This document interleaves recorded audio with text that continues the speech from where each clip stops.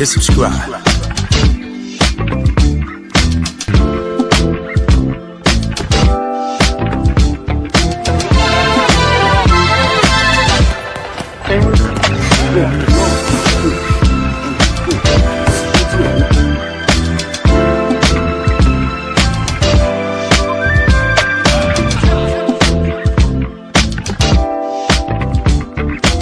Subscribe to my guy, Uncle D. Tell him Big Bad sent you. Spurling. I'm an attorney here in Houston, Texas. An advocate for black men, largely because I am a black man. I'm a black father. I have black sons. Hey man, I do what I do.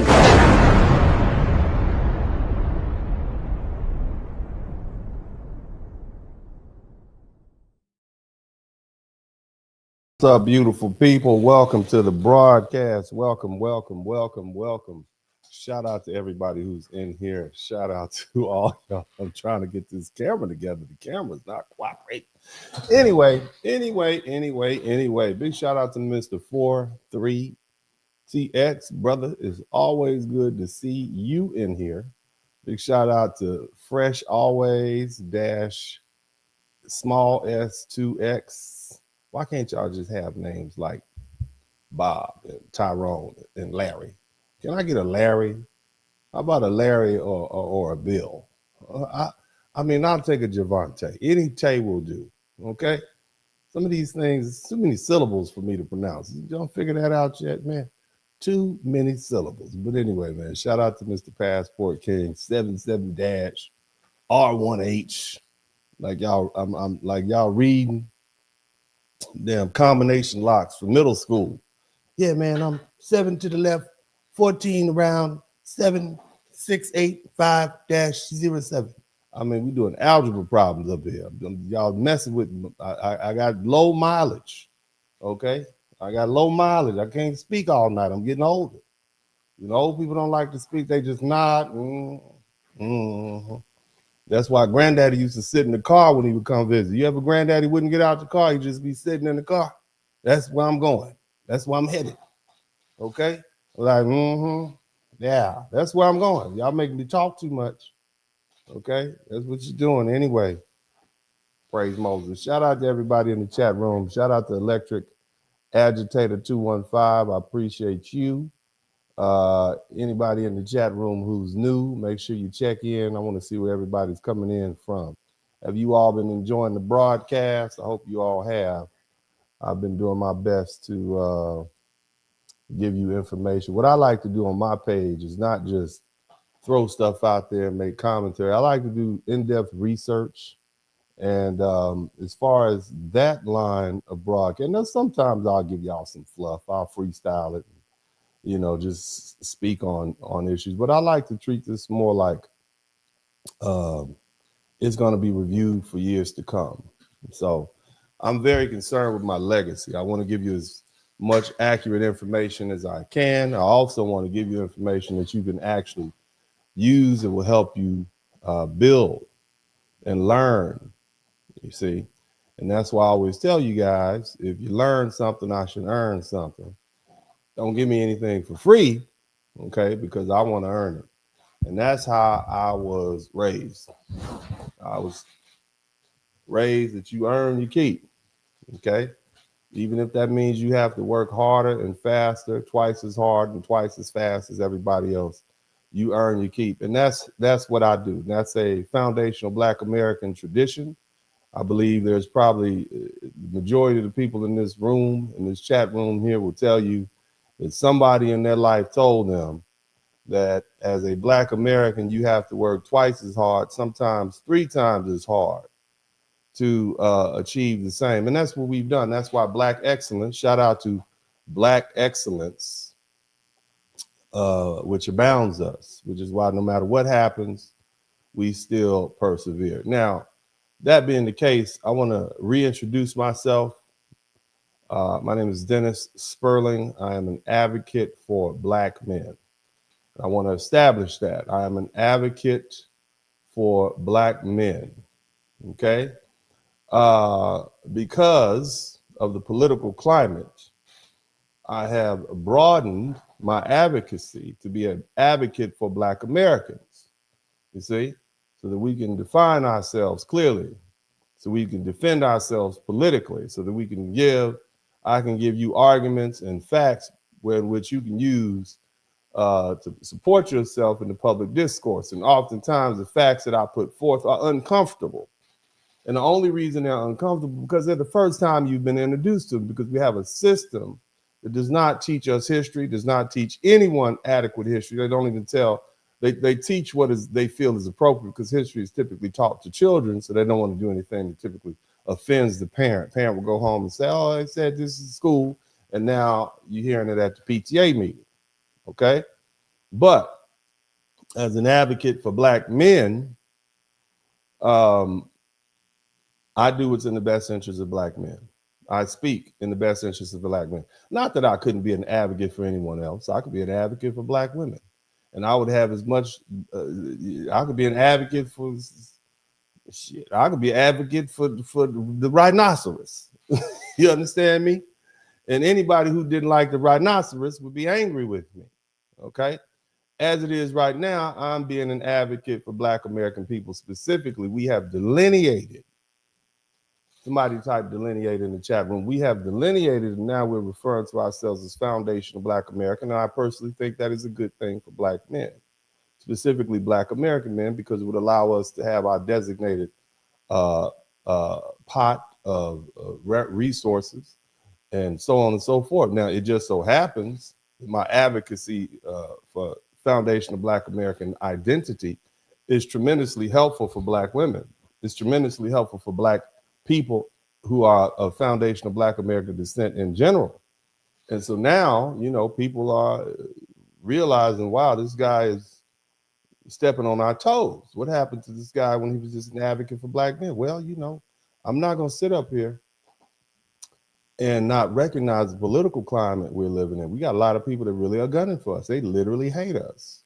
And so what's the point of us fighting? That's why I'm telling you, this whole gender war, we got to put this on hold for about 30 years. We can get back to arguing with each other. Black men and Black women, we get back to fussing and fighting and complaining about each other in about 30 years. Right now, what we're supposed to do right now is come together and do what we've always done. Now, here's the thing.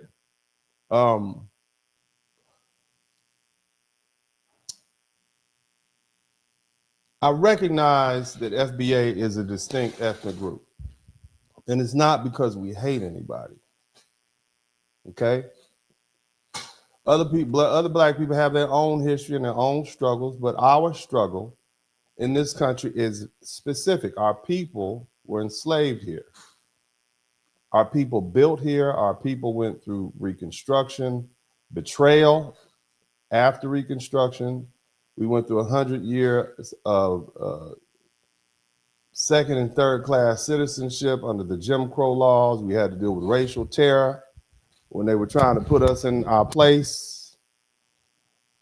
We moved to the ghettos of the Midwest and the ghettos of the East and the North, and they locked us down in those ghettos using a process called redlining, where they would not let Black people take out home loans beyond a certain red line. That's how they kept, in the West, that's right. That's how they kept us in the ghettos. We could never accumulate wealth. It wasn't until 1965 that we got full rights of citizenship in the United States. That means that Generation X, my generation, of some of us are still in our 40s, were the first generation of Black people to be treated like full citizens of the United States. So we got one generation of Black people that have had their full rights. And then as soon as we did that, they hit us with the war on drugs, which led to mass incarceration. And so it's just been a long fight for civil rights and reparative justice. But now we've got to deal with an uncomfortable part. Right now, a lot of Black Americans are angry. And you need to understand why. See, after we got civil rights, the floodgates were open for immigrants. Before 1965, before the Hart-Celler Act, this was pretty much just a Black and white country. We were 9% foundational Black American. You had about roughly 50,000 African-born people in the whole country. You had very few Hispanics, very few Asians, because they had been running them out. And so, you know, after we fought and got our rights, they opened the floodgates up and flooded the country with immigrants. Now, for years, we've been tolerant of people coming into our space. Now, every now and then you hear somebody call them an African booty scratcher, but damn, I've been called an African booty scratcher on the elementary school yard. How many black people have been called far worse than African booty scratcher at the black elementary school in the ghetto? I mean, I've been called bulldog, big lip, big nose, ugly. I heard a whole plethora of your mama jokes. And I mean, I'm sure there are people here who can quote your mama jokes by the dozens. So every immigrant group gets a little ribbing and harassment when they get to the country. The Irish got it, the Italians received it, everybody does. So that's par for the course. But largely, foundational Black Americans have been very tolerant of people coming into our space because they don't dump these people in the white community. They send them to the ghetto. So we have to share our resources with the Caribbean Black people. We have to share our resources with the African Black people. We have to share our resources with the Asians, and we have to share it with the Latinos. They come in, they share our space, they use our culture. They also use our political network, and they turn around and they disrespect us. And this is where the word tether came from. Somebody typed tether in the chat room. Okay?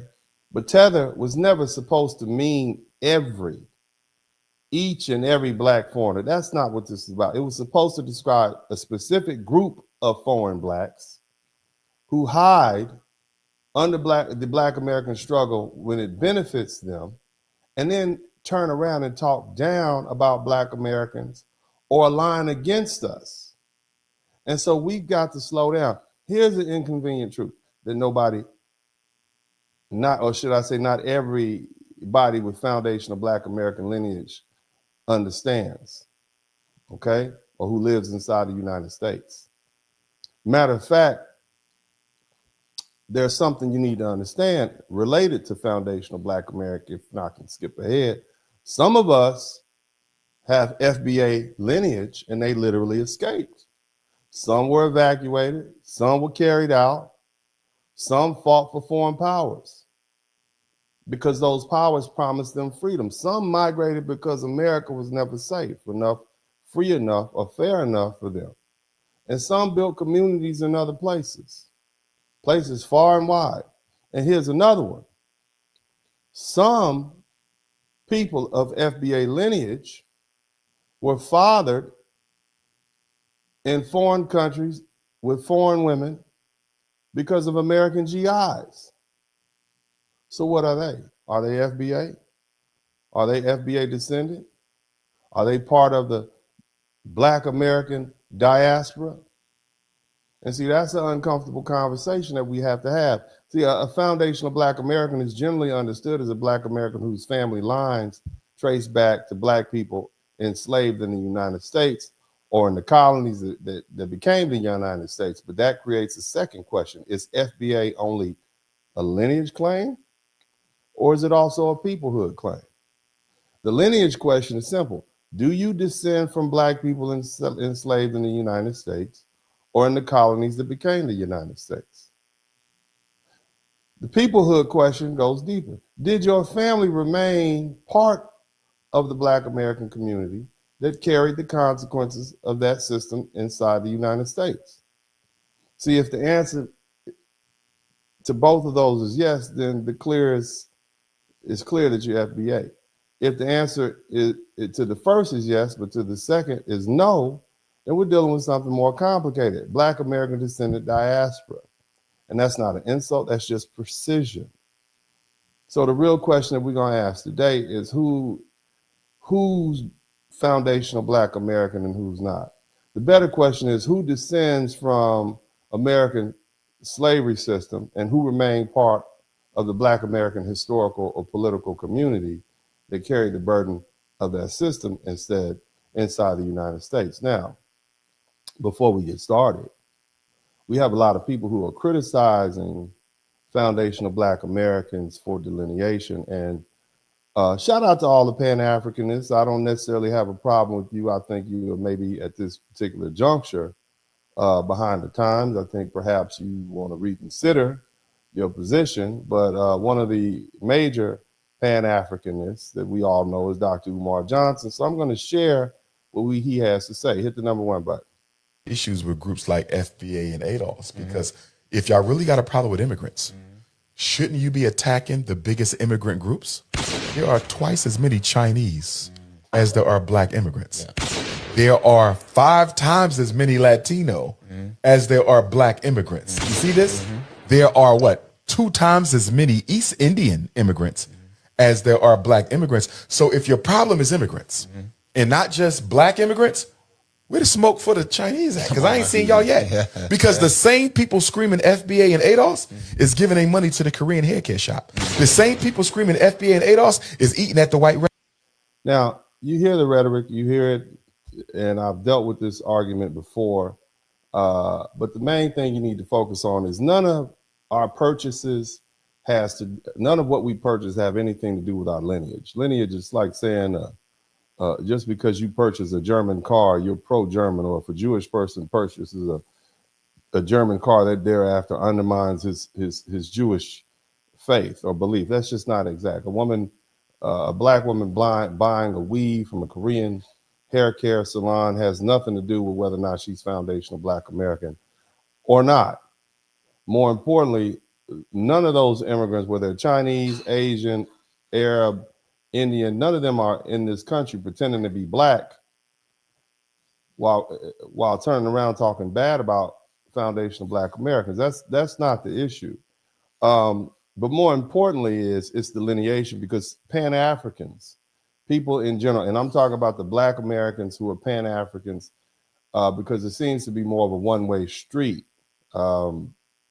Pan-Africans basically are of the position, if you have a Black face, then you are family and you should reap the benefit and rights that every other Black person in the United States receives.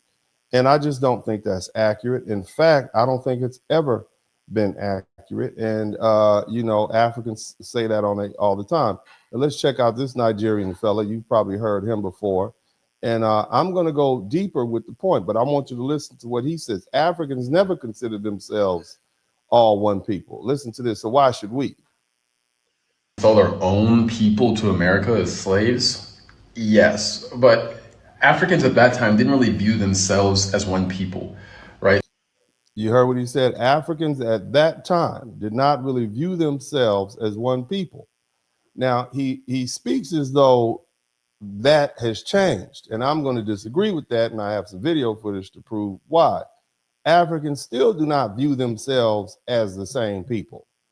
So why is it that foundational Black Americans are required to view other Africans or people of color or people of African descent as the same people? That's not fair to us.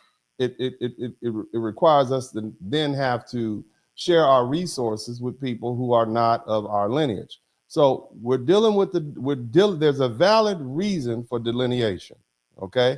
So if Africans never viewed other Africans as the same people, they didn't view us, the people who were captured and sold to white European slave traders on the African coast, as the same people. What has changed? I'm going to let this young man finish his discussion, and we're going to move on. So for the same reasons that Germans and the French don't view themselves as the same people, Africans at that time did not view themselves as the same people. I'm not even sure if they knew there were other races of people.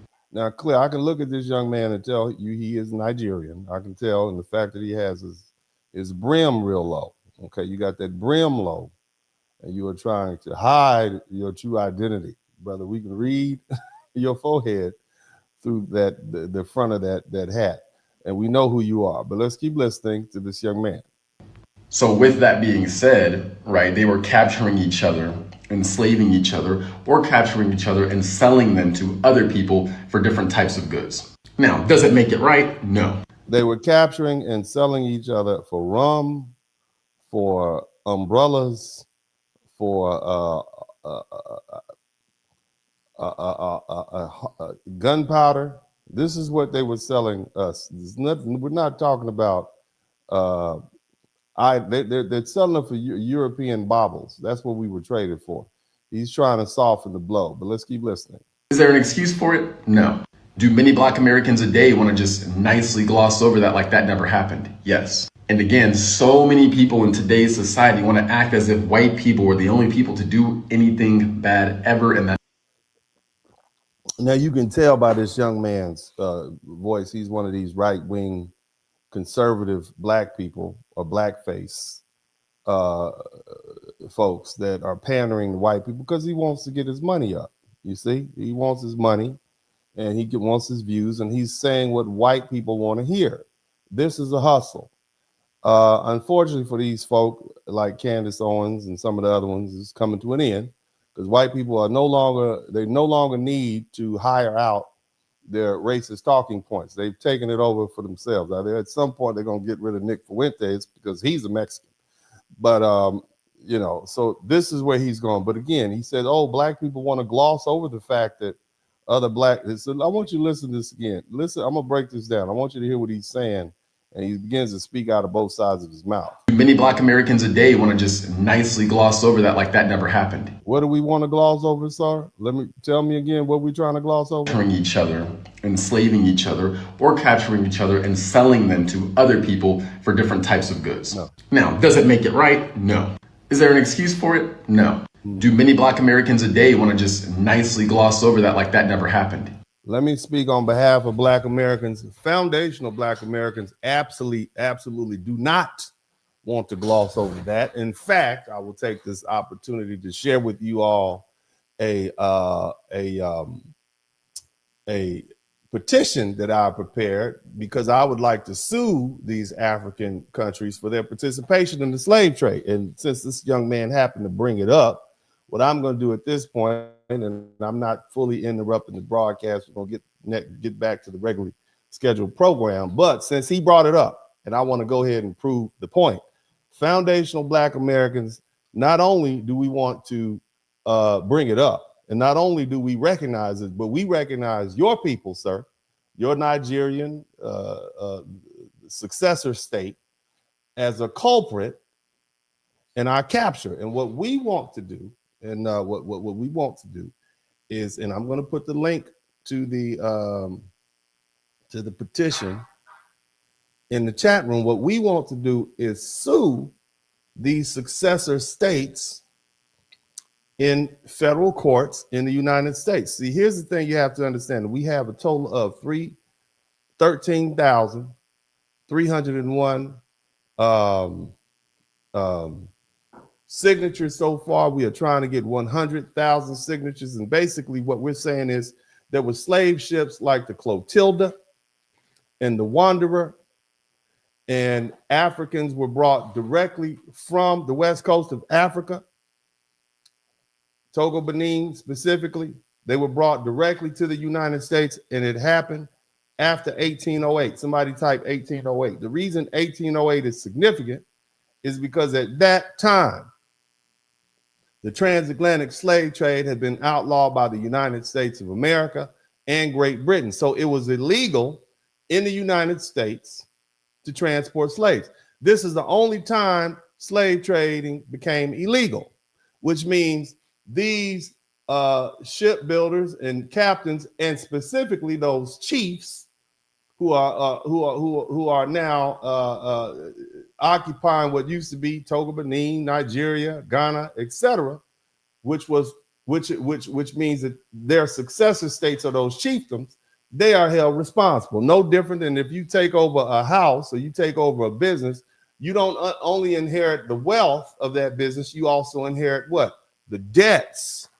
So you all owe a debt to foundational Black Americans, specifically those foundational Black Americans who were brought directly from Africa to the United States after the slave trade became illegal in 1808, all the way up through, I believe the Clotilda was brought here in 1859, and the Wanderer was right before that. I might be the inverse. But the bottom line, there are other ships that came directly because they were smuggling in a place called Lake Charles, Louisiana, which you probably would drive by at 50 miles an hour, 100 miles an hour without even noticing it. Is between Texas and New Orleans, or it should be, I say, between Houston and New Orleans. It's that place where you hit that big bridge. It's scary as hell. And you're going over that big bridge and it looks like a lake. That's Lake Charles. They have something called contraband days. And we were the contraband. Okay. So they were smuggling slaves from Africa, bringing them to the United States. And by my count, there are approximately 800,000 foundational Black Americans who are descended directly from those people who were brought here after, and you owe them something.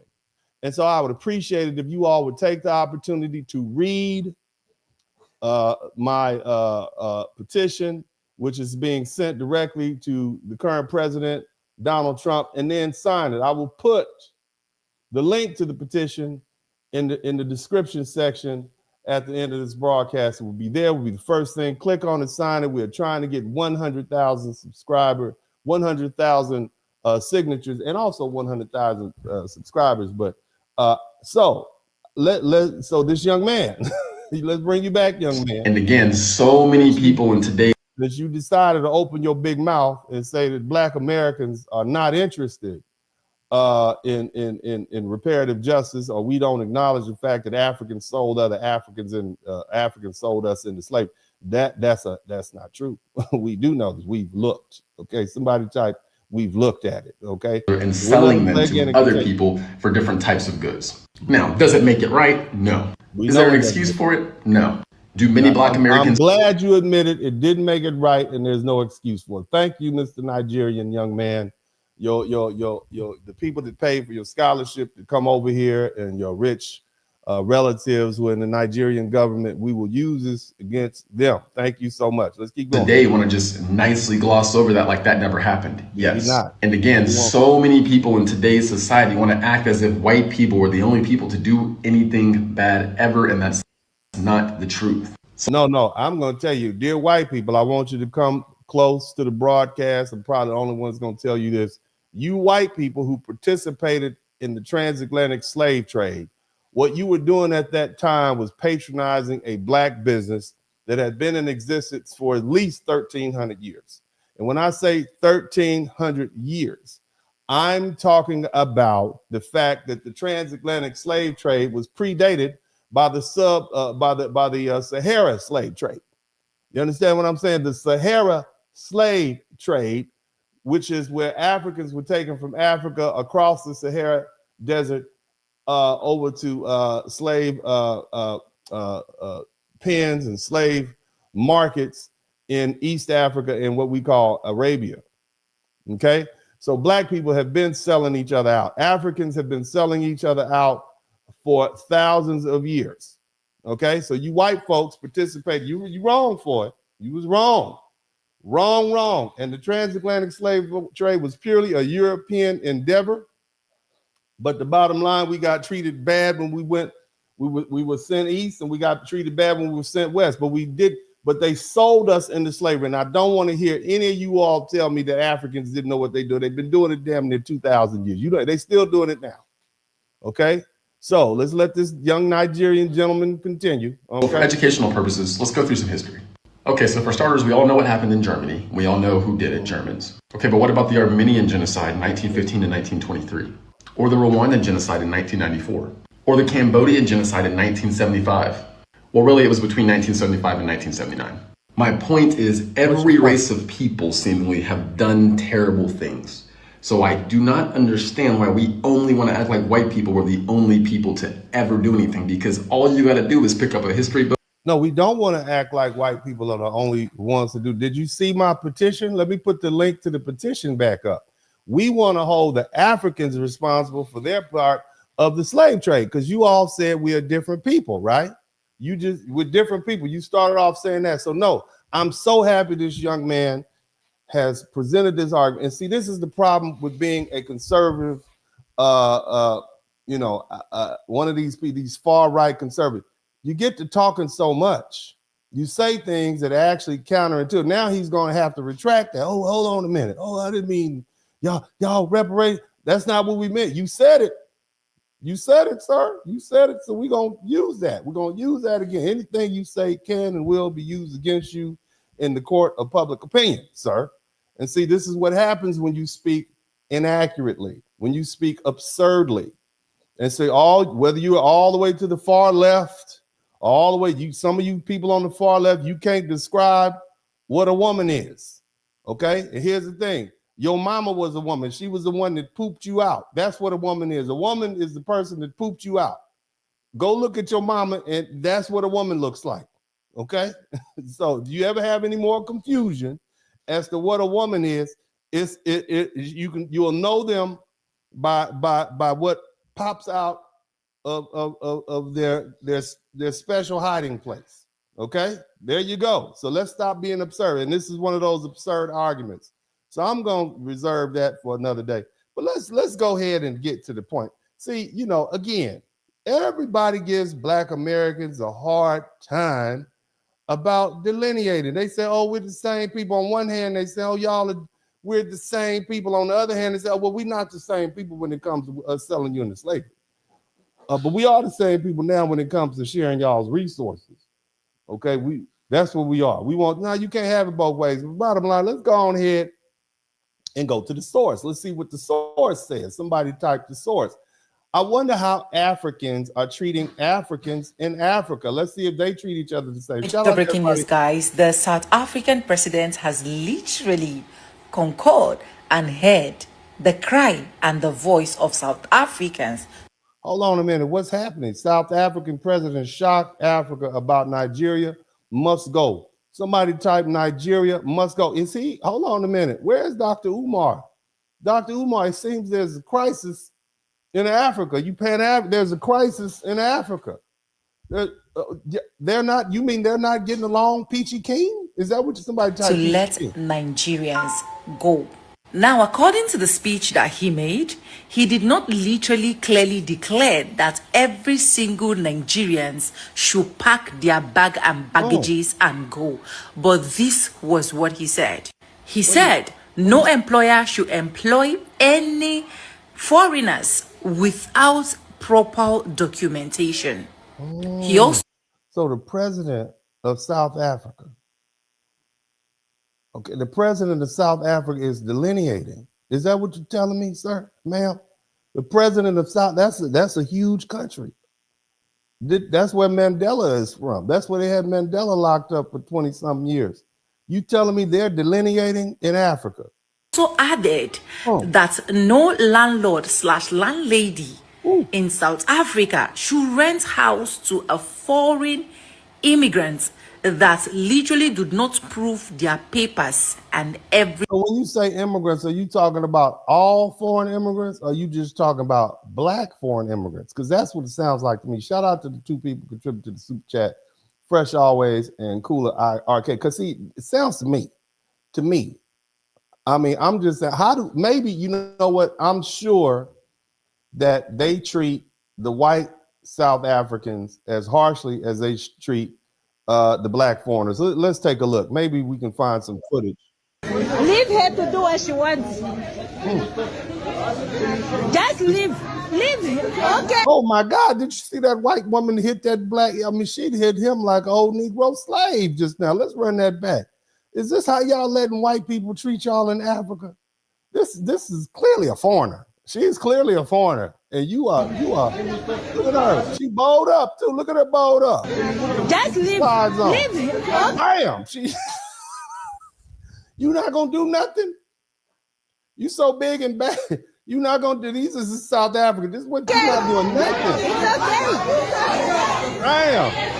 Leave her. Look at her bowed up like that. Like I wish you would. She in there. Like this is WWF in 1986, man. She out there Hulk Hogan. What do you want? Y'all so big and bad, but apparently the white folks slapping y'all around, treating y'all like stepchildren in your own country. Let's see. Let's do this again. If you do that, you have the law to face.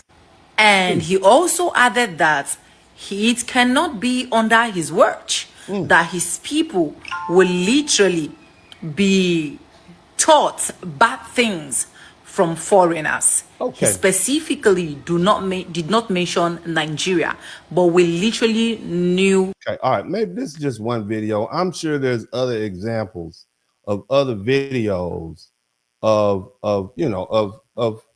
Africans treating other Africans, like brothers, like they want us to treat. I'm sure there are other videos out there. I'm absolutely sure that we can find some other videos. Let's take a look at this. Was in a hospital. I want y'all to take a look at this and see what's happening. Please stand up. Please stand up. Please don't try and stand up right now. Stand up. Hold on. If you're not a South African, leave the hospital. Y'all putting sick people out? Y'all putting sick people. This is how you African. That is South Africa. That is the Africa that most black people know about. You putting Africans out of South Africa? Isn't that where Shaka Zulu is from, or Shaka Khan or somebody? Is you putting them out? I'm not Shaka Khan. It's Shaka. You know what I meant. Let's keep. Who they putting out? Because we are going to check everybody. Look, let's see. Check them. Please, if you're not South African, come. Get up. Come.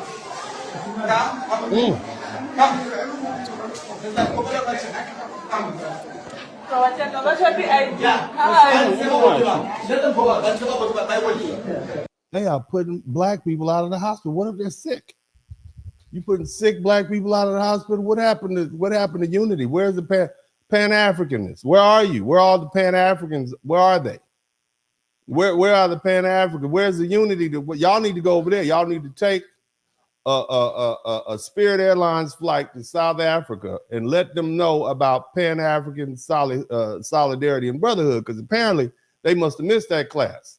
I believe they did. Let's see what's happening. You guys are not South African. Go out. You can go to Unjani, block P there, or Opotilo Hospital. Go. Hey, faster. Faster. Because Zimbabwe, you run past. That's a pregnant woman. Pregnant woman now? They put a pregnant woman out the house. She might be giving birth to T'Challa. That could be, that could be King T'Challa she giving birth to. You putting her out the hospital? Who's gonna cut the little baby's umbilical cord, sir? You can't. Where's she gonna have that baby? She can't. She about to pop. Look at that baby about to come out. She a full 36 weeks. Please stand up. If you know yourself that you're not South African, please be able to confirm. All these nurses and doctors, they are here for South Africans. Get up South Africa. Please stand up. Don't try us. Shout out to Coolidge. What's that? You run past the border and he's aggressive with it. Like, he look like he'll put hands on people to get them out. This is how they treat. This is how they treat them, huh? Okay. My goodness. So they, I don't know what their definition of delineation is, but this looks, to me, that looked like delineation to me. That looks like some straight up delineation. But maybe I'm missing some interpretation. It's hard for me to understand the accents. So let's keep listening. Maybe we'll hear some more. Hit the number one. Zimbabwe, Mozambique, Ghana, Nigeria. Last in this year, we saw our South African in Nigeria. They were naked, running on the street. How do we feel? Hold on, let me read the caption for the people who don't have their reading glasses on. This woman is talking to, this is for South African women who are married to Nigerians. So let me get this straight. You saying the South, they got a whole husband that's a Nigerian, another African nation, right?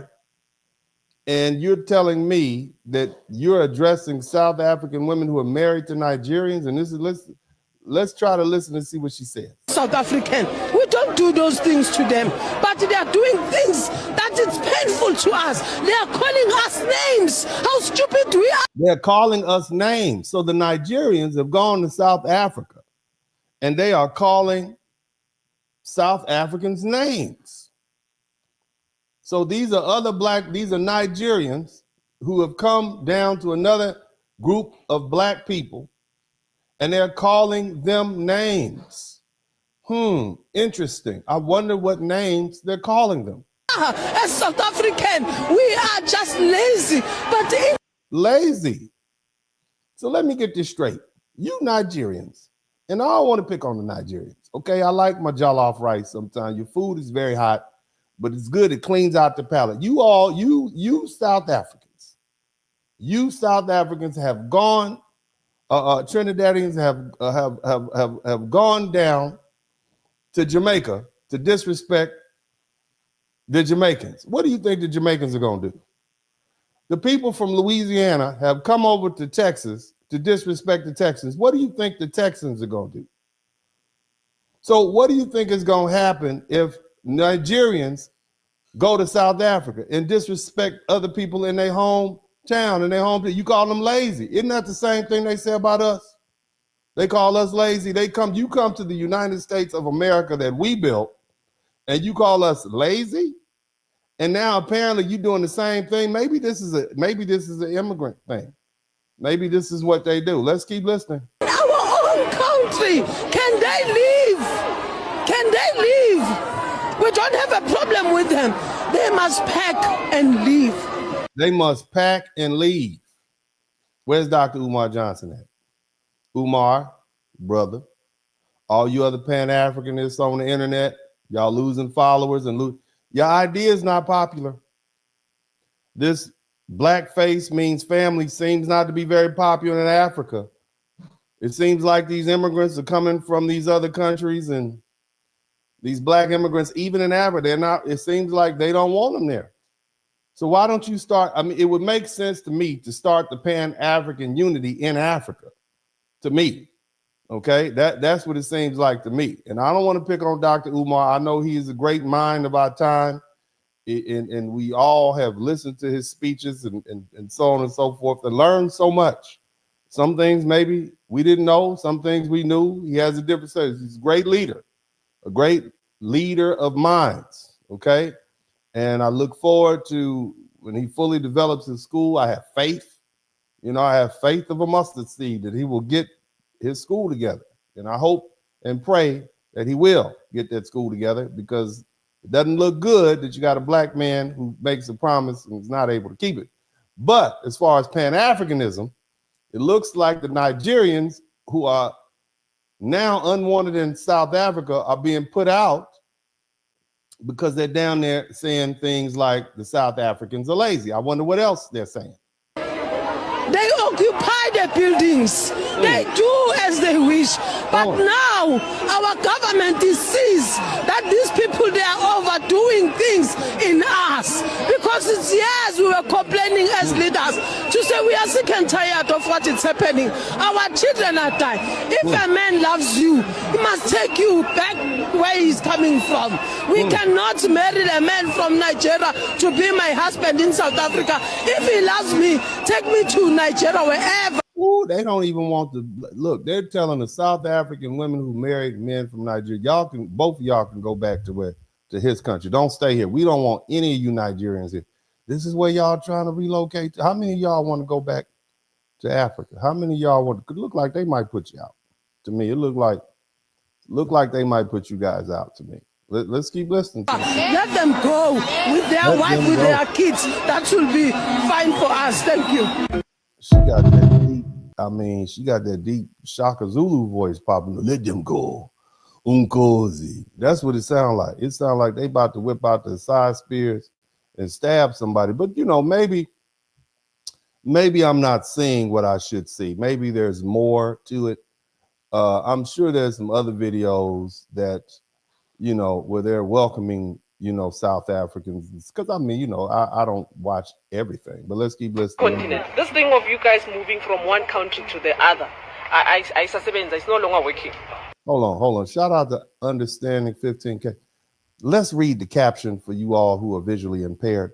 South African influencer confronts Ghanaian man telling him to go home.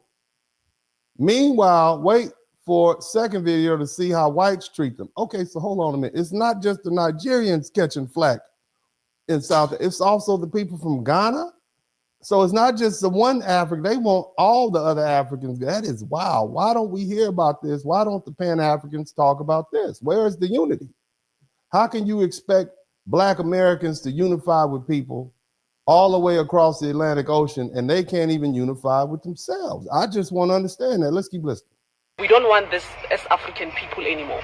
We are tired of seeing African migrants moving all over the world, refusing. She said, we don't want to move in all over the world. Let's see what else she says. To fix your own countries. Oh, refusing to fix your own country. I know y'all hate when I interrupt, so I'm gonna run that back and let it play again. I know you guys don't like when I interrupt, but this is some good, interesting information.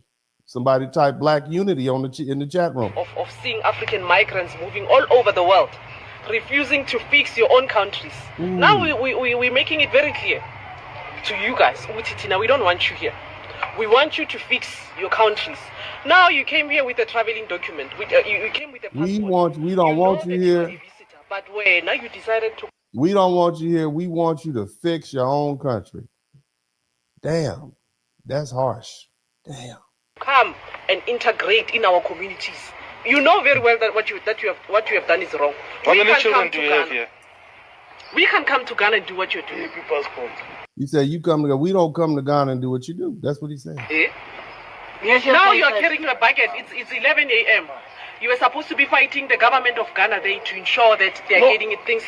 He said, "You supposed to be in Ghana fighting the government of Ghana, not down here sucking up our oxygen."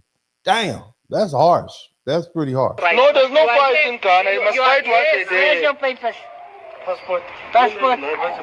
Now they sweating for his papers and everything. Damn, they like ICE. I didn't know ICE wore pink hats in South Africa. That's wild. Let's keep listening. Take it out. Let me see your passport. Let me see. Luna. Okay, tell me, who's the police officer that you are bribing to certify these things for you? Baba, let me tell you, I'm not police. Now look, now hold on now. Now we saw how the South Africans treat the other Africans. Now I want y'all to peep this out and see how the Africans deal with the white folk, okay, who've invaded, they've been there hundreds of years. Let's take a look at this. Let's look at the hypocrisy. Now they look like they the police or something. Like they got the little red hats on, little red South African MAGA hats. Let's look. What do you want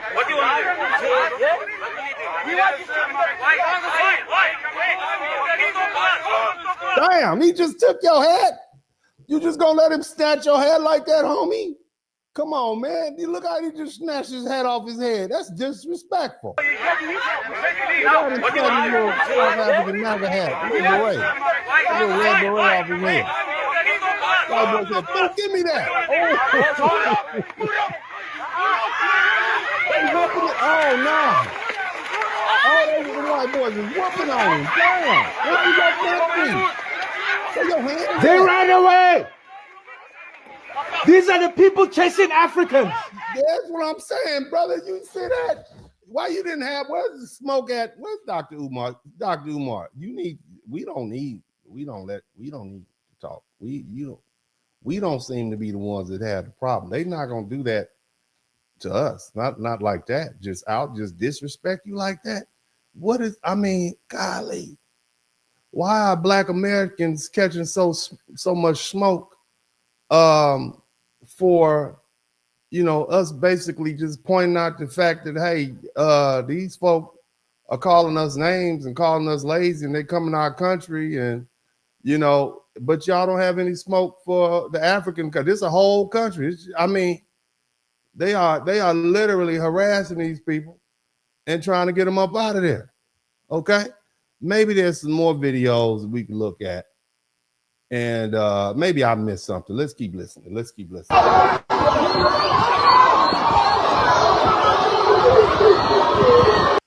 Xenophobic mobs in South Africa are chasing foreigners through the streets, raising chaos and fear. This what they running. They are literally, we don't hear about this. This is not on CNN. I've yet to hear this. Where are the discussions? Let me tell you what I do notice. And I want to basically at this point, I want to take the time to acknowledge all of the African podcasters who go a long way to paying attention to what's going on in Black America. You all go a long way. You will you are Meg Thee Stallion and Clay Thompson. You over there trying to figure out how you're going to exist, and you are over here worried about what Meg the Stallion and Clay Tom. That man spent $4 million on Meg. Meg is good. We're good over here. Okay. Clay Thompson, worth multimillionaire. We're good. You over here in our business. This is what you need to be focused on right here. This is why why are y'all even focused on what we doing over here? Focus on your own stuff. Every time you look at a video, you can, they just running TikTok video after TikTok video of black people saying whatever. We are black Americans. We are specifically foundational black Americans. You all are all in our business. And you seem to have your own businesses not being dealt with. Let's keep looking at this chaos.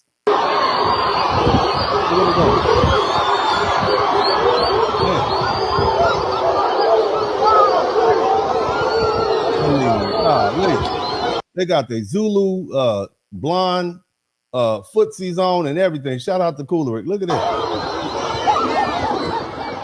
They make this like a remake of Shaka Zulu, Zulu Gun. Look at it with the little spears, man. They rallying. But they don't have no smoke for the white folks. The white man just took your little red beret off of here.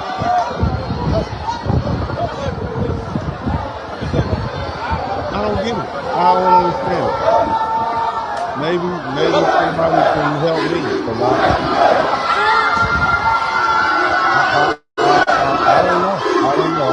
Maybe it's another video we can look at. Tell me. Yesterday, the black, vile, disgusting South African protesters have now proceeded to attack the blue-eyed Caucasian South African indigents. And trust me, they met force. Please watch the video. Well, we saw that already. We him getting his little beret snatched off his head. Whoop, we saw that. Right. It's disrespectful. They ran y'all up out of there. Then they whooping on. Running you up out of your. I'm just saying, in my opinion, and I think I proved the point because I'm just saying, I don't think Africans are unified. I don't think that they see, because again, remember the main argument that Pan-African has, everybody with a black face is family, but I don't think the Africans treat each other like everybody with a black face. A solution to countries having problems. South Africa is a country that has to take care of its own problems. South Africa is a country that currently has the highest unemployment rate in the world. You can't say because 50,000 people in Congo or wherever are having problems with their government, we become the home to those people. Where are these people going to be living? That's where we have squatter camps. So in other words, they're trying to send them home. They're tired of them tethering to their system. That's what it seems like. And informal settlements where they're going to school, those same schools that our children are not. They're going to be sending them out. So that's what they say. Not getting spots in. Where are they going to be getting healthcare? In those same hospitals where our grannies now have to wait for hours and hours in queues and sleep on beds and sleep on the floor instead of sleeping on beds. And they call them lazy. Let's not forget that. The lady said the Nigerians are down here calling South Africans lazy and they're in our country. And other lady said, go back and fix your own country. That's what she said. That sounds very familiar. That sounds very similar to what a lot of people are saying here. To me, it sounds I've heard it before. I've heard it before right here, but then they call us and giving birth every 5 minutes. Giving birth, they pushing babies out down there. That's what they say. I wonder if they have birthright citizenship down there. Probably not. Can't have a system that allows refugees to just come. Everyone can be a refugee in this country. Everybody can be a refugee. This is a black South African woman complaining about the same thing that you hear these white folks in MAGA complaining about. Damn. Is she xenophobic? Or is this just a common human feeling? We are not a country that has enough resources to take care of its own people. How are we now extending an olive branch to everyone in the world to say, come in? Yeah, you hear with this. Look at a couple more videos. We're going to keep. We got bigger questions to answer, and I want to make sure we get them all answered. Either xenophobic or Afrophobic. Most of them are misinformed when it comes to the issue of migration and foreign nationals. It's because of political leaders who, whenever they're given a platform, they want to plant seeds of xenophobia everywhere they go. So whenever they fail to deliver on something, it's foreign nationals. Are you telling me, especially the ruling party and the opposition, I just want to, especially... So she's saying it's all made up, it's the leaders' fault. So you saying these individuals, they're just following the lead of their leaders. That's what she's saying. Okay. TA and other political parties that are in this room, because I believe the EFF is actually pan-African. They've made that clear. But with these other political parties, I want to ask you just two questions. If all foreign nationals were to leave this country, are all unemployed South Africans going to be employed? If all foreign nationals were to leave this country, is the health system going to improve? I don't think she's talking about all, ma'am. I don't think they're talking about all foreigners. It seemed to me they were talking about Nigerians and Ghanaians. They're saying the Nigerians were saying that they're lazy, and the Ghanaians are down there taking jobs. And she also said something about how they're just giving birth to babies every day. That's what the lady said. So I don't think it's all of the immigrants they were referring to. You can correct me if I'm wrong. It's your country. I'm just pointing out my observation. In this country. Thank you very much. Okay. 80% of our land in South Africa is white owned. We're basically fit. My parents, dog. 80% of the land is owned by white people, and they have no smoke for the white people, just the black people.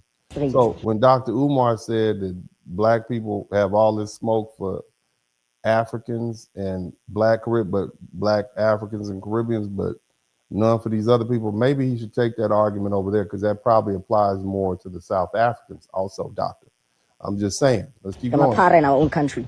We're begging, man. And who's our enemy? I don't like that statement. I feel like a white man made that statement.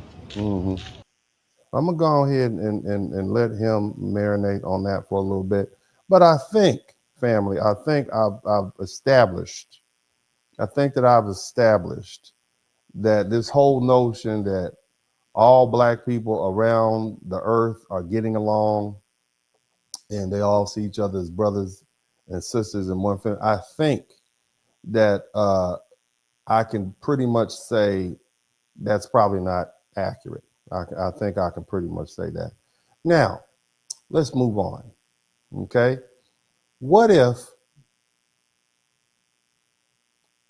we have to begin to, well, let me say it like this. We have to begin to establish who is and who is not foundational Black American, okay? And in order for me to do that, and you all are going to learn something, okay? You're going to learn a lot. I want you to hang in there a little bit. I'm going to try to make this as quick as possible, but I want you all to learn something. And if you learn something, I should earn something. If not, that's fine. The screen, the chat, the Cash App is running across the bottom of the board. The Super Chat is rolling. But what I want to do is let's start off with some inconvenient truths. Okay, the land we now call the United States wasn't always the United States. Okay, the British, the French, the Spanish, and other Europeans control different parts of this land at different times. So when we talk about American slavery, and the reason this is important is because the key nucleus of what is foundational Black American and what is not, and why we're delineating, has to do with our history with the American slavery system here inside the intercontinental United States. Okay, shout out to Drill Sergeant 420. But again, when we talk about American slavery, we have to admit that some of our ancestors were enslaved here before there was even a country called America. See, FBA history didn't start in 1776 when the founders of the country signed the Declaration of Independence. It doesn't begin in 1865 at the end of the Civil War either. It begins in the colonial period when African people and their descendants were brought here and forced into labor and denied legal protection and slowly turned into a permanent racial caste. America didn't invent slavery in 1776. America simply inherited from its predecessor. So what I'm talking about is by 1619, remember Columbus sailed the ocean blue and got here in 1492, he went to Dominican Republic. But the bottom line is by 1619, Africans were being brought to Virginia. That's a big distance between, there's a lot of years between 1619 and 1776. Do we just not count those black people? The ones who got here in 1619, the original African slaves that are our predecessors? But see, over time, the colonies, again, they created these laws and they tied African descent to a permanent slavery. Shout out to, shout out to everybody contributing to the super chat. So here's the thing. One major turning point came in Virginia in 1662 when the law said a child's status followed the mom. And that meant if an enslaved black woman had a child, that child was also enslaved, no matter if the father was white, black, Native American, or whatever, okay? So when we say lineage matters, we aren't making that up. That the slavery system itself was lineage based. So it's only right that we continue forth to determine who is FBA based on lineage. Somebody type lineage in the chat room. You see? So Black America was created before America was created. Y'all can quote me on that. Let me say that again. Black America was created before America was created. So we are indigenous to this land. We are foundational to this land. All right? If your ancestors was enslaved in the colonies that became the United States, that is part of the FBA historical stream. And we can't cut the history off at 1776 just because the flag went up. Can we agree on that? Is that a yes? Can we agree that we are indigenous to this land? We were here before the land was formed, or America. Can we agree with that? If anybody who disagrees that that foundational black, nothing counted before 1776. If you disagree, say I disagree. But if you agree that our lineage started before this country was founded, before 1776, type yes. Okay? So now, here's another inconvenient truth. Black people fought on both sides of the American Revolution. Okay? See, this wasn't the United States we know of today. It was the British colonies. Specifically, there were 13 that were on the East Coast. Okay? At the beginning of the revolution, there was about 500,000 black people that lived in those 13 colonies, and about 450,000 were enslaved. So black people weren't just a footnote. We were over here deep.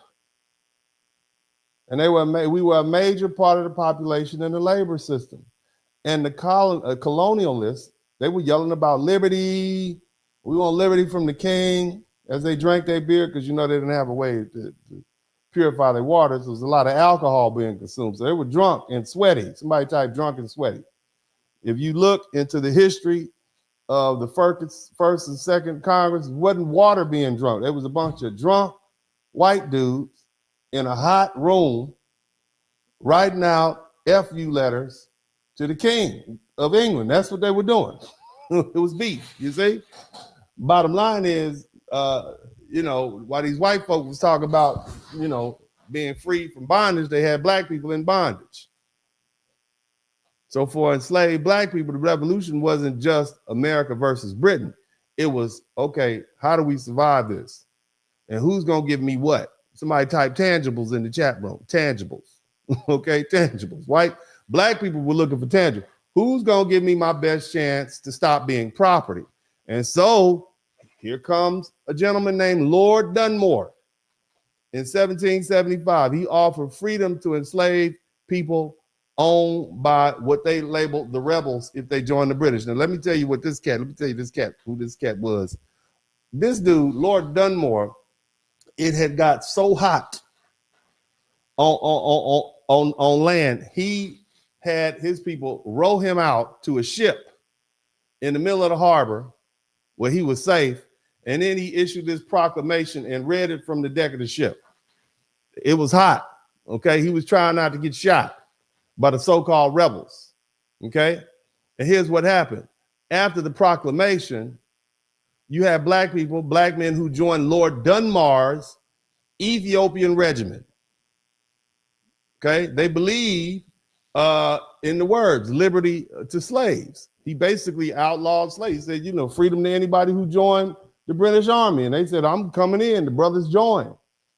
And that scared the bejesus out of the slaveholders. They did the last look. You think they've been whooping on us, beating us up, right? Do you think they wanted to see a bunch of armed black men who were formerly slaves in uniform and given authority to shoot their former white slave owners?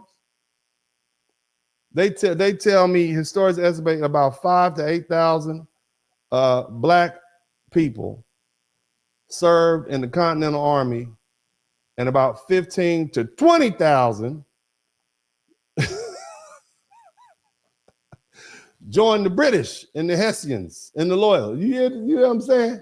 So it was more black people fighting against America becoming its own country than for. You understand what I'm saying? They weren't waiting around for white men in America to decide their fate. They said, we're going to put some buckshot in you. Okay? Some chose America. Some chose Britain. Some chose whoever gave them the best chance to be free. And that's not betrayal. That's survival. And here's the question you have to ask. Somebody type FBA lineage in the chat room. We can agree that those people were slaves, right? We can agree that their lineage was that or tied to the American slaves, of those black people who fought on behalf of the British. We can agree to that, right? Somebody type yes if you agree. Come on now. Don't run from it. Some of the smart people already know where I'm going.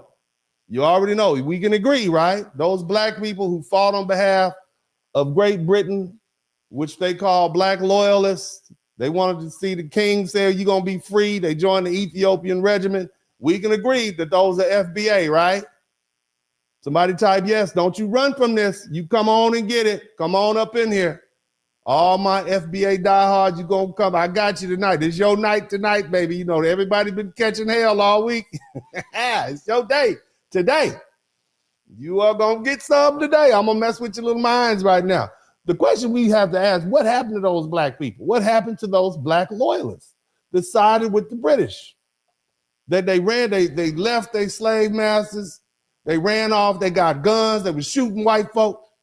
Pow, pow, pow. Right? They had to load their musket. Pow. What happened if they stayed after the British left? Huh? You think it was going to be all good? Huh? We could say they would be punished, but that was an understatement. We know they'd be re-enslaved, but they'd be treated like traitors by the newly formed United States. They didn't even recognize them as citizens. So what do you think had to happen to these black people of foundational black American lineage? They had to get the hell out of Dodge. They had to get the hell out of Dodge. So where'd they go? Who knows where they went? It's 1783. The war is over. George Washington is the king boss. Okay, they done whooped the British. They feeling good about themselves. So where'd they go? Well, they went to several places. And the first place we're going to talk about is a place called Canada. It is the country to the north of the United States. Now, look, slavery still existed in parts of British North America before full British abolition in 1834. And Upper Canada didn't pass its first anti-slavery laws to 1793. But compared to the United States and the plantation, Caribbean, British North America, it looked pretty darn good to the black loyalists. I mean, where do you think where else would they go? Okay. Now, I'm going to say something that might offend you all. And you all can word this the way you want to, but there's a book called The Book of Negroes. Somebody type The Book of Blacks. And you can put any variation on that you so choose. I mean, there's so many different words that we use to describe ourselves, but it is formally referred to as the Book of Negroes, okay? The Book of Negroes recorded that about 3,000 black refugees who sailed from New York to Nova Scotia between April 23rd, 1783 and November 30th, 1780. They had to get the hell out of America, okay? Some people say at least 3,500 free black Americans loyal to the crown end up settling in Nova Scotia in what is called New Brunswick. Black Canadians. These weren't black immigrants coming to America. These were black people leaving America. One of the most important settlements is a place called Birchtown, okay, near Shelburne, Nova Scotia, founded in 1783. Isn't that coincidence? We got to get the hell out of here. Got to form a new country. It became one of the largest free black communities in North America. But freedom didn't mean equality. They had these white folk who were up there, okay? They wanted a better land. Now, both of them had fought for the crown, but they wanted better land. They wanted the best supplies. They wanted the best support. And of course, the black loyalists, they got the worst. They got the smaller land grants, or they got no land at all. And then came the Shelburne riots. Okay, so here's what I need you to understand. They got up there in 1783. By 1784, they had riots going on. Matter of fact, this is described as Canada's first race riot. I thought Canada was all good. Nevertheless, the white settlers literally attacked the black loyalists. I mean, they gave them that Tulsa, Oklahoma treatment, right? Over labor competition and resentment about the real issue, which was the broken promises and the failed government. So yes, some black people they became Nova Scotia citizens and black Canadians. They didn't become that because they had no connection to us. They became that because America was too damn dangerous to stay as a former slave. And after they chose freedom, they chose freedom over bondage. And they had to get the hell out of Dodge. Now, you know me, being me, I have some footage that I want you all to see. You all hit the number one because I know you don't believe that you all think that the only black person in Canada is Drake. And I'm here to tell you it's not true. You all hit the number one button if you can hear it clearly. Let's go. Photo was taken in. It wasn't taken in the state at all. It was actually taken in Canada. Africville was a black community in Halifax, Nova Scotia, Canada. It was created by formerly enslaved African Americans and black people that were already in Nova Scotia. And it was created because they were denied fair housing elsewhere. Black families brought land, they built homes, churches, and schools because segregation left them with little to no option. So they had segregation in Canada. Did you hear me? Africville became a self-sustaining, tight-knit community that was rooted in family and mutual aid. But the local government refused to provide them with any basic. The local white government in Canada treated them the same way the black folks were being treated in America. Okay, let's keep listening. Services, no electricity, no sewage, and no running water. No paved roads and no streetlights either. Residents had to. Now, these black people are in Nova Scotia.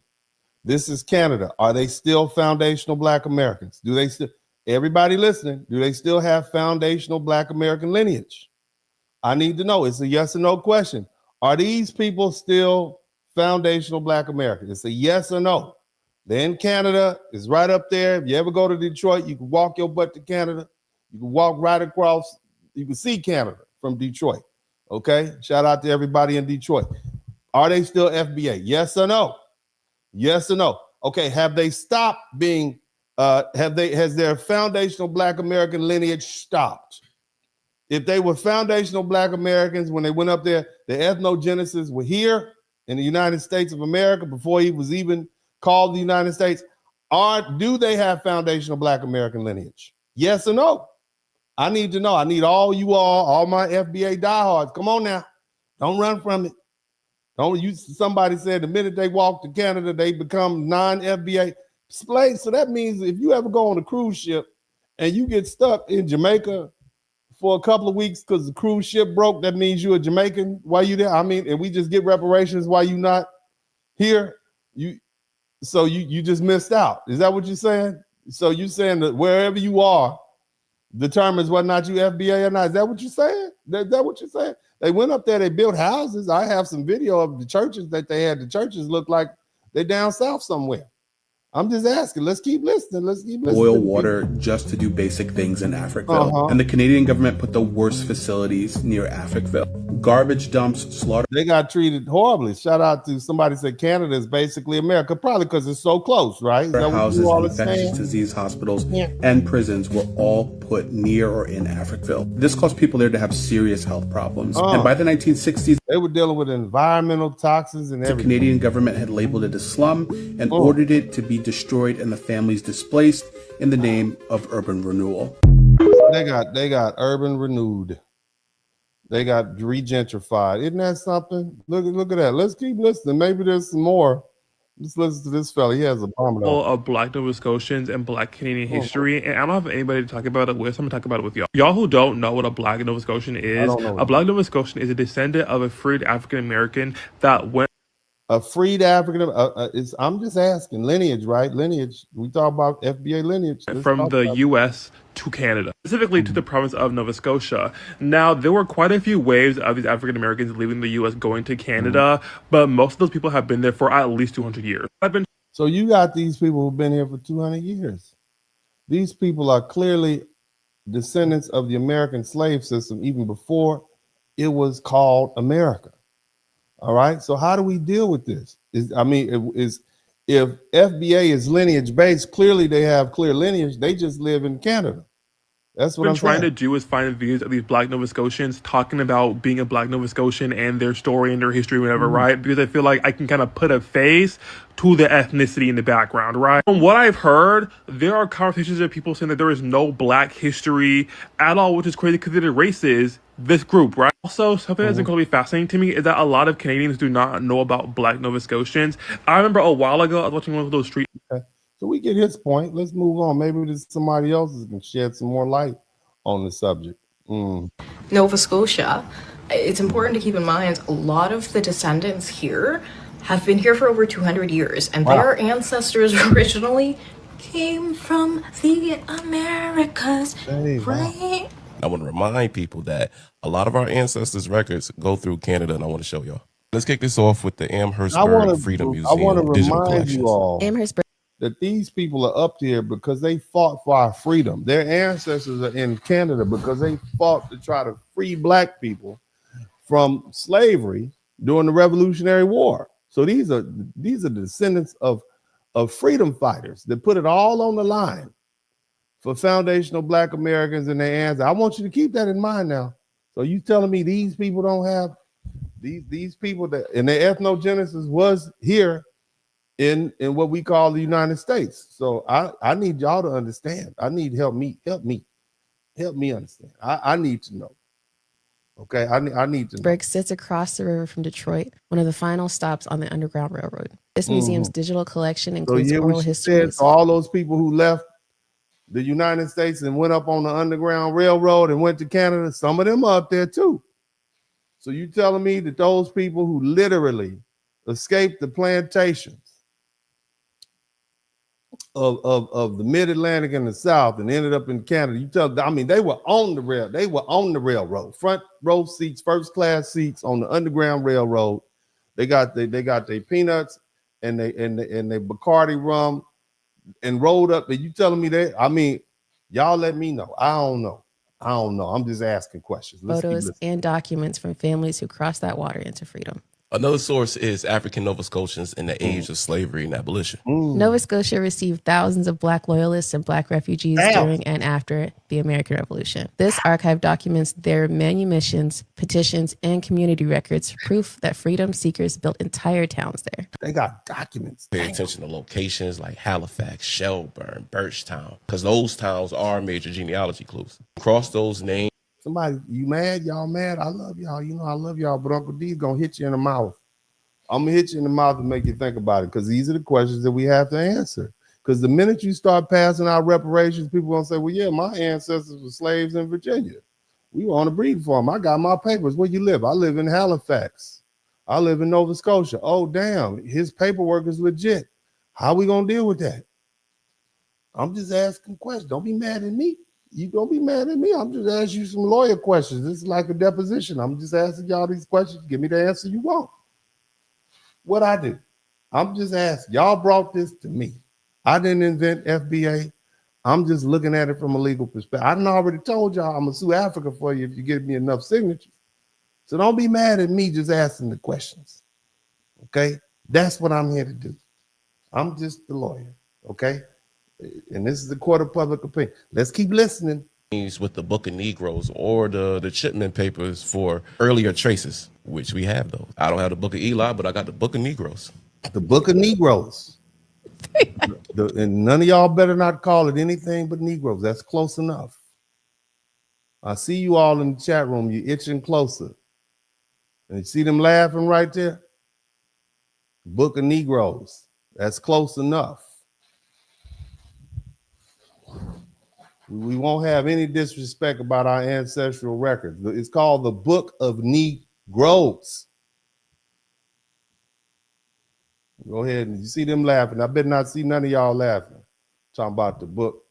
I'm not going to say it. I'm going to keep going. This record lists over 3,000 Black Loyalists evacuated from the U.S. to British territories in 1783. Each entry has a name, age, former owner, and destination. Next, we're looking at the library and the archives. They wrote down the white people that own them. You can look at the book. Man, yeah, I'm down here in North Carolina. Is your name Jeffrey Odenbaum? Yeah, man. Your people own my great-great-great-grandmama. I'm your great-great-great-grandnephew. I'm gonna need that, but they literally have books. They got records. Shout out to Nona Jones. Don't get uncomfortable now. Y'all wanted to talk about it. Let's talk about it. This is how things happen. You need to talk about it. And the census index. By the mid-1800s, you start seeing U.S.-born Black families in Canadian censuses. Physical proof of migration. Use this database to search for United States under birthplace. Focus on Ontario, again, Nova Scotia, countries first. Then connect those census to the households back to older records like marriage, church registers in the same region. Yeah. Don't forget. I mean, we've always heard about Black people going to Canada, but we never think about it, do we? This is not something we discuss. Yeah, Black people went to Canada, but you never knew that they actually went up there. And they were apparently up there and still up there and doing a lot, and they have records.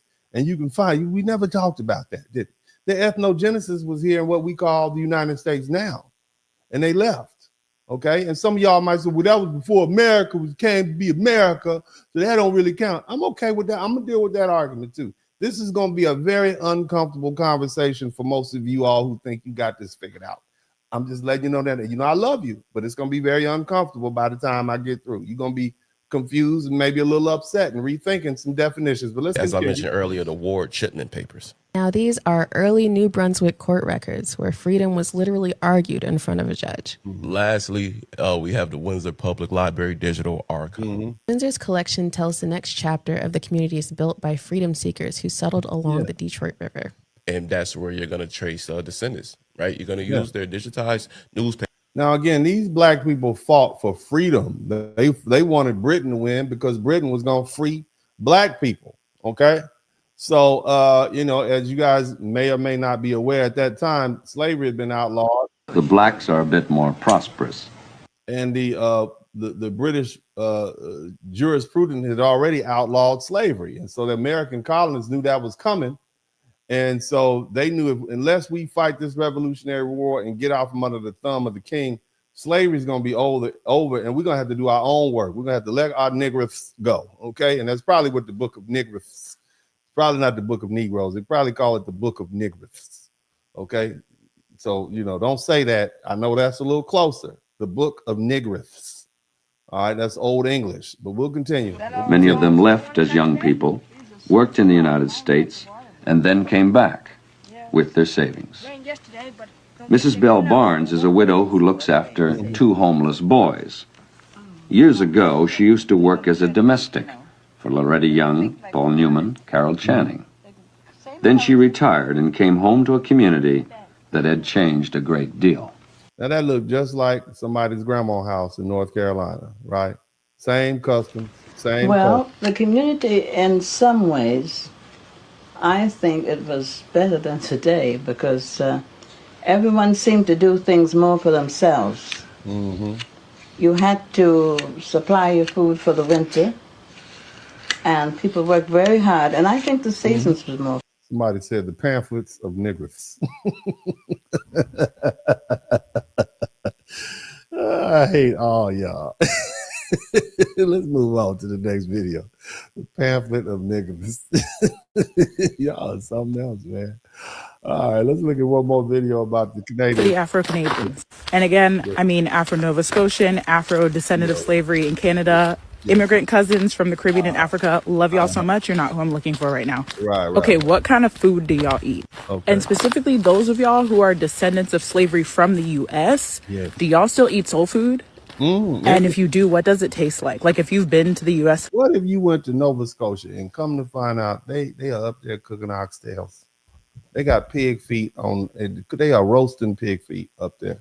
What would you do? You would be like, hold on a minute. Is this Alabama, Mississippi? What the hell is going on? Or like, you know, and I no disrespect to anybody in North Carolina, but you all have the worst barbecue in America. I don't ever want you to call a pulled pork sandwich barbecue. That is not barbecue. First of all, it stinks. Okay, barbecue comes from Texas. Okay, and I don't ever refer to a pulled pork sandwich as barbecue. That is upsetting to me. It's no different than putting sugar in your grits. I don't know what disgusting individual thought it was a good idea to put sugar in grits. Grits are supposed to have butter, black pepper, and salt. And if you get a little special, you can put a little cheese in there. Don't overdo it, okay? Some people put a little onion powder, but you at no point are to put sugar in your grits. If you ever see somebody putting sugar in their grits, I want you to take the bowl and just flip it over, okay? But back to you people from North Carolina. I would assume that some of these Canadians who are in Nova Scotia who think they have cooking urban Black American cuisine, you up there with these pulled pork sandwiches because the people came from North Carolina in 17 something. That's not barbecue. Just call it something else. Call it something else. And I mean this with every inch. I went to a family reunion in North Carolina and they said we had barbecue. So I had my barbecue finger ready. I'm like, oh man, where's the baby rays? Where's the baby rays? And they, first of all, I don't eat pork, okay? Then they pull out a pulled pork sandwich. That is disgusting. That's the most disgusting thing. That's like putting celery in your gumbo. It's disrespectful to our ancestors. Now we bringing up soul food. But I'm gonna let it go. I'm gonna come down. I'm gonna let it go, and we're gonna move on, okay? But don't do that. Don't put sugar in your grits, and don't keep referring to these nasty ass pulled pork sandwiches as barbecue. Call it something else. That's not what it is. And for you people on the East Coast, grits is a Southern thing. It's not the same as cream of wheat. Don't do that either. But I done ran my blood pressure up talking about the South, does it taste like soul food in the States? What kind of music do y'all listen to? Like, who are y'all artists? Are you cold? What sports do y'all play? Because I know Afro-Nova Scotians and Black Canadians have something to do with hockey, but I don't know much about it. My brother played lacrosse. Do y'all play lacrosse? What's it like growing up for y'all in school? Like, do people get it when you're like, yeah, my family's been here for 300-400 years? Yeah. Does it clock for them? Is it clocking to them? I have so many more questions. I know you do, baby. I know you do. We don't have that type of time on this broadcast. But you get the point. These people, we prove the point. These people have been here for hundreds of years. So the question you all have to ask yourself is, are they foundational Black American? Yes or no? I don't know. I'm just asking questions. But do you understand the history now? Did you learn the fact that Nova Scotia is where a lot of Black people ran to after the Revolutionary War? You see that? Huh? You get that? Okay, good. I'm glad. I don't know what the answer is going to be. I don't know. I'm just asking questions. I don't know. Y'all tell me. But now I want to move on to something else. You know where else they went to after the Revolutionary War? Where else do you think they went to? Huh? Where else? Huh? They also went to Jamaica and they went to the Caribbean. Yup. So we need to talk about Jamaica from 1780 to 1810. They went to the Caribbean. And see, that's where the FBA conversation has to grow up. Jamaica, the Bahamas, the American colonies were all part of the larger British imperial world. Shout out to Elam. Ships moved, enslavers moved, people moved, loyalists moved, Black people moved through the empire. So when people say they're Jamaican, they can't have anything to do with FBA, you got to slow down. I know this is uncomfortable because you've been calling the Caribbeans dirty names. Tell her tether. Somebody type tether, tether, tether, tether. Let me get you the story. I don't know I'm running your blood pressure up, but you got to listen. I'm going to give you some numbers. So after the American Revolution, 30,000 loyalists. That's white people, okay? 30,000 white people who were loyal to the British crown, they went to Jamaica. And guess what they took with them? You think they went empty-handed? Nope. They took 8,000 black people. This is from 1780 to 1810, more or less. And I'll explain the 1810 part a little later. They took 8,000 black people from the American colonies, places like Charleston, South Carolina, Savannah, Georgia. Now, I want you to understand something. Jamaica had about 200,000 enslaved black people. That's 1770. So they literally brought 4% of the enslaved population to Jamaica. I want you to think about that. Now, that doesn't sound like a huge number until you remember how families work. People marry, they have children, lines blend, names disappear. So over 200 plus years, descendants spread. And you know, anybody who's been to Jamaica, it ain't that big. You can damn near drive from one side of Jamaica to the other in about 4 or 5 hours. They built that new road. You can get from Kingston to Montego Bay in like, I think, but about an hour or two. So I want y'all to think of something. Let's do the math, because I don't care about your emotions. I want to talk about some math. Okay, let somebody type math. Based on Jamaica's current black population. Okay, and I want you to understand something. You got Chinese Jamaicans, Jamaicans that are not black. So I'm just talking about the black population. Like we saw, Kamala Harris is of Jamaican descent, but she ain't black. All right, so where the Jamaicans at? The Jamaican population right now is 2,600,000. So if even 5% to 15% have one ancestral line tied to those American colony enslaved people, that's 130,000, 392,000 black Jamaicans who are of FBA descent. Now, if we assume that it was between 20 to 25%, it went from, then that means it's about 500 to 654,000 black people in Jamaica right now who have FBA lineage. Damn. What we gonna do with them? I'm just asking. Their lineage tracks back to American slavery in America, in the United States. They people from South Carolina, Charleston, and Savannah. It's between 523,000 to 654,000 black Jamaicans who are of FBA lineage, or at least no less than about 130 to 400,000. So I'm just saying they are there. Okay. I'm not saying every Jamaican is FBA, but I'm saying there's a large chunk of them. If their parents or their great grandparents were enslaved in South Carolina and Georgia and Virginia or some other colony, and they got carried to Jamaica, we can't pretend that that person has no lineage to the American slavery system. They may be Jamaican today by nationality, but their lineage is FBA. They may speak patois. Their peoplehood may be Caribbean. But if their bloodline traces back to chattel slavery here in North America, the question gets complicated. I'm just saying. Are y'all running from it? This is the math. You can be mad at the math if you want to be. I don't care if you're mad at the math. I'm going to say it. This is why we call this the inconvenient truth. Who is who can't be found, and who is and who can't be foundational Black America. I'm just saying, y'all, you tell me what you want to do, baby, which way you want to take this. Now, let's get a little bit more uncomfortable. Somebody type Uncle Luke in the chat room. And you know I enjoy this. I enjoy making you all uncomfortable with my questions. That's about, 400 people left the chat room when I start talking about this. Y'all scared? Don't run now. Don't run now. It's your day. My foundational Black American brothers and sisters, it's your day today. Y'all be laughing when I be jumping on the Africans and the Caribbeans and the Mexicans. And I'm on your ass today.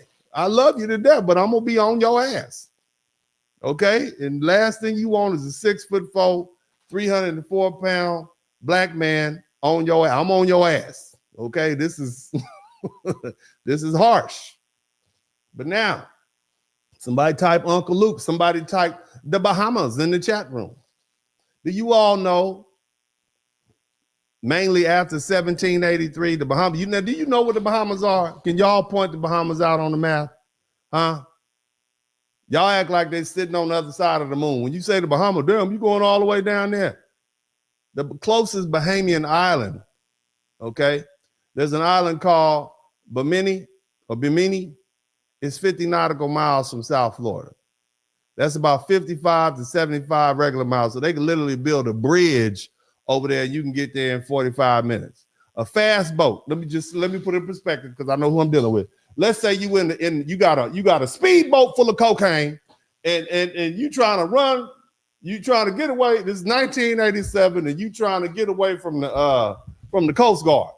Okay, you got your speedboat, your twin engines in the back. Yeah, you done picked up the cocaine from Pablo.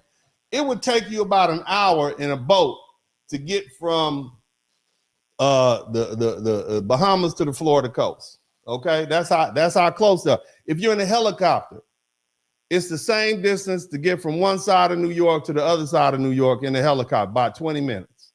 So in the 1700s or in the early 1800s, what they would consider a fast sailing boat, which would be their equivalent to a speedboat or a helicopter, because that's the perspective of people. And a good wind, you could make it in a few hours. So the Bahamas is very close. It's reachable. It's connected. So after the revolution, the Loyalists, they didn't just go to Canada. They didn't just go to Jamaica. They fled. Somebody type flee. They fled to the Bahamas too. And they brought their black people with them. They brought their slaves with them. Let me tell you how many they brought. All the people in the Bahamas. I want you to listen. Listen to me.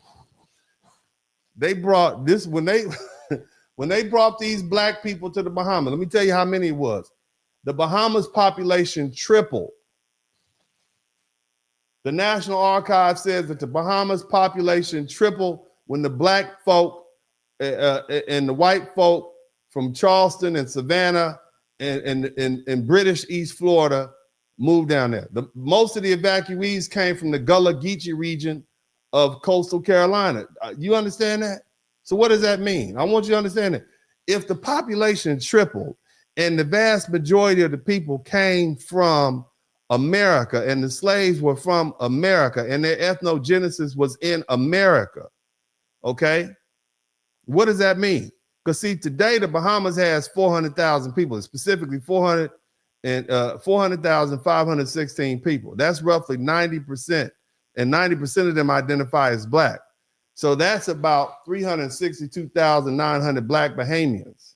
Okay, that's how many black people in Bahamas there. We don't have a perfect genealogical count, but if even 25 to 50%, not 2/3 or 3/3, but even 25 to 50% have at least one line tied to enslaved black people brought from the American colonies, that's 90 to 181,000 black people. And if the estimate is 50 to 75, that's 181,000 to 272,000 black Bahamians. So what I'm saying is the majority of the black Bahamians are FBA lineage. So what we gonna do with that? What are we gonna do with that? I mean, the ethnogenesis was here. They could trust their lineage to the United States. What we gonna do? They got their papers. Well, what y'all gonna do? Somebody type tether in the chat room. What we gonna do? If their lineage is tied to the American chattel slavery system, and they can trace their lineage to their relatives who came after the Revolutionary War from the Gullah Geechee Islands, South Carolina, and the coastal island, Georgia, they came from, it is what it is. It is what it is, right? It is what we gonna do. Either it is or it ain't. And let me tell you, Florida makes it even messier. Florida was Spanish okay? Then British in 1763 to 1783, and then Spanish again from 1783 to 1821. So before becoming part of the United States, all my people in Florida, this was a borderland. The empires kept changing paperwork while black people were still there enslaved. Okay, who's the new boss? Are we speaking Spanish this week? Buenos dias, senor. Okay, who's the new boss? Are we speaking English? Good morning, sir. You understand? The paperwork changed, but the black people was there. They were still being enslaved. They moved, they escaped. They were carried somewhere else. Most of the Bahamians and the British West Indians have their Caribbean slavery history. We know that. They deserve respect.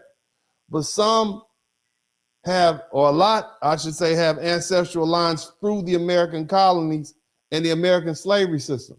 So if FBA is bloodline only, that raises a question. If FBA is bloodline plus continued formation inside the United States, then they're better understood as Black American descended Caribbean diaspora or something. I don't know, but they still have lineage in the United States.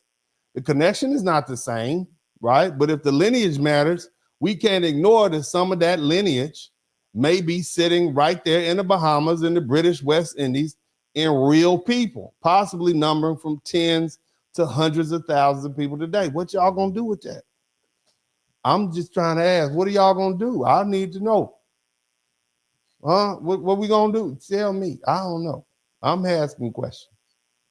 Are y'all still here? Y'all mad? Look, I'm losing people. I done lost about 500 people. I don't care how mad you get. I'm gonna chop this up and put all these videos out. Y'all gonna be mad as hell. I don't even care. You understand? So what are we doing? Are they FBA or not? Or do they have FBA lineage or not? Your great-great-grandma had 2 kids. One of them fought for the Americas and one of them fought for the British. The one that fought for the British ended up in the Bahamas. Your relatives ended up staying in Georgia. Now here we are in 2026. You go down to the Bahamas, you take a random DNA test, and come to find out you got 15 relatives in the Bahamas that can trace back to your grandparent, your great-great-grandma. Is that FBA lineage or not? I'm just asking questions. Now, that being the case, let's go ahead and get a little bit more uncomfortable. So remember I told y'all that you had these black people who went to Canada? Remember that? We talked about that. Somebody type Nova Scotia. All my people who can spell good, type Nova Scotia in the chat room. If you're a good speller, type Nova Scotia in the chat room. Anybody that can't spell, I don't want you to try. Okay? Don't mess this up for everybody. Okay? Non-spellers, this is not for you. Good spellers only. Nova Scotia. Somebody type Nova Scotia in the chat room. Okay? All right. When I see Nova Scotia a couple times, I'm gonna ask you to do something else. Okay? Now I want you to type something else that's even more difficult to spell. All right. Nova Scotia. We typed that. Now I want you to type something called Sierra Leone. All right. Somebody type Sierra Leone. Now, some of you all may think this is a ski resort, and others of you may think, oh, this must be some type of new steak or something like that. Is that similar to a bone-in ribeye? No, totally different. Sierra Leone. Those who fought for freedom. Is a country in Africa. Okay, it wasn't a country at the time, it was a country in Africa. So the black people got tired of Nova Scotia. They said, you damn Canadians are treating us horribly. We fought for the king, we have rights, blah, blah, blah. They start feeling themselves. And they said, you know what, we can just gonna go back to Africa. And that's what they did. And guess where they went? This 1792. All right, the war ended in 1783. It took 9 years, and they said, we getting the hell out of here. So they went and got a boat, and they went to a place called Sierra Leone. I'm gonna let you look at this video because I know you all don't believe me. And so you need to see white folk tell you, and then I'll come back and I'll give you some facts, okay? Listen to, so they got tired, they left America, they got tired of it, of how they were treated in Africa, so they went to Sierra Leone. What happened to those who fought for freedom and loyalty during the American Revolution? The Black Loyalists were formerly enslaved people who sided with the British, believing they would gain fair use freedom. After the war, around 3,500 black loyalists migrated to Nova Scotia in 1783. Remember we talked about that? I told you that. Shout out Big J. We talked about that. I already told you that. Let's keep listening. They established communities, but faced discrimination and harsh conditions. Remember they had a riot the year they got there, the Shelburne riot? Remember that? Let's go. Despite these challenges, they built settlements like Birchtown, the largest black settlement in North America at the time. Their The largest black settlement in North America was in Canada. Wasn't in Compton. Wasn't in Atlanta. It was in Canada. Okay? struggle for equality and rights paved the way for future generations. Today, their legacy remains vital to Canada's history. Okay. Subscribe for more. Okay. All right. All right. So they got the hell out of there. Okay. They got the hell out of there. So let me give you a breakdown. Okay. All right. This is not easy. It's not going to be quick. All right. They escaped American slavery. They made it to the British territory, but Nova Scotia wasn't some promised land. It wasn't a plantation slavery style place either, but it was still cold. It was racist and it was poor. All right. And it was full of broken promises. And the black people, loyalists, as they call it, have been promised freedom and land and a future. But many just got poor land. They got smaller grants. They got delayed on. They had treated them bad. And the white folks up there was like, yeah, I know we fought on behalf of the British, but you know, whatever. So then came the violence. So here we are in 1784. You just got there. And there's a place called the Shelburne riots broke out. I mentioned it a little bit earlier. Basically, what happened was a white mob attacked the black loyalists in Shelburne near Birchtown, which is a place that they mentioned, on July 26, 1784.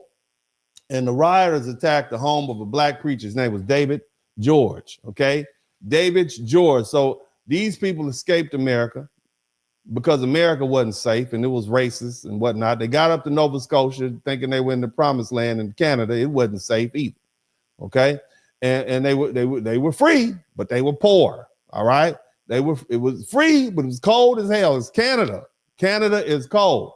Free, they got pushed on bad land. Free, but still treated like they are the problem.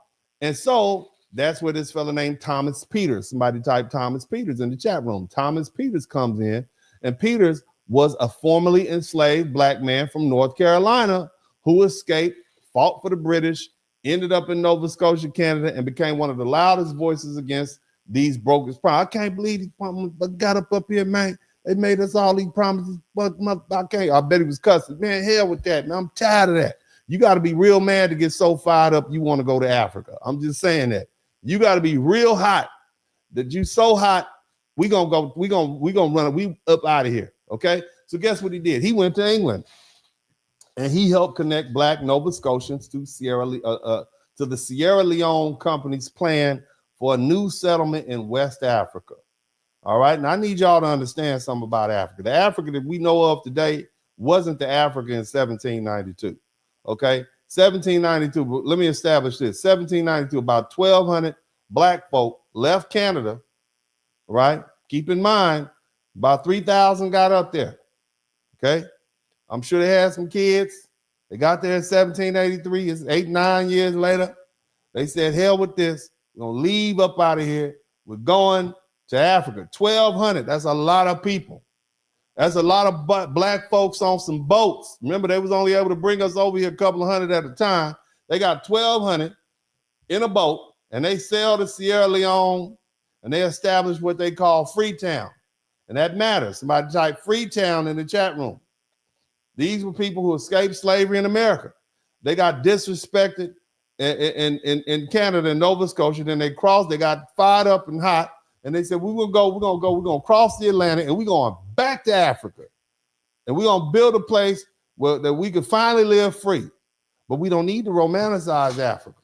Okay? Sierra Leone was not empty. It was not empty in 1792.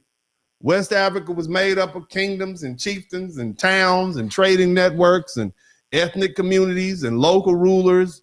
And these modern African borders that we talk about, these 54 states, that didn't happen much later. And a little bit about that, maybe one day I'll talk about that. But during what was called the European Scramble for Africa, they had something called the Berlin Conference.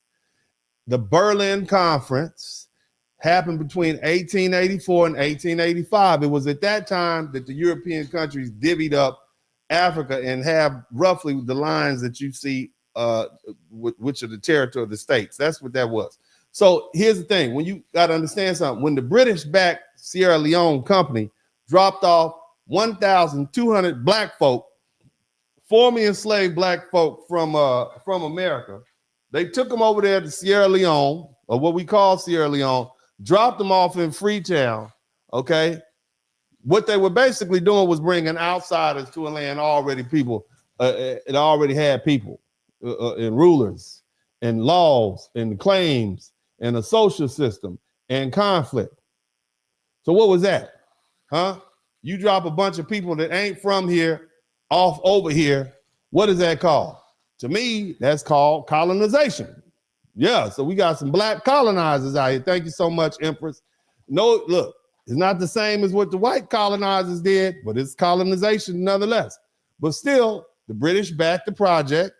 They moving one group into a land already occupied by African communities, black or not. I've already established that these black people in Africa right now don't see you. Didn't you see that? They don't think you're black. They don't think you're black, do they? Right? Nope. Okay, so they don't think you. What do you think they thought then? Huh? What do you think that they thought about these Americans come up? Did you think they came over here and just start putting on kente cloth and speaking Yoruba and all that? Absolutely not. So what do you think happened next? What do you think happened next? You already know what happened. You know what happened? Beef. Somebody type beef in the chat room. Beef. I've been black my whole life. And I know enough to know about black people. Look, I went to a black college. I live in a black neighborhood.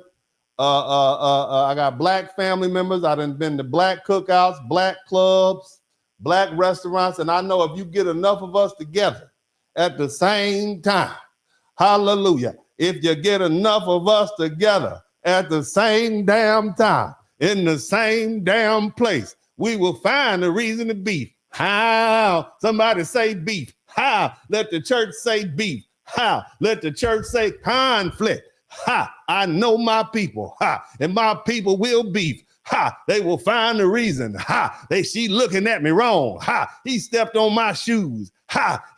I think he looked like the man that owed me $25. Ha! We will find a reason to beef. And we did. Now you treat the white folks well. Okay? Nevertheless, some of the Africans were cool with it, especially if they thought they were going to get something out of the deal.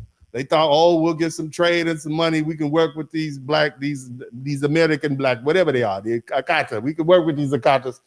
We might get some protection. We get some advantage. But everybody wasn't on board with that. Some of the kings and chiefs, they peeped game early. They saw the British abolitionists that was coming in with their Bibles again. Okay, they had their men with their guns, talking about freedom and Christianity and civilization, how they was going to help the savages of Africa find white Jesus with blue eyes. All that pretty talk was really all about land, control, trade, and resources, and pimping. That's what it was really about. But nevertheless, there's always conflict, okay? There was already conflict before the black folks showed up from Canada.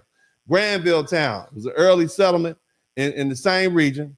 It's been destroyed in 1789 by a man named King Jimmy. He was of a Timney tribe. I can't say the word. Timney tribe, okay? He was a Timney leader. And so by 1782, which is 3 years later, this wasn't some empty land waiting for somebody to come occupy. There were already African people there.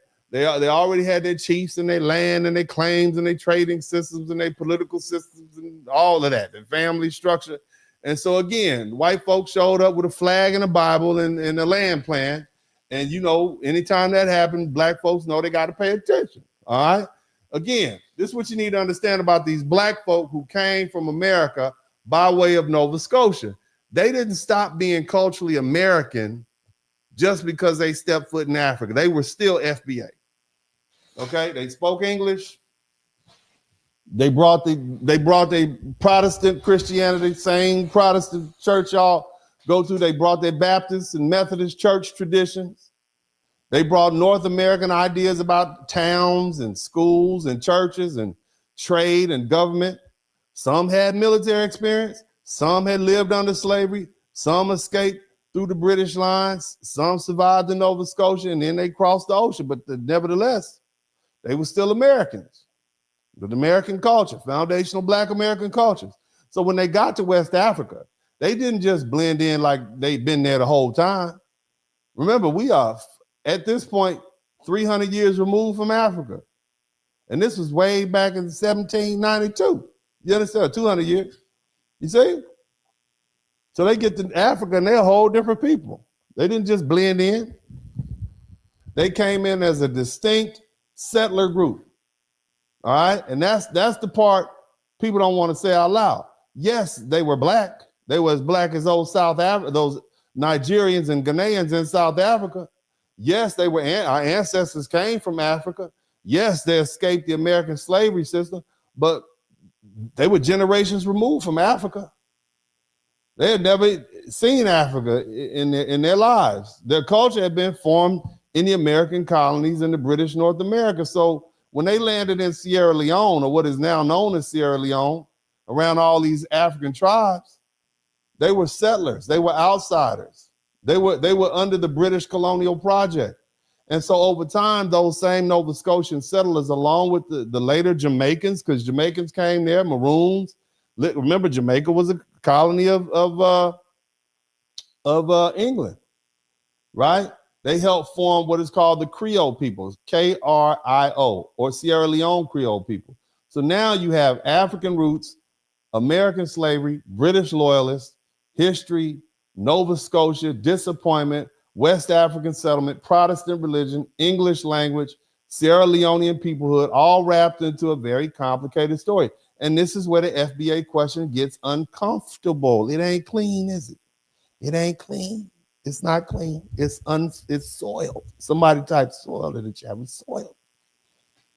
Now, I want you to listen. Sierra Leoneans descended from those Nova Scotian Black loyalists have real FBA lineage. I'm not talking about weak lineage. I'm talking about strong lineage. Their ancestors were enslaved in the American colonies. They fought their way out during the Revolutionary War. They left America because stand meant that they would have death or re-enslavement. They went to Nova Scotia. They got disrespected by white folk and treated poorly, had to deal with race riots. They helped build Freedom Town in 1792. So if FBA blood line means that you're a descendant, then we have a serious argument we need to try to figure out. Right? I mean, do they have FBA lineage or not? Do they have FBA lineage or not? It's a yes or no question. Lineage means your genetics, your bloodline can trace back to the chattel system of slavery here in the United States. So if they have FBA lineage, then it is what it is. You can't, that's like arguing with math. It is what it is. Now, here's the thing. They didn't remain in the United States through Reconstruction, or Jim Crow, or segregation, or redlining, or mass incarceration, and the modern Black struggle that we dealt with. But hell, there's a lot of Africans that came over here. A lot of Caribbeans that came over here doing Jim Crow and segregation and Reconstruction and redlining and mass incarceration and modern Black struggle. They dealing with modern Black struggles too.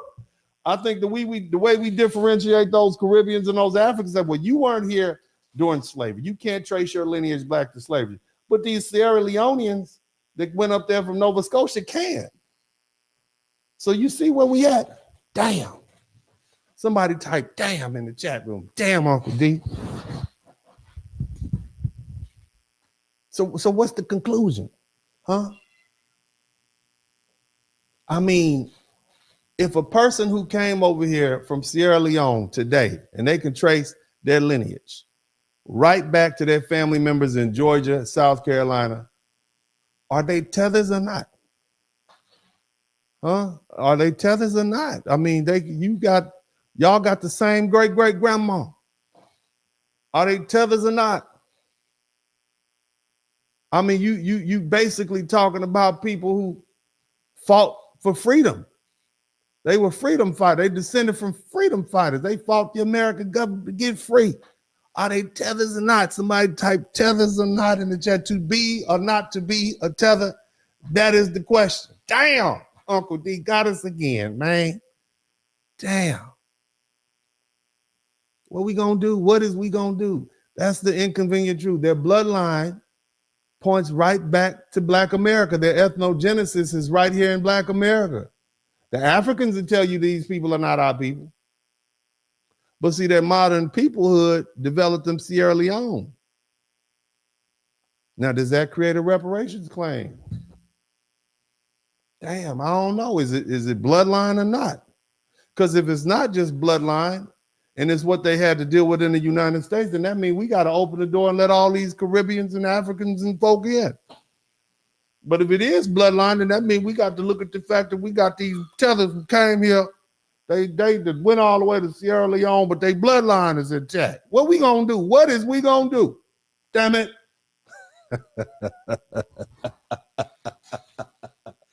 Amen, amen, amen. Look. It's something very important I need y'all to do for me right now. I need everybody to pay attention. You know what time it is. I need to try to get to what I'm trying to do. Y'all know what I'm trying to do, don't you? You do know what I'm trying to do, okay?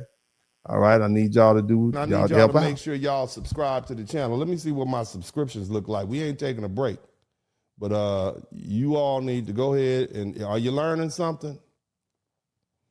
If you hadn't learned anything, you just hard to teach. But if you learn something, I should earn something. But in the meantime, I need y'all to make sure, apparently YouTube took 20 of my subscribers away for whatever reasons. I need you all to make sure you are still subscribed to the channel. Please subscribe to the channel right now. Take the time to subscribe to the channel. I'm checking to see what my subscriptions look like right now. I need you all to take the opportunity to subscribe to the channel. You'll never get another person as bold as me. I need, I need approximately 18 people to subscribe to the channel so I can get to 92,600. I need 18 people to subscribe to the channel so I can get to 92,600. Okay, so take the time and hit your little button and subscribe to the channel right now. I know you hear me. I know you hear me. I know. I'm looking at you. You right there. You with your phone like this on the side of your face. I'm looking you in the pickup, you in the truck with your phone down there listening to me in your truck. You riding across the country. Yeah, you. I need you to subscribe to the channel right now. Don't play. All right, go ahead. Go ahead. You sitting in there ignoring your girlfriend, listening to me, go ahead and do it. Go ahead. Everybody who have something else to do and you sat up here and decide to listen to me with your earphones on, subscribe to the channel right now. Talking to you. I'm talking to you. Yes, you. Is he talking to me? I'm talking to you. You with the shirt on. I'm talking to you right now. And I'm talking to you too, lady. I'm talking to you with the bonnet on your head. All the women with bonnets on your head. Every woman with a bonnet on her head. I need you to subscribe to the channel right now. All right, fellas. All the fellas with crusty feet. I need you to subscribe to the channel right now. I need my crusty feet crew. All the brothers that have not put lotion on their feet and they got ashy ankles, I need you to subscribe to the channel. All the white supremacists who are waiting around for me to get the Black committee to issue an official apology. I need y'all to hit the subscribe button now. Go ahead and do it. All the angry Muslims. All the angry Black Muslims, I need you to come in here. I need you to subscribe. You need to hear this. You need to come on up in and hear this. I need 6 more people to subscribe to the channel right now. All you angry, come on. Come on now. Don't run from it. Don't just be happy it's not your day. Just be happy it's not your day. I'll be on them. When people die, I give them their day. Haitians, they caught hands last week. The poor Haitians, they were like, what are you doing to me? We are doing. Yeah, I caught hands. It's not your day today, baby. Subscribe to the channel today. Go ahead. We need 5 more people to subscribe to the channel, and I get back to work. I need 5 people. Out of 600-700 of y'all, I need 5 folk. You send this to a friend. Send this to your Muslim friend. He's about to do his hadith. He over there, you know, talking about don't eat pork, don't eat pork. I send him this. Next time you say, that's why I've been eating them pork rinds in front of you right now. I didn't know. Yeah. I need 5 people.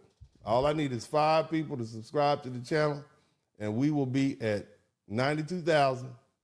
Okay, I need 4 people. Don't hate watch. You're not gonna sit up here and hate watch me. You're gonna subscribe to this channel. 3 people. I need 3 people to subscribe to the channel. I need 3 more people. Look where we at. I want y'all to see where we at. Okay? See that? See, you can't see. It's almost, I need 3 people to subscribe to the channel, and I get back to work. I got more to say. I'll talk to you. 2 people. I need 2 people. I got 92,598 people. Subscribe to the channel now. 1 person. I need 1 person to give me the 92,600. And I get back to work. I'm going to get back to work as soon as y'all give me my 92,600 people. There we go. Praise God. See, that wasn't so hard, was it? Now let's get back. Let's get back to where we at. I'd like to thank all the crusty feet people, all the ladies with bonnets on. Okay. I'd like to thank all the angry Muslims, all the white supremacists. Everybody's welcome here with Uncle D, baby. Everybody welcome to get this work. Uncle D is passing out the truth over here. I'm here to hurt your ears, make you feel bad. Yeah. Next time they tell you don't eat that pork sandwich, brother. You know you worshiping the damn racist ass religion. You got that brother-in-law trying to, yeah, man, when you gonna come down to the mob? You know you're racist, man. But anyway, yes, welcome back. And my man Mark, the freelancer, says, if you're frustrated with your bunions and you got gout, go ahead and subscribe. I want all y'all to come in. Anybody who's took an Epsom salt bath in the last year and a half, go ahead and chime in. Ladies, if you got hair on your nipples, I know some of y'all had that problem. Go get that electrolysis. Go ahead and subscribe to the channel. This is help out. Fellas, hey, fellas, look, man, if you got earwax in your ear and it's dripping out when you're on your date, go ahead and subscribe to the channel. All of this that I'm doing will help all those ailments, okay? That's what I do, baby. This is an all-inclusive place of healing, okay? So I appreciate y'all. You know, if you got an awkward birthmark somewhere, okay? I knew a dude, elementary school, he had that white birthmark on his face. It's strange. If you got one of those, go ahead and subscribe to the channel. This place is for you. We welcome everyone here, okay? We welcome all y'all. Come on in and subscribe to the channel. I'm here for you. I'm here for you. I'm here to help you learn how to make your life better. Now, let's get back to the business at hand. Who's FBA and who's not? We're talking about some inconvenient truths.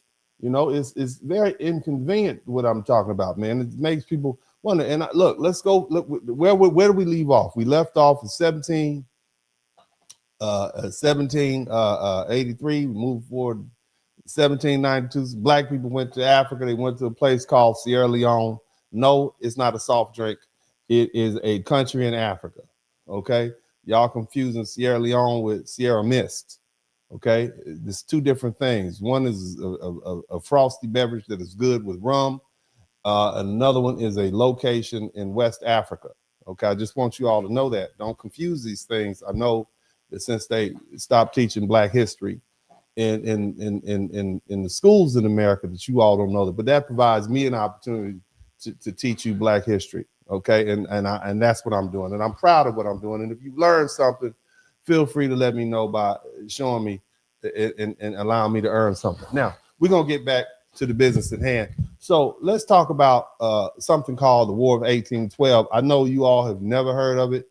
I'm not talking about a war at your neighbor's house. You lived in 1815 and 1812. I'm not talking about a domestic violence issue at your people in them house, your best friend people in them house down the street. The War of 1812 was a war that nobody ever talks about. America don't like to talk about it. And you'll understand why. Okay, we talk about the revolution. We skip right past this War of 1812. It lasted 4 years. Okay, what happened? Why they don't want to talk about it? Because the British came back. The British came back. They came back. They bust back. Okay, they busted you on them.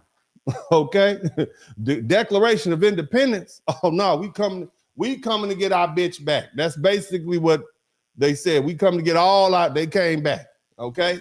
Excuse the language. And they came back, they bought that business. They were still the biggest empire on the planet, all right? And, you know, again, we saw what was going on, okay? They basically said, we still got business over there, all right? And the black people were right back in the middle. Hold on, who gonna win? Hold on a minute. So the War of 1812 actually began in June of 1812. And so by August 1814, the British, they came through Chesapeake Bay. They was defeating the American forces at a place called Bladensburg. They marched into Washington, D.C. They burnt down the Capitol. You know what Congress said? They burnt down the U.S. Capitol. They burnt down the White House, man. You know, the White House used to have a dome on the top. They burnt it down. They never even built it back. You know what the Secret Service sit on top? They looking at CNN. That was a dome up there. They burnt it down. Okay. You see, they burnt the presidents out. They was very disrespectful when they came back through. They were very disrespectful. They were very, very humiliating with this particular war. They did not see America as an equal. Okay. Now, while America was getting embarrassed and black people, they were watching. We was like, hold on, where's the door? Okay. We know what our people did and slid up to Jamaica and to Canada and down to the Caribbean. So we were trying to say, are we going to be able to get an opening too? All right, who's going to give us our way out? And so in places like Maryland, Virginia, Chesapeake Bay, or the Chesapeake region, the coastal Georgia, black people saw a chance to escape. Some waited for the British raids. They like, as soon as the British come, we out. They gathered up Martha Land, we are out of here. Okay, they used small boats. They paddled to the British ships.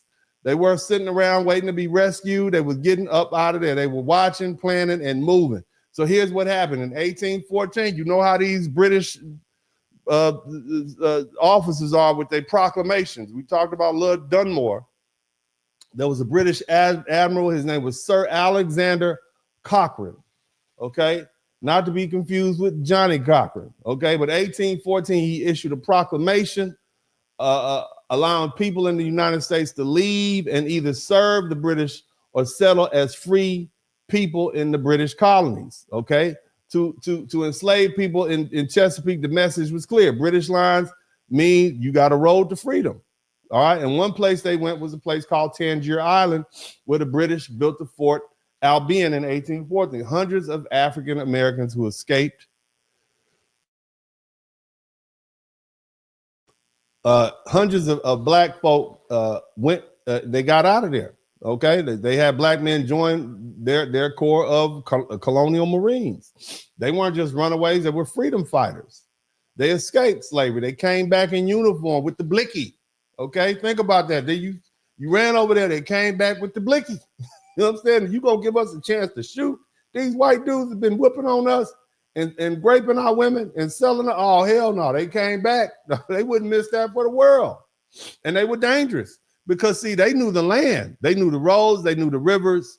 They were used to the climate. They knew the plantations. They knew the people. They knew the people's habit. He's going to be on church on Sunday. Old Master Jenkins, he got a yellow slave girl down by the creek. His wife don't know about it. He'll be down there by noon. Go down there every Tuesday. You understand what I'm saying? So they knew where they were. So they were catching them slipping. So you can imagine the British saw this as very valuable. All right. And the Americans saw this as horrible. This is horrible. Now, keep in mind, it's 1814. The United States has been a country for almost, at that point, 35 years. You understand? So this is America now. So these people are Americans. These are real life Americans at this point. They have the history in chattel slavery. They have the lineage in chattel slavery. But again, the British lost. I don't know how they lost, but they lost. All right. And guess what? When they did lose, you have to ask you, where did the black people go this time? Huh? Where did they go? With the American slave owners, they wanted their people back.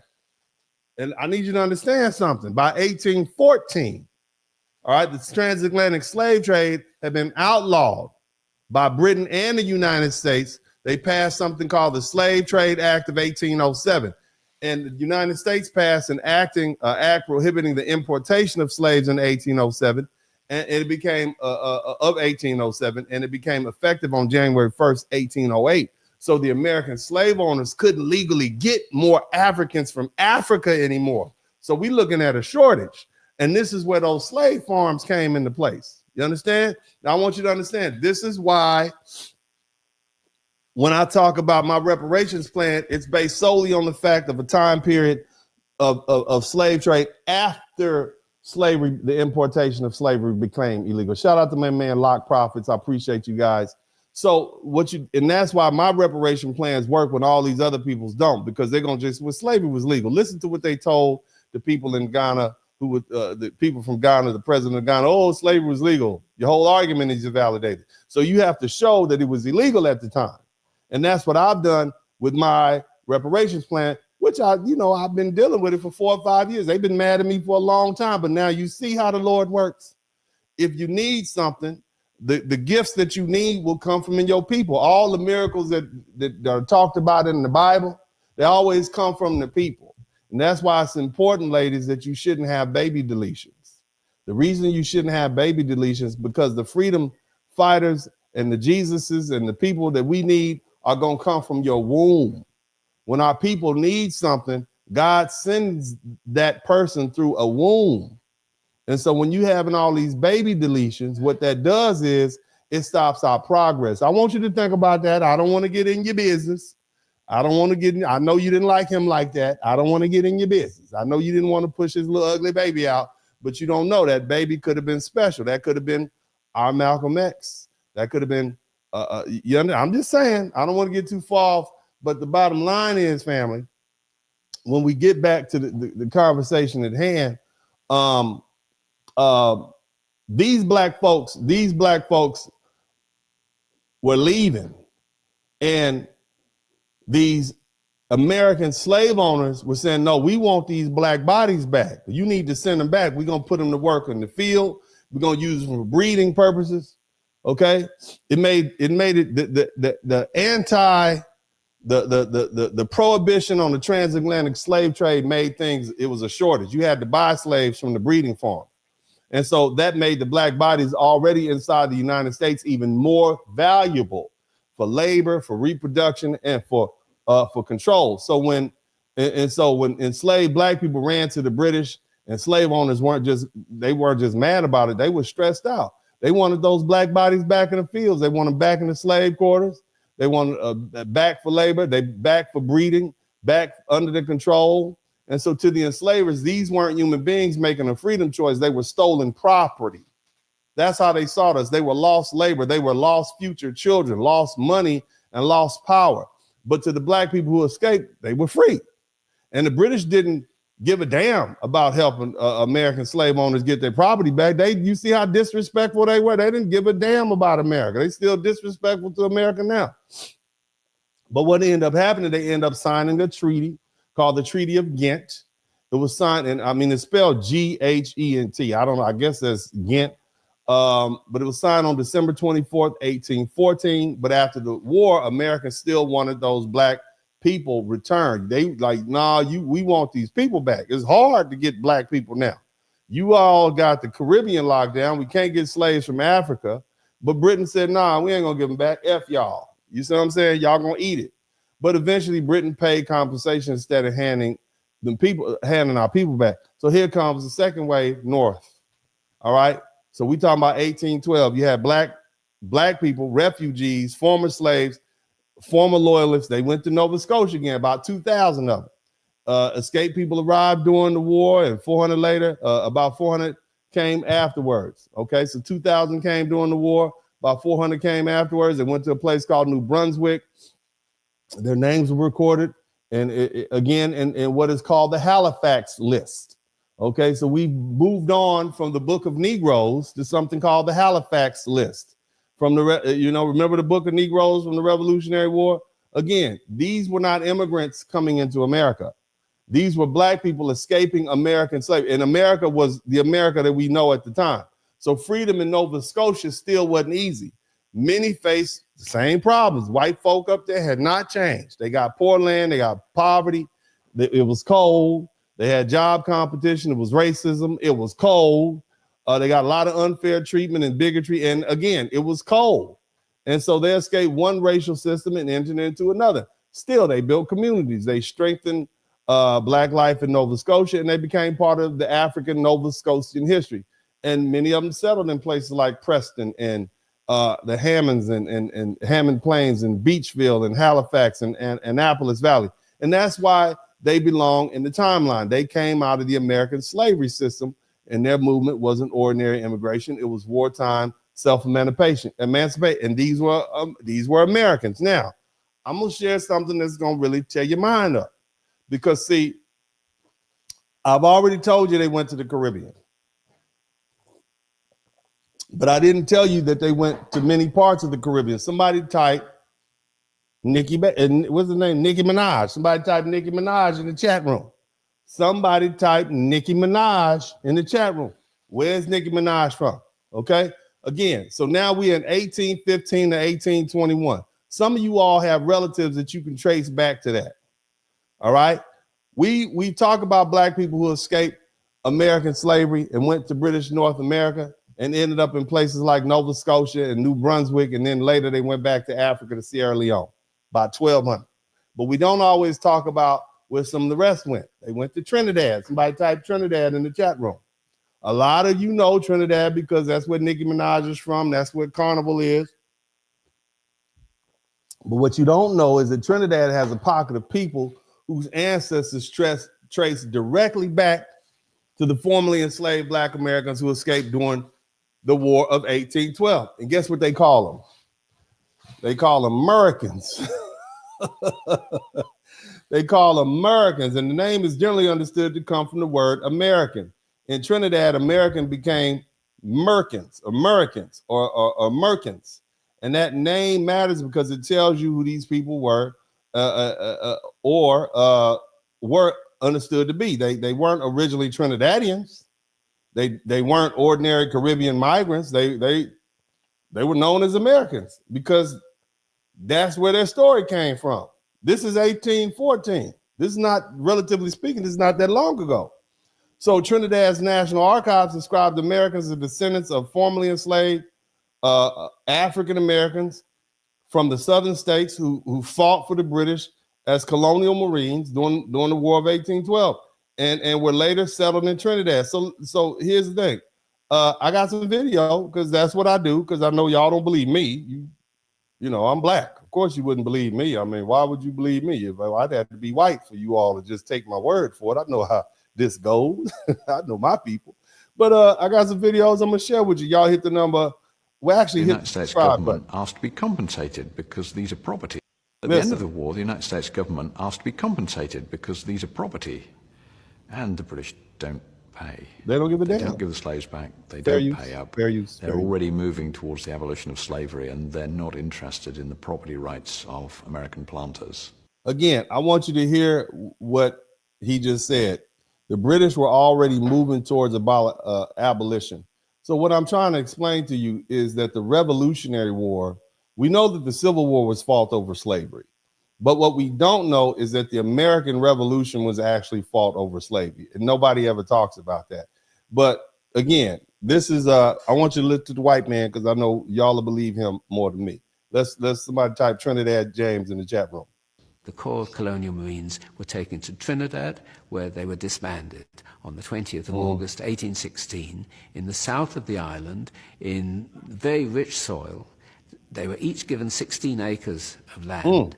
They formed a community, very independent-minded, very well known for being quite different from everybody else, with a strange American accent and so on. And the community still relishes its origins in America. They still celebrate the fact that they're Americans right now. That's what I'm trying to explain to you all. They know they're Americans. They know they're descended from slaves here in America. So they clearly have foundational Black American lineage. I mean, these are the facts. Known as the Americans. Some of the slaves that actually took up the offer of the British were promised freedom in Nova Scotia, Halifax, in North America. Okay, so you can look that up on your own. I got another couple of videos. Somebody type Merkins in the chat room. Merkins. Somebody type Merkins. Keep listening. Talk about a group of African Americans whose descendants went to Trinidad and stayed there. Somebody type they fled. Yeah, they fled. Somebody fled. Somebody type flee. They fled. Isn't that what we say about the tethers? They fled. So basically, when the Americans got down to Trinidad, the Trinidad was like, y'all fled y'all country. That's what they said. Somebody type flee. Flee. You know how we say Black Americans, the FBA don't flee. These ones fled. That's one of those inconvenient truths out here. Somebody type flee in the chat room. They fleed it. They fleed it. Fleed. They did. I don't know how you say it. Keep going. Since the 1800s. A lot of people don't know about them. They don't, baby. But they don't know about yes, there is a group of African Americans who resided in the Caribbeans. Not only are they African Americans, but they know they're African Americans. They refer to themselves as African Americans, and they know that they are descended from the slaves in African America. Are they FBA? I mean, the lineage is direct, and they are freedom fighters. I mean, these are not just people that wandered down to Mexico running from Native American Cherokee tribes and ended up in northern Mexico. These are actually freedom fighters that took arms against the United States for foundational Black American freedom. So are we just going to disavow them of their lineage? I need to know. Y'all let me know. I'm just trying to understand. And their decisions still prosper there. And it's still there. Beautiful to see that. A lot of people tend to forget that our ancestors traveled, moved around,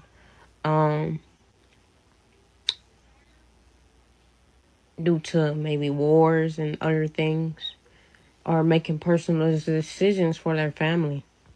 So please be mindful when we have these diaspora wars who we could affect, because there are groups of people who move to different parts of the world and they become immersed in other cultures or share cultures with people, and we tend to forget about those people. Y'all mad at me? Don't be mad at me. I'm just, these videos on the internet. I didn't make these videos up. I mean, it's right there on Here's TikTok. Another video that you guys wanted me to do, and in this video, we'll be talking about the Americans. Who are the Americans? The Americans are the descendant of African American Colonel Marines. Now he said it right, Americans. That's the way the Americans. That's probably how the Trinidadians said Americans. Who ended up leaving the United States and then settling in Trinidad and Tobago. No, brother, they got ran up out the United States. They had to flee. Okay, our people had to flee. Remember, they had fought. They took them guns, were shooting white people. They were formerly slaves. They joined up with the British in 1812. They burnt down the White House. They was gonna have a lynching here if they had caught any one of them. Boy, they were gonna tear them up. They had to flee. Somebody type fled. We fled in the chat room. We had to flee. I would have fled too. You give me? I'd have shot the white man. I'd have shot all the slave masters. They coming for your butt. You killed me. Shit. They had to get up. They had to raise up out of here. Let's keep listening. Especially the southern part. So if we look at a map, the Americans settled in an area close to where Guaguayere is. So you see this right here, this little area right there, that long word, I can't say it, whatever that means. So this is Trinidad and Tobago. This is Port-au-Prince right here in the upper left-hand side.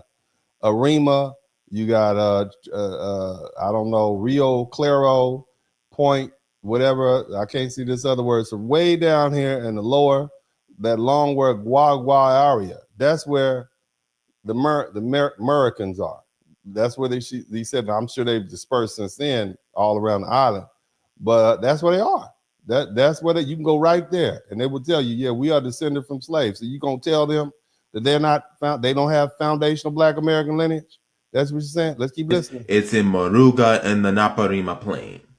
So how did these African Americans who would later become known as Americans get there?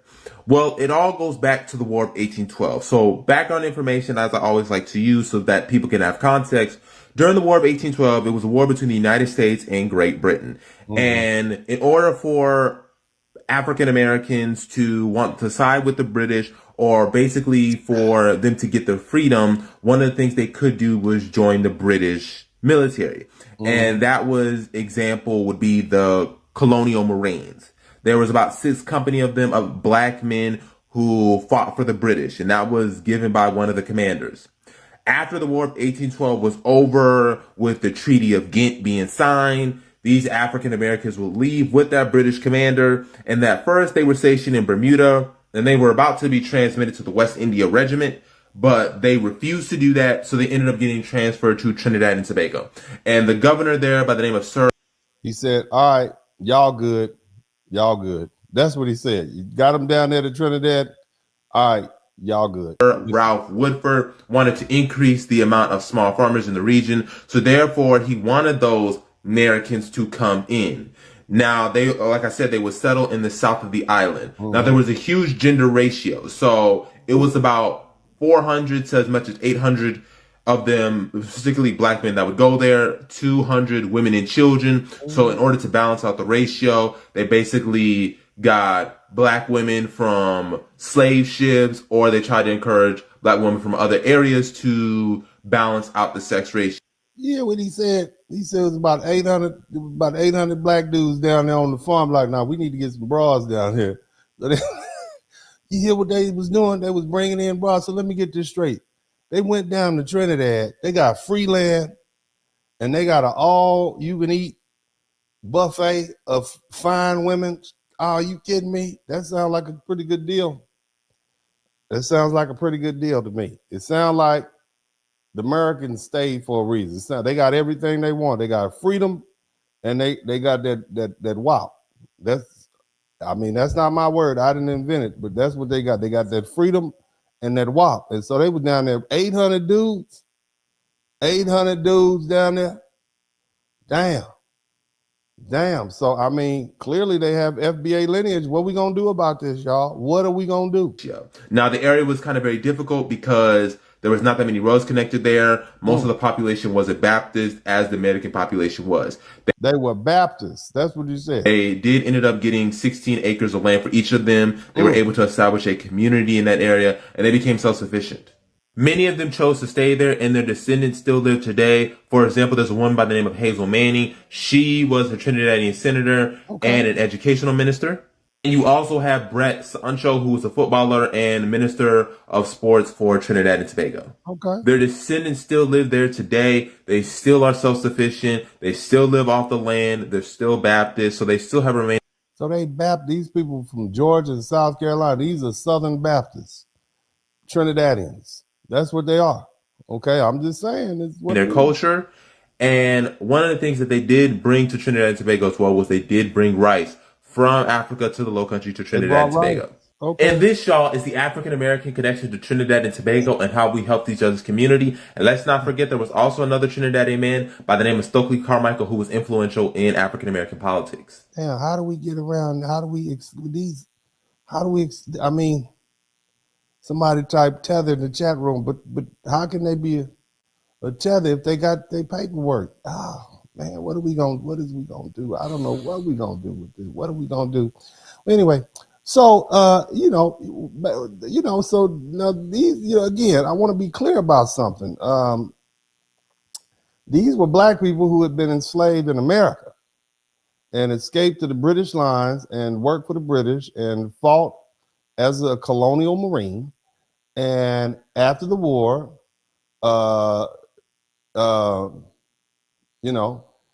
they understood that going back to the United States meant that they would be going back to slavery. Okay.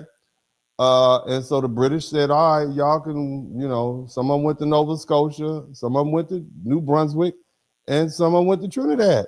Okay. Between 1815 and 1820, Trinidad became home to over 700, some say 800, formerly enslaved African Americans, former British colonial Marines, and they were settled in the southern part of Trinidad, mainly in that village that you talk about.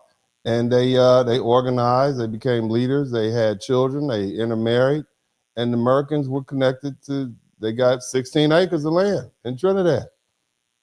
And so let's not miss that. These people escaped American slavery. They fought. They left. They still worship. They're Protestants, they're Baptists. They had their own moral code, the burial practice, the music, preaching, leadership, discipline. It mimics what they learned here in the United States. I mean, these people have been shaped by American slavery for generations. They were Americans when they left. And so at least in 1619, it's about a war of 1812. We talking about almost 200 years. They've had their ethnogenesis here. So black people had already been formed by nearly 2 centuries. Now keep in mind, if they left in 1814, 1815, the Civil War ended in 1865. And so really, the Civil War ended when Lincoln signed the Emancipation Proclamation. So the Civil War really ended less than 50 years. So we're going to discount that 200 years of slavery ancestry that they had?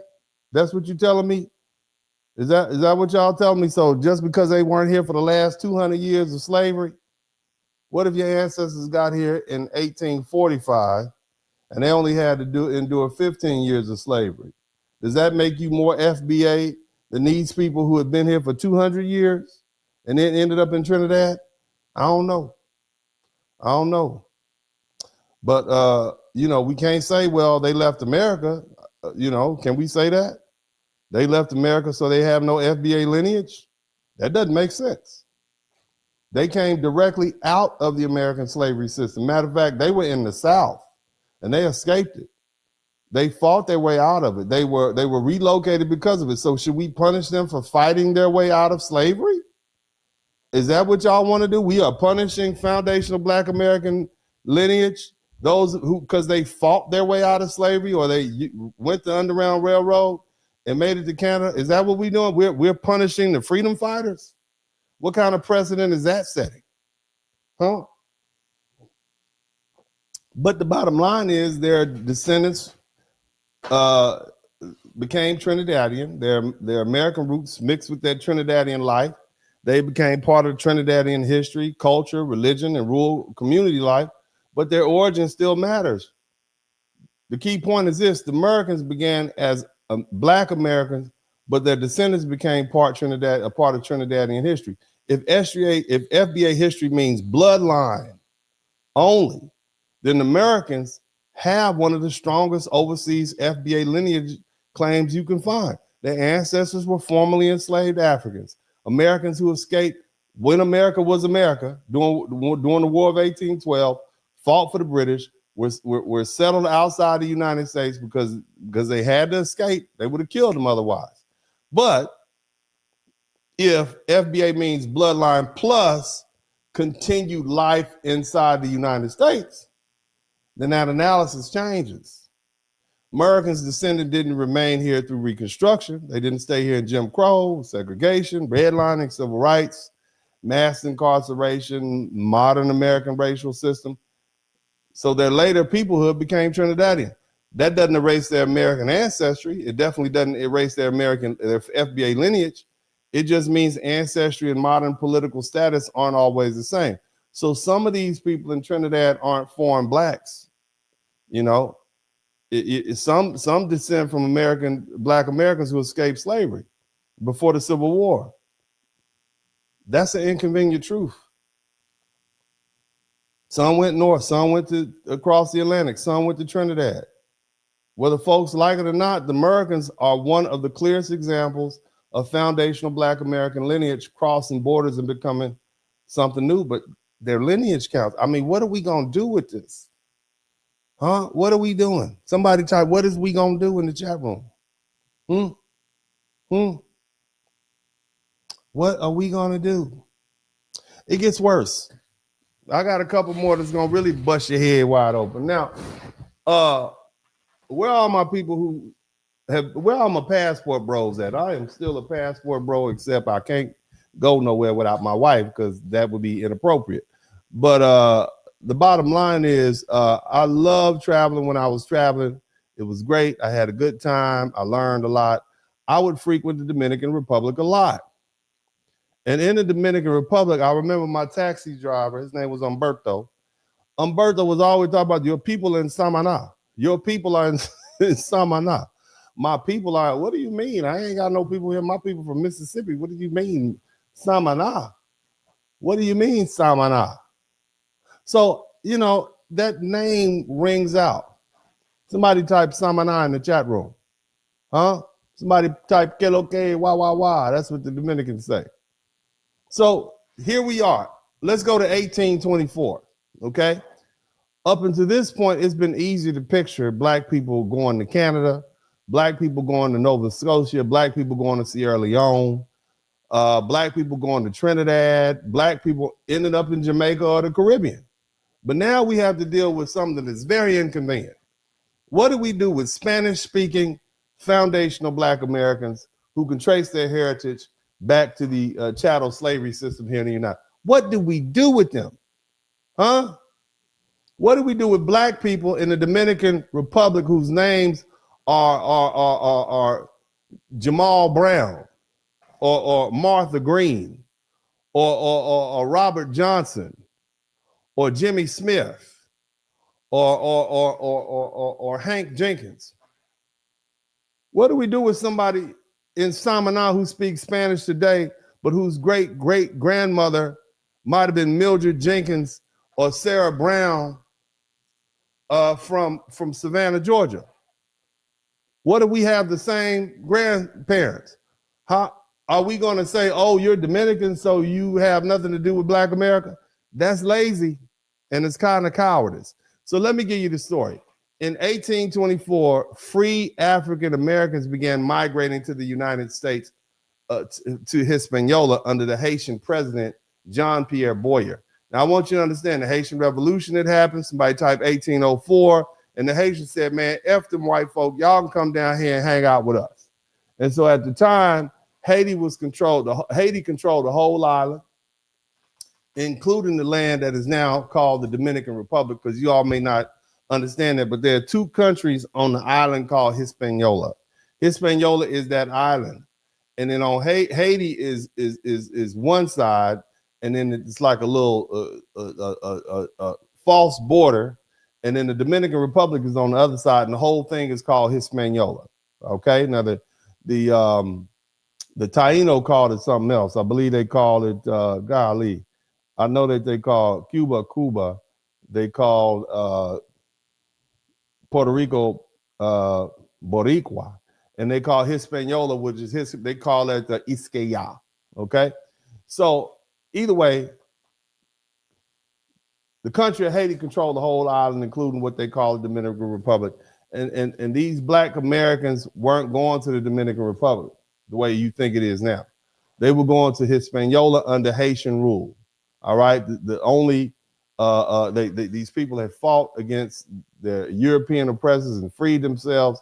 A Black-led republic inviting free Black people from the United States to settle, work, and build a future. And that mattered because these were free Black. These were free Black Americans living in the United States where slavery still existed. They were free on paper, but America still didn't respect them. They faced racism. They faced white violence. They weak citizenship rights, restrictions on movement. So when Haiti, the first Black republic in the Americas, offered paid passage, come on down here, we'll pay for your trip. And they would give them support after their arrival. They gave them land grants. And even they'll say, if you don't like it, we'll send you back. We'll pay for you to go back. That meant a lot. That's first class treatment. If we don't like it, we can go back. If nothing else, it's a vacation. And so guess what? Thousands of Black Americans responded, 6,000 specifically. 6,000 African Americans responded to the Haitian immigration effort in the 1820s. And one community that survived and preserved its identity was called Samaná. And they became known as the Los Americanos de Samaná, the Americans of Samaná. And the name alone should make people pause. Now, I have some video because that's what I do. I give you video because, again, I know y'all don't believe me. I'm just talking on the internet, you know, so I have to let you see for yourself. A picture is worth 1,000 words. and the video is it speaks for itself. So these are some videos that I scarfed up a couple. I want you to listen to this. Hit the number one of Wilmore de Kelly. Soy nacida. Her name is Martha Wilmore Kelly. Okay, that's her name. Martha Wilmore Kelly. Let's listen. History they tried to hide. Wilmore de Kelly. Soy nacida aquí en Samaná. Y soy descendiente de los afroamericanos que vinieron en el 1824. She said, I'm an African American, and then she said 24, 20, what is that, 24, is that 24? I don't know what she said. Some 1824, I believe that's what she said. You know, my Spanish is a little slow in learning and speaking, but let's keep listening. My name is Martha Wilmore. My mother was Martha Johnson. Martha Johnson. Her mama name was Martha Johnson. And my father, he was Wilmore and Green. And I was born here in Santo Domingo, here in Samaná, in this place. So whose name was Green? Hold on. Wilmore and Green. And hold on, got Wilmore. I couldn't hear Johnson. And my father, he was Wilmore and Green. Wilmore Green. I was born here in Santo Domingo, here in Samaná, in this place called Barrio Wilmore.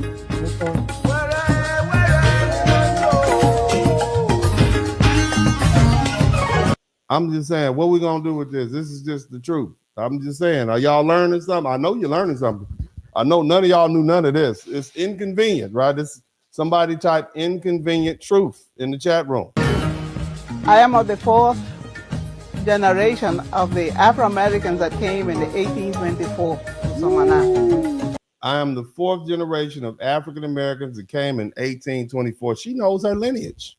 She knows her bloodline. Are we just going to ignore this? You going to do like the white people do? Is that what we're going to do? Keep listening. They came from different parts of the United States, but they all left out from Philadelphia in different groups. Some landed in the capital. A group landed in Port au Prince. And some landed in the capital. When they say the capital, it means Santo Domingo. Some landed in Puerto Plata. All you fellas hanging out in Puerto Plata, I know what you're doing down there. Those are Black Americans. Some of those women are FBA women down there. I know that you can't tell, but that's what she said. They landed in Puerto Plata. Okay? Go on. More than one group came to Samaná. More than one group came to Samaná. Let's listen to another video. Y'all might not believe her. Here's another one. There have been many groups of people that have lived here in Samaná, such as the Taino Indians, the French, the Spanish, the Portuguese, but the group that may have had the biggest... Somebody type flee. They fled now. They flee. Remember we said Black Americans don't flee, we fight? I guess we was wrong. Damn, they fled. Somebody type flee in the chat room. Somebody, come on, don't run from it. Somebody type flee in the chat room. We was fleeing. They fled to Trinidad. They fled to Canada. They fled to Sierra Leone. They fled to Jamaica. They fled, a bunch of them fled to the Bahamas. And now you see they fled to the Dominican Republic. Damn. Biggest influence are the freed slaves that came from Philadelphia in 1824. I am Martha Wilmore Johnson. I am descendant of the Afro-Americans that came down to this island in 1824.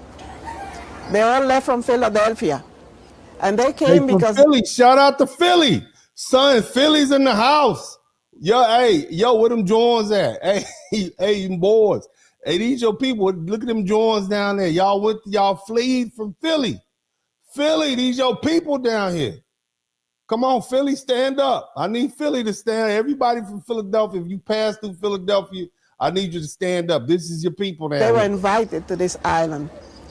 When the Haitians governed the whole island, they made the invitation. They sent to the United States and made contact with the president in 1823. When they made the invitation to them, they said that they would have gave them here, they would have gave them land. But their contribution from the United States was to give them of their culture and civilization. The lives of free blacks living in Philadelphia during the 1820s were in constant jeopardy. On one hand, they faced the threat of being kidnapped. Okay, so when she say kidnap, pay attention. And so back into slavery.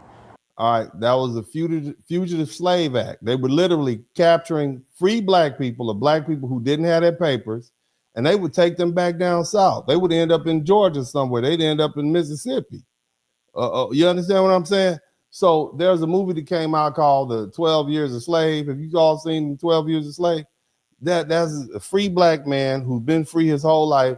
The Fugitive Slave Act, basically they had the federal government who authorized bounty hunters and other marshals to go get black people, and nobody you could get arrested or whatever. So you had a choice. You could stay here in the United States, but the northern states were no longer free from being captured and put back in slavery. Just because slavery was illegal in the state didn't mean they couldn't take you back down south. And as soon as you got past that line, that Mason-Dixon, that's your ass. Okay, you're gonna be picking cotton. You're gonna be chopping cane. Okay, if you free or not. I don't care how much education you have, boy. Get out there, boy. Kapow! Get your nigga, everybody, goddamn. That's what you're gonna get. Okay, you're gonna get 70 lashes.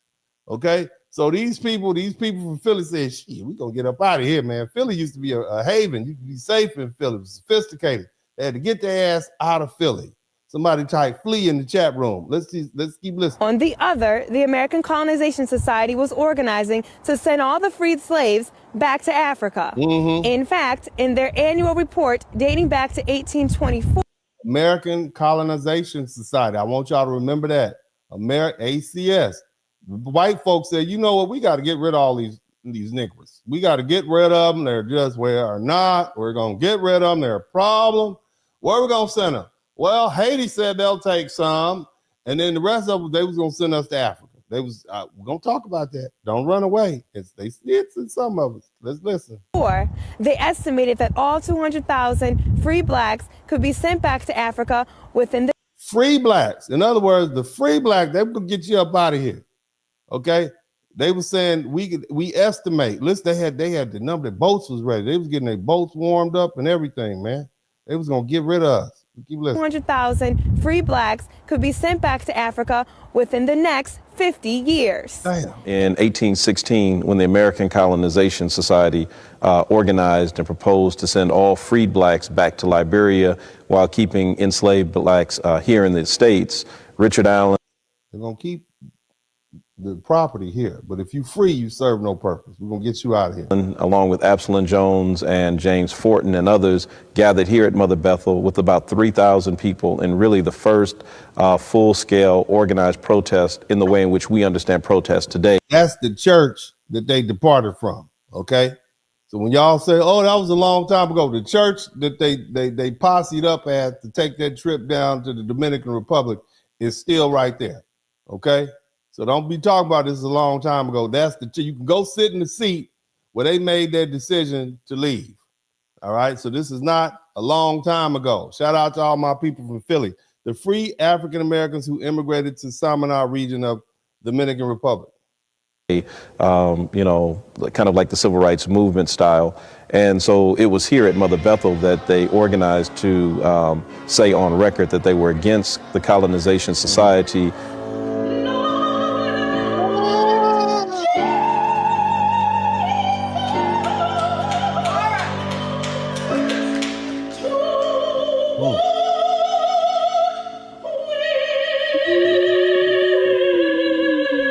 As a free black person in America, up until the end of the Civil War, you know, your position was always precarious. And so it just didn't matter. I mean, so you could be an established person in the community like Richard Allen. I mean, Richard Allen was the most well-known black person of his era. I mean, he was like Martin Luther King of his time, Frederick Douglass of his time, Barack Obama of our time. And what happened to him? So if a person like Richard Allen could almost be taken away and, you know, taken back into slavery, that literally said to, you know, everyday black people that nobody was safe. They about to take Martin Luther King back into slavery. Can you imagine that?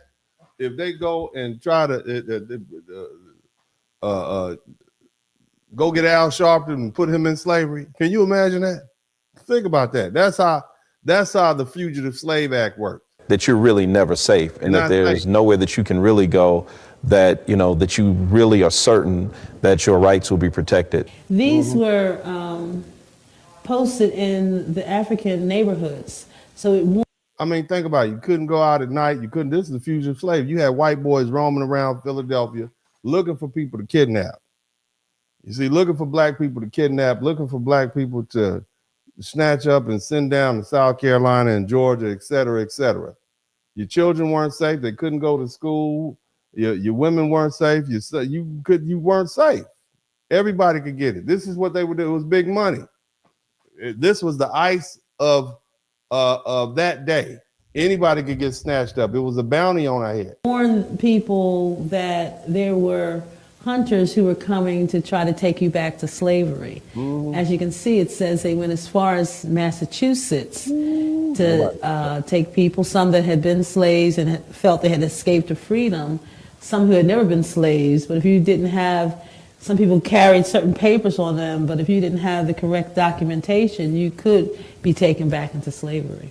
It was these constant threats that compelled the free Shout out to Passport King. blacks to immigrate to Haiti, a place where they hoped they would find true freedom. They had a Now keep in mind, Haiti, the whole island was Haiti at the time. Okay, that's what you need to understand. But we call it the island of Hispaniola, so keep that in mind. Let's keep listening. Series of meetings with some of the emissaries from Haiti who came on Boyer's behalf to talk about the opportunities that were there. One of the main concerns for Richard Allen, obviously, was that there would be religious freedom and religious liberty, so that they would not get there and then find that the effort to, expand the AME church would be hindered. And so it was more than just economics and more than just about land, but it was also about this notion that the AME church would be able to grow in Haiti. So while on the one hand it looks like colonization because blacks are leaving America, going to work in another country, it was different in that this was actually done by blacks, for blacks, and I think that's what really appealed to Richard Allen.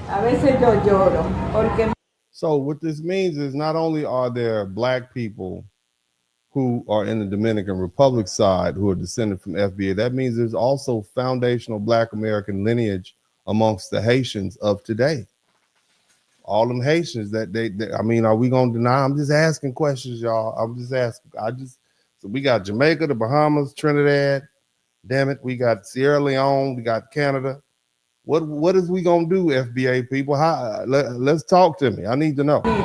Si no hubiera sido por el maltrato que se le hubiera dado a los negros hoy, nosotros no estuviéramos aquí en Santo Domingo, nosotros estuviéramos allá. Over 6,000, 6,600 and more, the quantity, the people that came. There it is. So, you all can do some research on your own about that, but this is historical fact. Did y'all learn this in your Black History class? Did they teach you any of this in your Black History class? I'm just asking, okay? But again, as I said before, they're in the Dominican Republic, but they're remembered as the Americans because their origin was African American. They brought English, they brought Protestant Christianity, they brought the Methodist and African Methodist Episcopal traditions. They have American surnames, they have a family memory, okay? They have church, they have culture, they have foodways into a Spanish-speaking Caribbean country. So yes, today, many of their descendants are Dominican. They speak Spanish. They're part of Dominican history and Dominican culture. Shout out to Mark the Freelance. But their origin story runs through free Black America.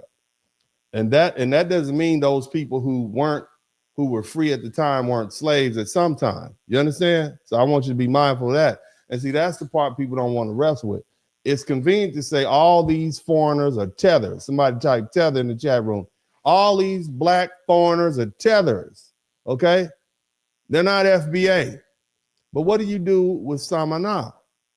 What do you do with Black Dominicans whose ancestors left the United States in the 1820s? What do you do with Spanish-speaking Black people whose families preserved the English-speaking traditions for generations? I mean, they have photographs of their relatives. You see, that's when the slogan stops. Don't work no more. If FBA means bloodline, somebody type bloodline. okay, then some, you know, what do we do with these people? Huh? Clearly their bloodline is FBA. Clearly they can trace their roots back to the American slave system. It's not that hard, right? I mean, their families have direct ties to enslaved people and free people in the United States, just like many of you all. So we have to ask ourselves, is FBA bloodline plus continued formation inside the United States? See, then that analysis changes. Samaná descendants didn't stay here through Reconstruction and Jim Crow and segregation and redlining. Their modern identity became Dominican. Their daily language became Spanish. Their political life developed in the Dominican Republic. But that still doesn't erase their FBA lineage. It complicates this claim. So when you meet a Black Dominican with an English surname, a Protestant church tradition, and a family story going back to African Americans who migrated in 1824, don't be so quick to throw them in that same category that we do with these Black immigrants with different kind of names. Because some of them at their core have FBA lineage, but some absolutely may be Black American descended diaspora. And if we're going to keep the same lineage, if lineage matters, then we have to be honest when lineage shows up in places that doesn't neatly fit within our argument. Now, family, we've been here for a minute and we're about to hit it hard and get on up out of here. I want you to hold tight, but I need you all to make sure if you have not subscribed to the channel, to subscribe to the channel. Go ahead and do that now. That's very important for me because at this particular point, this is, you know, I know you ain't got your check yet. That's fine, but subscribing is free. So everybody who's watching this broadcast on the rebroadcast, I want you to take the opportunity right now and get your little thumb, and I want you to push subscribe and push the bell notification. Okay, doesn't take much to do that. Okay, this is not rocket science. We know what we trying to do over here. We trying to get me. Okay, somebody type me in the chat room. We trying to get me 100,000 subscribers, and we shout. Somebody type shout. We coming up shout. So I need more people to hit that subscribe button right now. I need you to go ahead and do it. Don't hate watch. Don't hate watch, Uncle D. Why would you do that? Why would you disrespect the channel like that? Nobody else is getting you this mad and upset and messing with your mind like this. Is something you're gonna think about tomorrow. You're gonna be like, damn, I know. That's why I do that. I spend a lot of time trying to figure out what can I make them say, damn, I want you to figure out something about me. If they go right, I'm gonna go left. Whichever way the crowd is going, I'm gonna go the opposite way because I'm not gonna follow the herd.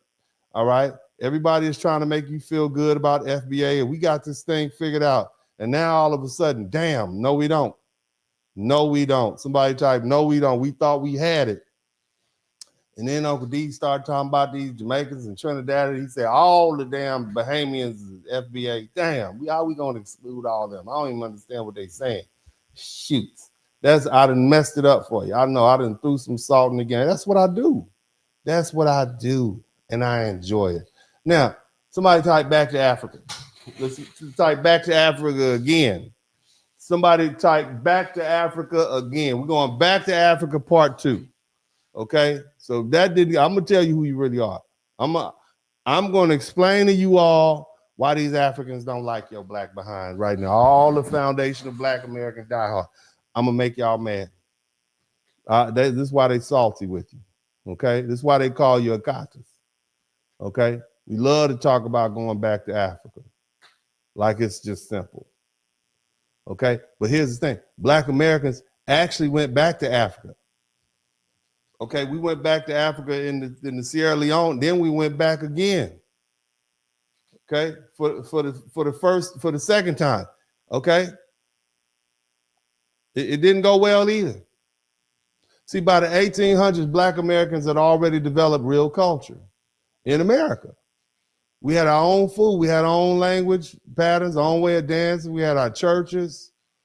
We had our own worship, our own way of burying our dead, our own way of teaching our children, our own way of dressing, organizing, surviving, and thinking.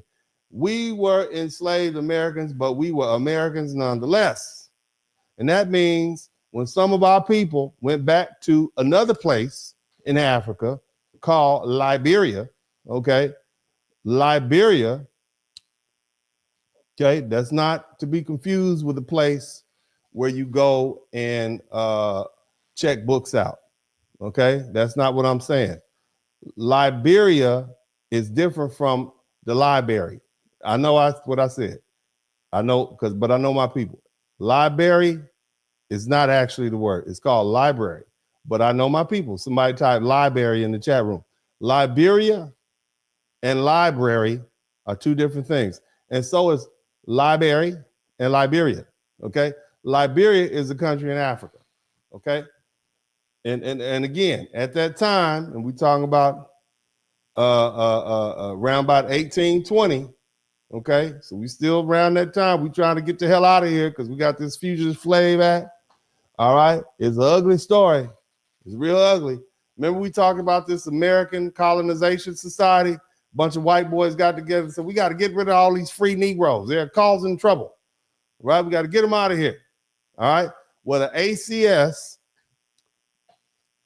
was founded in 1816, right after that War of 1812. We never talk about the War of 1812, but they like, man, we got to get these guys. They keep siding with the British. We got to get them out of here. The War of 1812 had just ended in 1814, December 1814. It's a new year. We got to get rid of these free Negroes. And so they formed this American Colonization Society. And the purpose was to get free black people up out of the United States and send their black behinds back to Africa. Somebody type back to Africa. Now, some of the people supported the colonization because they thought black people would never be treated fairly in America. So the brothers and sisters was like, let's get out of here. Tired of dealing with this. But you see, here's the thing. A lot of white people supported colonization because they want to free black people gone. They don't like you. Okay.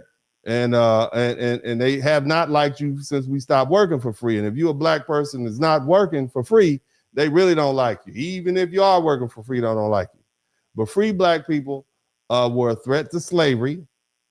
They were proof that black people could live free, work, organize, own property. They could speak, they could write, they could challenge the system.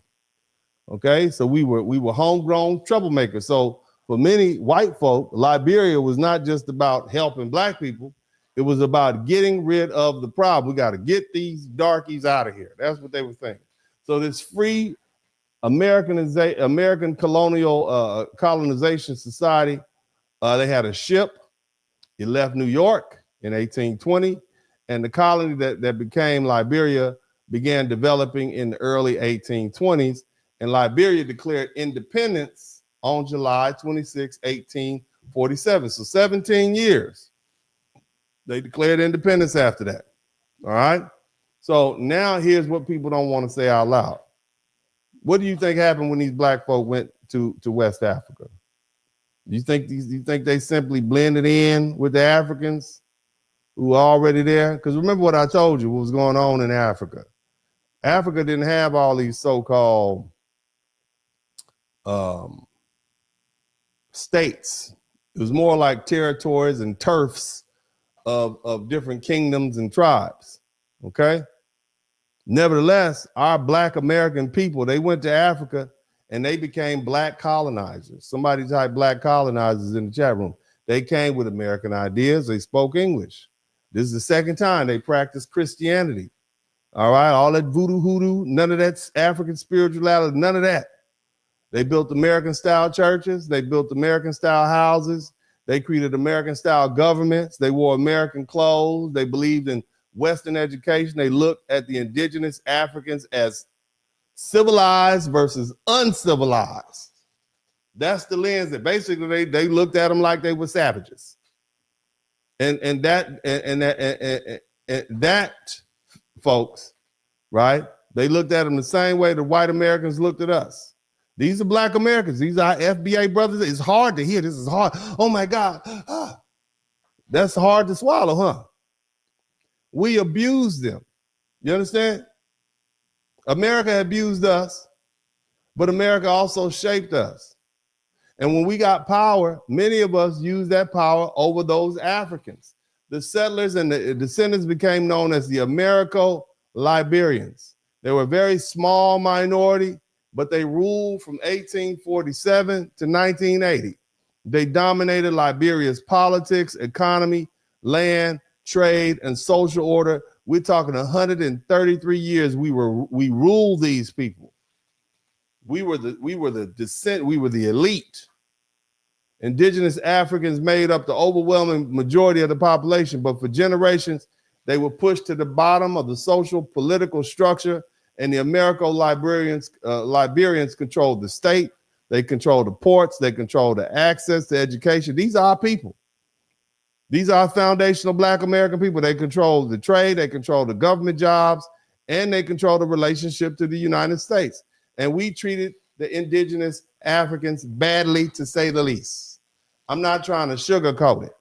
The historical record says the American-Liberians viewed the indigenous Africans as inferior, as uncivilized, and they didn't even consider them full citizens in a land that they had occupied for thousands of years. They created a caste system. I'm talking about the Black Americans, the foundational Black Americans who left here in 1820 and went back to Africa to escape the oppressive white man, took their Black behinds over to Africa and oppressed and dehumanized the Africans that were there. They created a caste system. If you marry this person, you're all right. If you marry that person, nah, you lower class. We didn't give him any meaningful power. This is 133 years, generations. They were restricted from full participation in the state. They were treated like labor, like subjects, like people who had to be civilized before they could be equal. They said that the American-Liberians treated indigenous people much like white Americans had treated us, like savages, unwanted citizens, and not deserving a vote. So sit with that, okay? I want you to sit with that. You understand me? You sit with that. I'm gonna let you look at these videos so we can go ahead and finish this lesson. Are you listening? Huh? Are we listening? You can be mad all you want. It's not my fault you didn't learn this in history class. Let's go ahead and take a gander at what's going on. Y'all hit the #1 button. Black American History, February 6th, 1820. A group of 86 freed African Americans set sail for West Africa. Their destination? A new colony, Liberia. Organized by the American Colonization Society, these men, women, and children boarded the Elizabeth from New York, seeking a future free from oppression in the United States. But their journey was harsh. Many fell ill upon arrival at Sherbro Island, off Sierra Leone, where disease took a heavy toll. Still, survivors pressed on. By 1822, they secured land on the Grain Coast, founding what would be. On this day in Black American history, February 6th, 1820, a group of 86 freed African Americans set sail for West Africa. Their destination? A new colony, Liberia. Organized by the American Colonization Society, these men, women, and children boarded the Elizabeth from New York, seeking a future free from oppression in the United States. But their journey was harsh. Many fell ill upon arrival at Sherbro Island, off Sierra Leone, where disease took a heavy toll. Still, survivors pressed on. Y'all, do you understand? So this is known history. Just because you didn't learn it doesn't mean it's not known, okay? By 1822, they secured land on the Grain Coast, founding what would become Monrovia, named after U.S. President James Monroe. Liberia was born, a beacon of Black self-governance and resilience. Though challenges remain, conflict with indigenous groups and American influence. The settlers laid the foundation for Africa's first republic, officially declared in 1847. From struggle to sovereignty. Now I'm playing the cartoon because, I know this gets people's attention. Their legacy endures. This is Black history. This is American history. Now let's go ahead and get the real story from some people on the ground. Y'all let me know if you can hear that. That's the warm-up act. Let's keep it pushing. I was the president of the US, Donald Trump. Why was he asking the president of Liberia who taught him how to speak English that he speaks so well. Did he do history at all in school? After all, even if he didn't do history in school, as a president of the United States, so many things that you will have known. Why are you asking that question? So really, she's saying, why would you wonder why we speak English? This is Liberia. We were a colony or a state formed by African Americans who spoke English from the inception. And this is well-known history. Everybody over there knows this. Let's keep listening. Just doing that in America. Yeah. Hold on, let me pull this out. Next up. Over 1,000 former slaves once sailed across the Atlantic to found a new nation in Africa. In 1792, 1,200 black Loyalists left Halifax, Nova Scotia, bound for Sierra Leone. All right, that's the one about Sierra Leone. Let me move on to the ones about, let me see if I can pull this up, Liberia. For Liberia, I actually had this conversation with somebody a few days ago. They're American, and they were asking just about Liberia and things like that in Liberian history. And I told them, I told them that Liberia has many tribes, and they were like, well, what was Liberia called before settling and things like that? And I was like, you know what? I don't know. I think it was just the tribes had their boundaries, and that was it. The tribes knew where they were, and that was it. And I think the same way. Like, I'm Liberian because that's what. So what he's explaining to you is that what we know today as Africa and the 54 countries of Africa didn't exist. They were just territorial, kind of like how the Native Americans have it set up. Let's keep listening to the gentleman. What the boundary set on the map.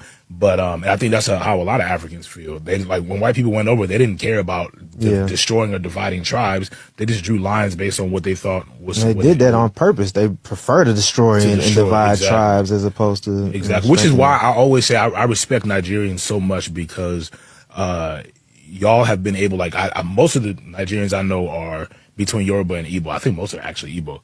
And y'all have been able to, those tribes have been able to really stick together regardless of what, colonization did and to separate. So I have a high. Sad facts about Black American history. Do y'all know we was colonizers too? And we also enslaved people too? Yep. This is the history they never tell us. But yeah, I just read that we colonized a part of Africa. They bought us, the white people took us back to Africa. A lot of people be saying, go back to Africa, go back to Africa.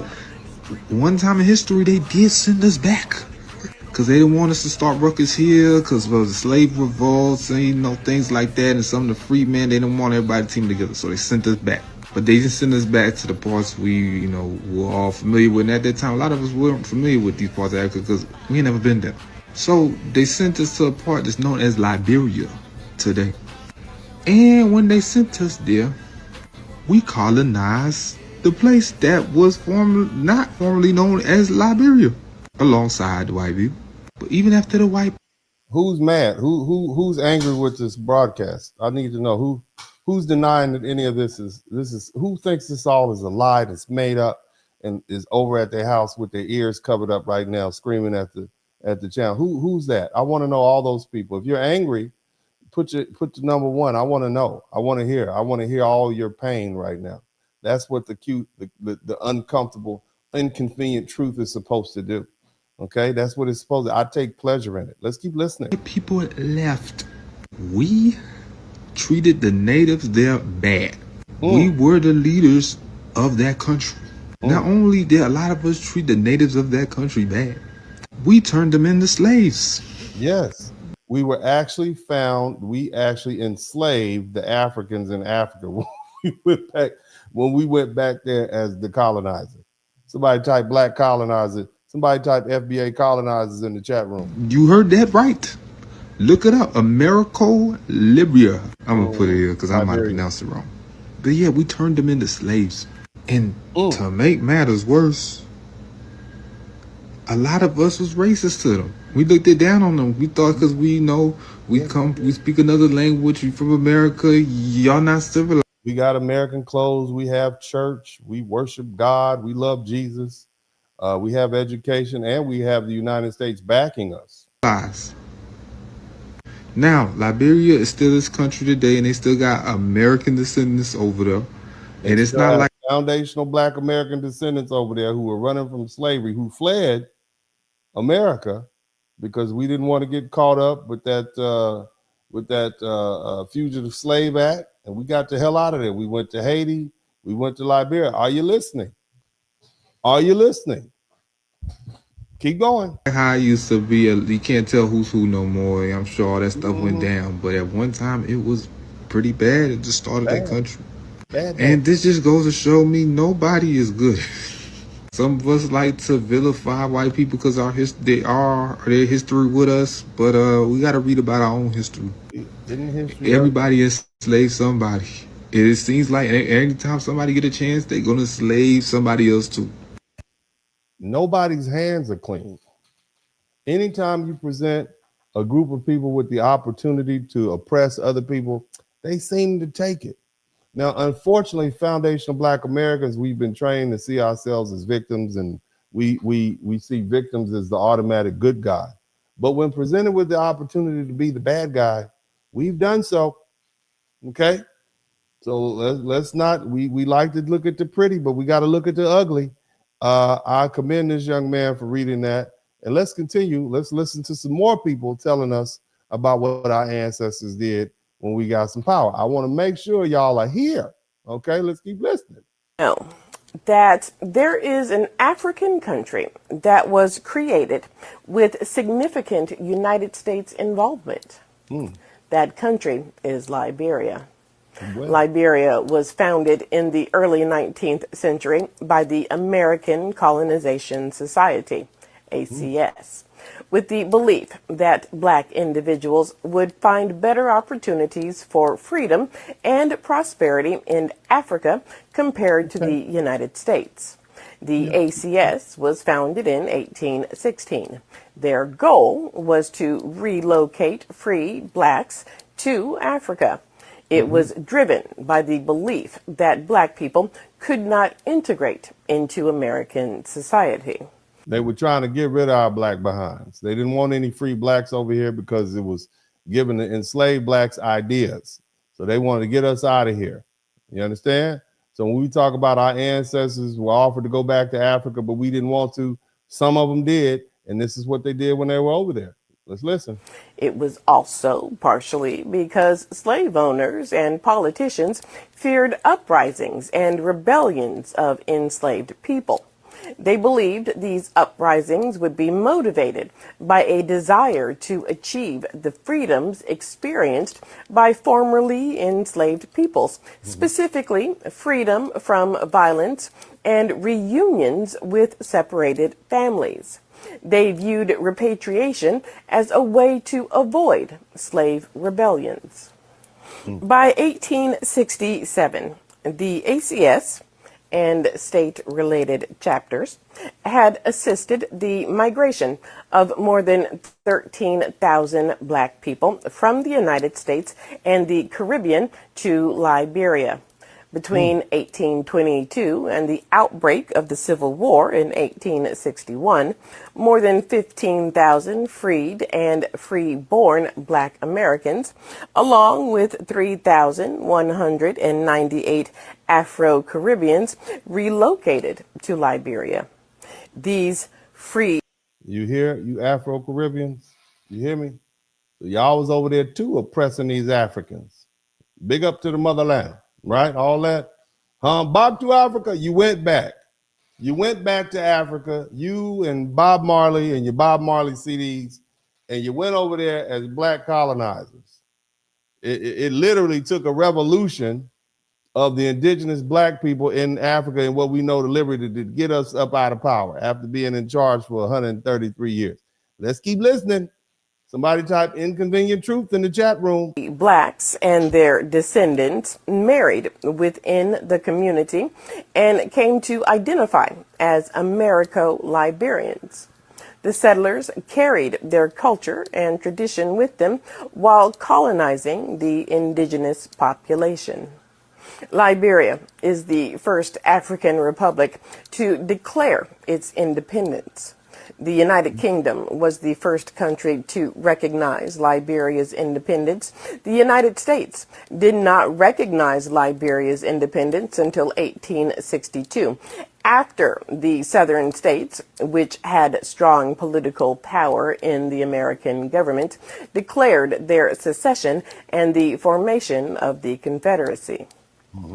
Along with Ethiopia, Liberia was one of the two African countries to maintain its sovereignty and independence during the European colonial.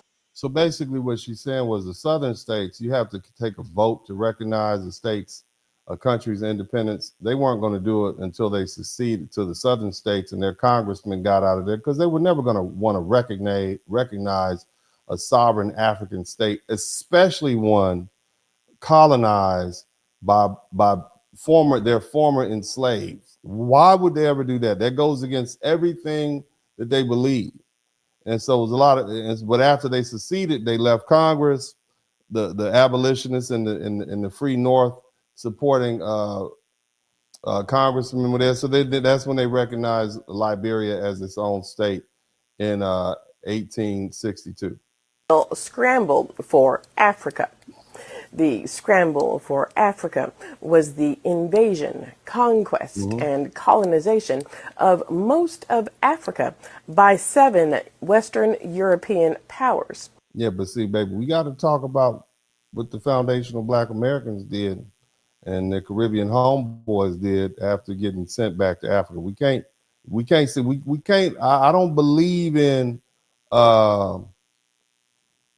I don't believe in pussyfooting around. Did you know Liberia, okay, a country in Africa, was founded by freed slaves from the United States of America, so-called blacks? Did you know that? Yes, I did. Yes, yes. The American Colonization Society was formed in 1817, and this colonization society in the Americas was designed to send free African Americans to Africa as an alternative to emancipation in the United States. In 1822, the society established on the west coast of Africa a colony in 1847 that became the independent nation of Liberia.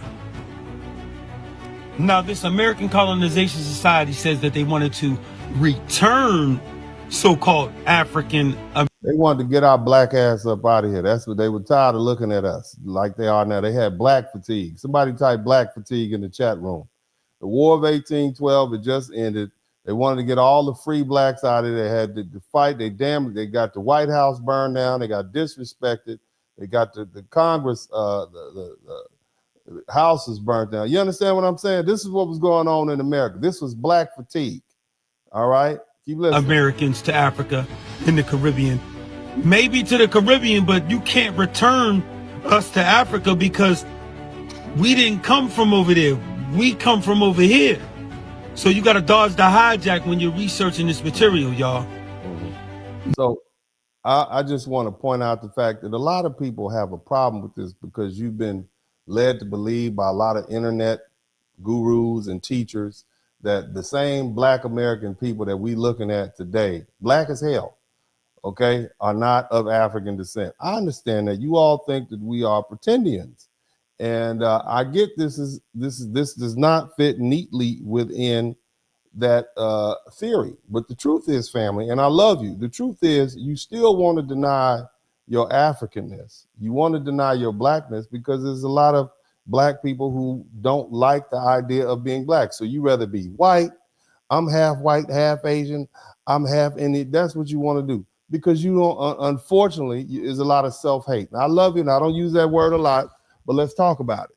You see, back in the day when I was young, I had black people who were clearly ancestors had been taken advantage of by white people. They swore up and down that they were Native American, but the truth is they were just mixed with European descent because unfortunately our people were subjected to the control of white people for hundreds of years. And that means everything was under control.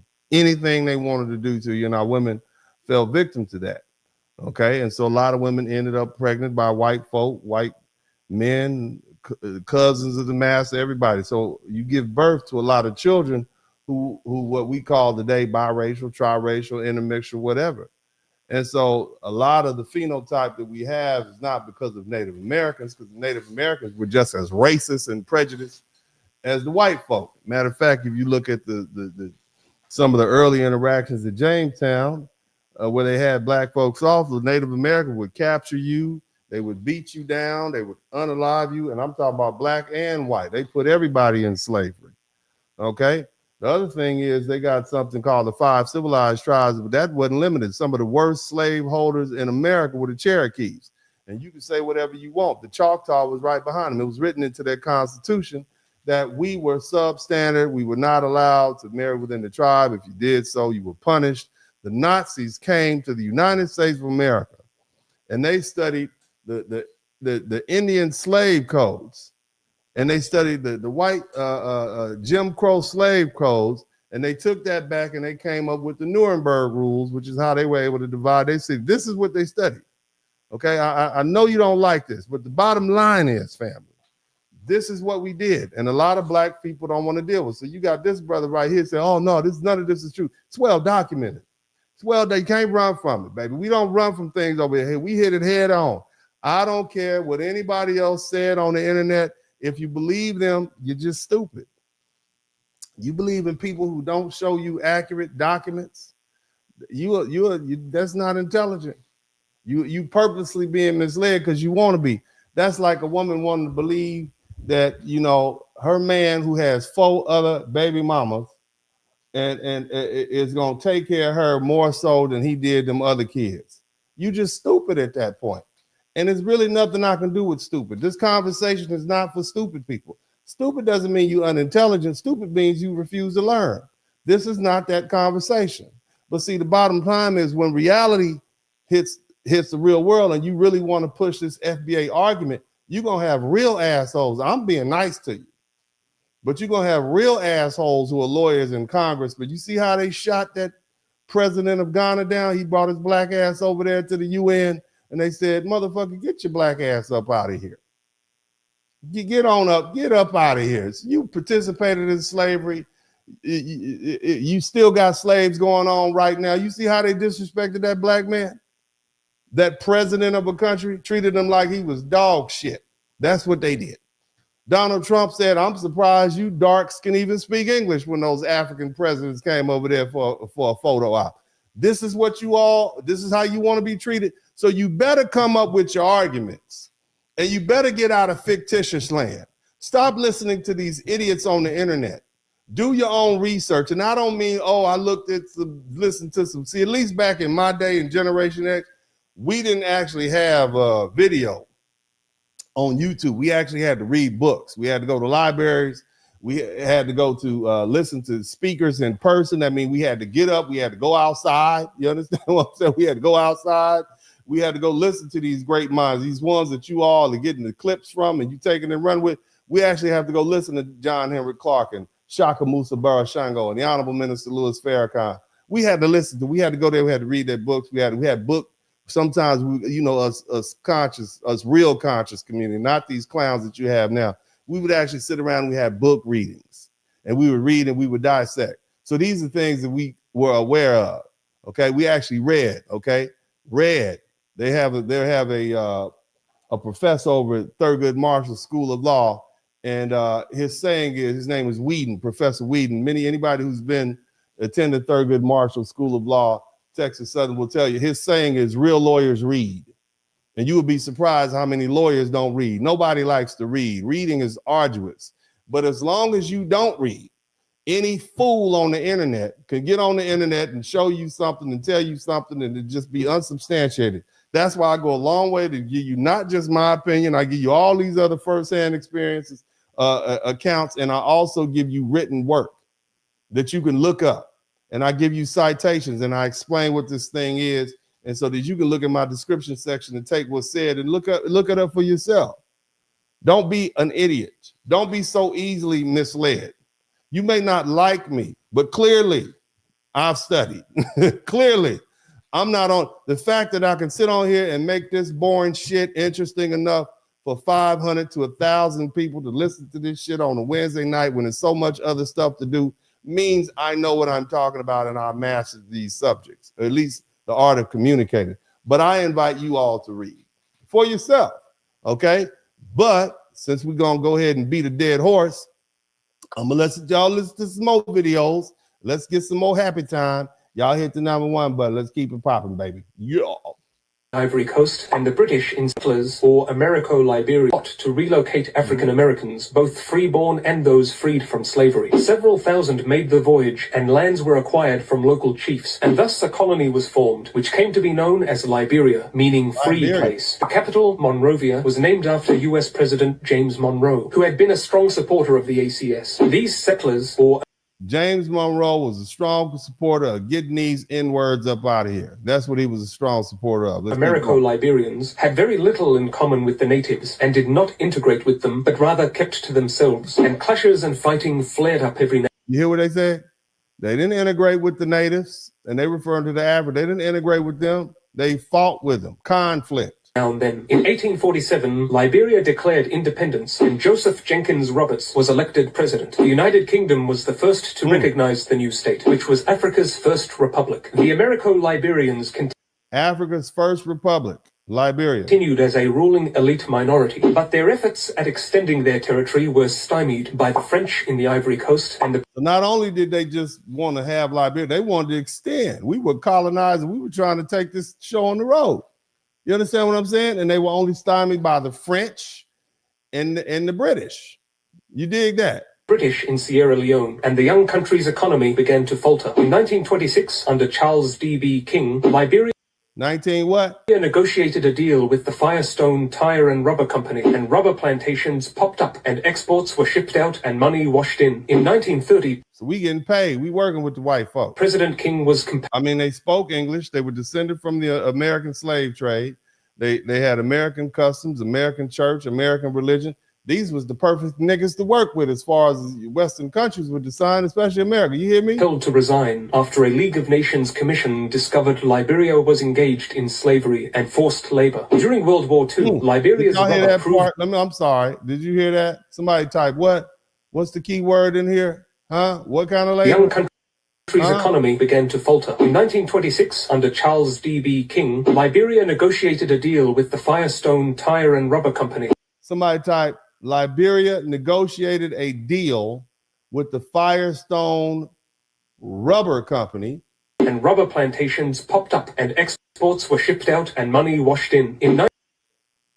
And rubber plantations popped up in this foundational Black American-run country, republic in Liberia.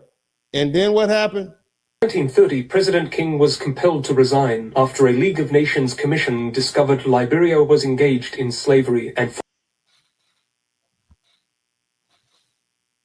I'm sorry. Did I hear what I just heard? Who had to retire? Did y'all hear that? Somebody say that again for me. Let's listen carefully. Under Charles D.B. King. Charles D.B. King. That's a very city. I mean, is he related to Martin Luther King? In the Ivory Coast, and the British in Sierra Leone, and the young country's economy began to falter. In 1926, under Charles D.B. King, Liberia negotiated a deal with the Firestone Tire and Rubber Company, and rubber plantations popped up, and exports. So they had rubber plantations. What else did they have? What else did they have? See, with the trees, you got to go in there and get the sap out of the trees. Okay. So they made a deal with Firestone. You got rubber trees over there. Get some plantations together. We'll get the plantation. We know how to do plantation. We came from the plantation. What you talk about? So the President King like, man, we got this. Ain't no problem, baby. We're gonna put these. We got you. Just check back in a few weeks. Were shipped out and money washed in. In 1930, President King was compelled to resign after a League of Nations commission discovered Liberia was engaged in slavery and forced labor. So the president, they made the black FBA president resign because he had come up with a whole bunch of plantations, rubber plantations, And he had the indigenous black Africans out there working on the plantations in slavery. He had to resign because he was running a slave state. This is why they don't like y'all. This is why them black Africans don't like you foundational black Americans. This is why they don't like us right there. You took your black asses over there. First you went to Sierra Leone, was talking shit, talking bad about them people. And now you done went back over there and started some goddamn plantations, damn rubber plantations. You got these Africans out here working hard. You don't let them vote, nothing. And you got them out there on the plantation. And you getting all the money. That's why they don't like y'all. That's why they don't like you now. I see now. Damn it. We gonna have, damn. World War II, Liberia's rubber proved highly beneficial to the Allies, and the United States built up Liberian infrastructure, and the country prospered under the long regime of William Tubman. Now, since the Republic's foundation, the country had been ruled by members of the colonizing Americo-Liberian... Colonizing black people. Found that, this is what you did. This, black people sit down and, FBA, sit down and take your talking to. This is what you did when you took your black behind back to Africa the second time. You went over there and colonized. You act just like the white man. That's what you did. You act just like the white man. You just like white zaddy. That's what you did. That's what you did. Don't run from it now. Don't you run away now. Don't you? No, you bet not. You bet not. You learn about Harriet Tubman and Booker T. Washington and black history. This is what your black ass should have been learning about. This is what you've been doing. Over there colonizing like the white man, enslaved. And I know you was banging some of them broads too. I know what you do. I know what you do. Or Congo class, and the indigenous inhabitants of the land were growing more and more frustrated. In 1980, Master Sergeant Samuel Doe led a military coup and seized power, and the president and his cabinet were shot dead. Doe... Ooh, them boy, you see what y'all didn't hear that part. Y'all didn't hear that part. You said they got tired of your black asses over there. You went over there, you colonized them. 133 years went by. You know, they said, forget that. We're going to kill them all. This is why they don't like your black butts over there now. You better not go to, none of you you better not take a cruise ship to goddamn Liberia. You better not go. Black American. Okay, Black American. We have you. We have a name for you. They put bullets in them. That's how they ended the reign of the black American colonizer. Listen to it again. Pay attention. Ruled by members of the colonizing Americo-Liberian or Congo class, and the indigenous inhabitants of the land were growing more and more frustrated. In 1980, Master Sergeant Samuel Doe led a military coup and seized power, and the president and his cabinet were shot dead. Doe became shot dead. 1980. Some of y'all was alive back then. You didn't even know what was going on. They killed them off. They killed off the foundational black American black colonizers who came over there and started the rubber plantations and put them in slavery and was working with Firestone. Y'all better go outside and kick all your Firestone tires. You better go get this. This is you. You're colonizers. That's what you did. That's what you did. These are your FBA. That's your lineage. That's our lineage. The FBA. That's what we did. President, but in 1989, his reign was challenged by a former government minister, Charles Taylor, who led a rebel army against him in the First Liberian Civil War. The conflict ruined the nation. 200,000 people were killed. The economy was decimated and living standards plummeted. Taylor became president, but was himself toppled by rebels in the Second Liberian Civil War. In 2005, Ellen Johnson Sirleaf became the first woman elected to lead an African state and made peace and reconciliation. Black woman took over. Go ahead. Reconciliation a top priority, winning the 2011 Nobel Peace Prize for her wonderful efforts. In 2017, the football legend George Weah was elected president, vowing to tackle the corruption that has long poisoned Liberian politics. Liberia today faces manifold obstacles to betterment, but it has done admirably recovering from its horrific years of strife and upheaval. And here's hoping that this good land, rich in resources, sees happier times ahead. But as for me, it's by fate to relocate. Okay, well. As they say, the truth hurts. The truth just hurts your whole image. And here we are. We thought we were freedom fighters around the world. Come to find out, we could be as bad as the white man. Did y'all sit with that?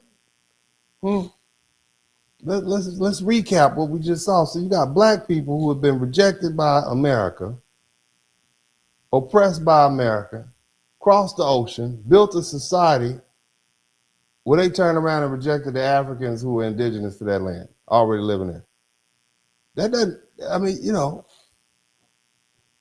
what does that mean? Maybe they had good intentions before they got there, right? I'm not saying they planned to do evil when they got there, right? That's not what I'm saying. I mean, you know, they didn't plan on being colonizers and settlers when they got there, but I guess it just kind of happened.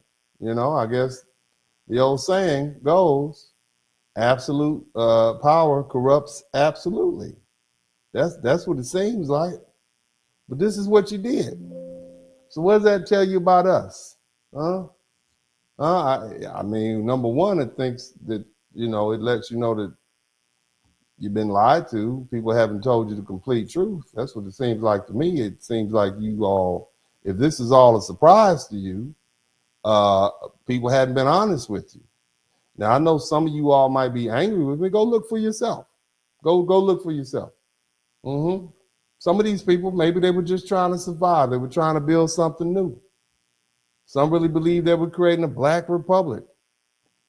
But as a ruling class, they built a system where they were on top, and I'm talking about us. We were on top. Our FBA ancestors were on top, and the indigenous Africans were beneath us. And that's the part people skip when they try to romanticize what we did when we went back to Africa the second time. Okay? The American-Liberian elite expanded territory. Sometimes they purchased it, sometimes they pressured, sometimes they just took it by force against the indigenous communities. There was rebellions, there was wars, there was indigenous group like the Grebo and the Crew, and the United States Navy helped protect Liberia. So the white man helped us oppress these black folks, these Africans at different points. And the American influence helped the American-Liberian government maintain control. So we used the white man's weaponry and gun to oppress these Africans. Somebody type, go back to Africa in the chat room. See, this is not just about black people going home. This was settlers. This was colonization. This was a project. Okay? We created American institutions, American culture, and eventually American power helped keep it in place. And then you get the forced labor. You got slavery. What do you think forced labor is? That's free labor. That is slavery. Because we wasn't gonna take our black asses out there and pull rubber out the banana trees. But the white folk was paying us. They were giving us money because World War II was happening. They need raw supplies. You can't clean that up, family. You cannot clean this story up. You can't clean it up. By the 1920s, Liberia and its FBA governments, the they were forcing the indigenous Africans into labor and sending them out as contract laborers under conditions that looked like slavery. And the League of Nations investigated Liberia in 1930. It got so bad. And what became known as the Christie Commission. Let me put that in the chat room because I know you all are angry and I don't care. I don't care. Okay? You're gonna learn the truth here. You are gonna learn the truth. This is what we did. The Christie Commission in the 1930s, and that investigation looked into the claims that Liberian officials, our people, were involved in forced labor, including sending indigenous laborers to what is called Fernando Po, or now Bioko, a Spanish-controlled island. And the Liberian government denied slavery. Why would they admit it? And forced labor existed, but the investigation implicated a lot of high officials, including the Vice President, Alan Yancey, and the scandal forced the President, Charles D.B. King, to resign. It was so bad. Think about the irony of that. You got black people who are descended from chattel slavery in the United States implementing slavery. So let me say this plainly. A country founded by free black Americans, FBA, and formerly enslaved black people ended up being investigated for slavery and forced labor against indigenous Africans. That's not comfortable, is it? That's not. Where do you put that? Where do you put that? And see, if we're going to tell the truth, then we have to say the truth even when it makes our people look bad. Grow up. Grow up. This is horrible shit. This is no different than what's going on in some parts of our country. Us killing each other, shooting each other, unaliving our women, and our women unaliving our men, and our women having baby deletion. This is all bad. It's a bad look. You can't run from it. So you all have been brainwashed to believe that black suffering automatically makes us a righteous people. Poverty and suffering don't make you righteous. Being oppressed doesn't mean you can't oppress somebody else. You got a lot of abusers that turn out to be abusers themselves when they get power. Having slave ancestry doesn't mean you can't reproduce the same plantation logic that shaped you. Some of those same foundational black Americans that escaped slavery here in America, when they got the chance, they built a hierarchy for themselves just like the master class. And then came the fall. But for over a century, these people that they call the American-Liberian elite held power. They dominated Liberian politics from the 1800s all up into the 20th century. The indigenous Liberians were excluded from any real power. And they didn't like it, so the pressure kept building. The resentment, it was beef. The country had a black ruling class, but the majority of the black people in the country was still treated like outsiders on their own land that they had inhabited for thousands of years. And guess what happened on April 12, 1980? The whole order came crashing down when Samuel Doe, an indigenous Liberian from the Kron ethnic group. The man was a master sergeant. He was a military mind in the Liberian army. He led a coup and came and shot the president, William Tolbert, killed him. And shortly after, he shot 13 of the government officials that was with him, did it publicly. Lit them up and put everybody, this is what we doing to them. It's a wrap. And that coup ended 133 years of foundational black American, i.e. Americo-Liberian political domination. And you Caribbeans can't get off the hook too, because remember they said y'all was up there with a co-signing Kiki and the Kaga right there. We don't have to celebrate the violence to understand why the explosion happened, do we? When you got a small settler descended elite class of people who are running, who are ruling over the majority for 133 years, they keep power in their own hands. They treat the indigenous people as less than. They create a caste system. They benefit from American support. Eventually, the pressure's gonna blow. You can't hold people in hostage and bondage for so long. We should know that of all people, and then it blew up. So here's the point of the conversation. Some of them Americo-Liberians absolutely have foundational Black American lineage. Where you think they learned how to institute that slavery and get them plantations from?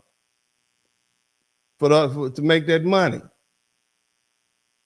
Some descended from free blacks, some descended from formerly enslaved people, some descended from people whose roots passed through the American slave system.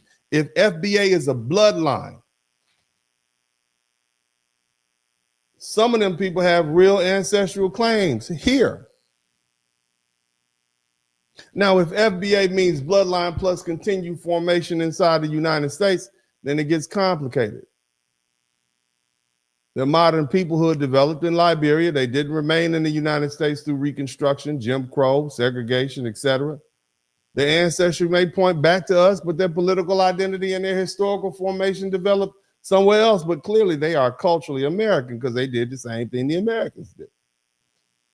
But see, here's the problem. Here's where it gets inconvenient. See, that Liberia thing, that has a very ugly layer. Y'all don't like this, do you? It's upsetting, huh? Now you can't play victim all the goddamn time. I don't give a damn. I don't give a hot damn. I don't care if you like me or not. I'm going to tell you, I've told people this before. I'd rather you hate me than love me. Because at least if you hate me, I know why I stand with you. And I can hate you right back. But I don't give a damn. You're going to hear this truth.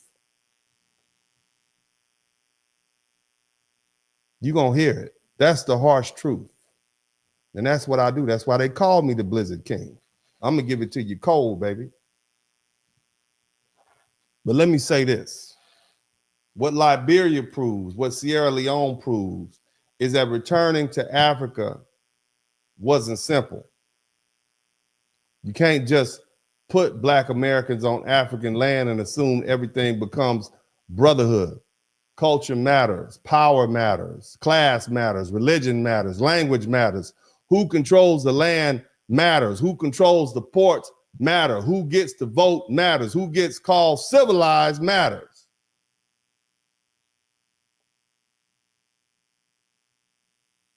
I used to tell these brothers all the time when they were going overseas, I said, there's no geographical solution for an emotional problem.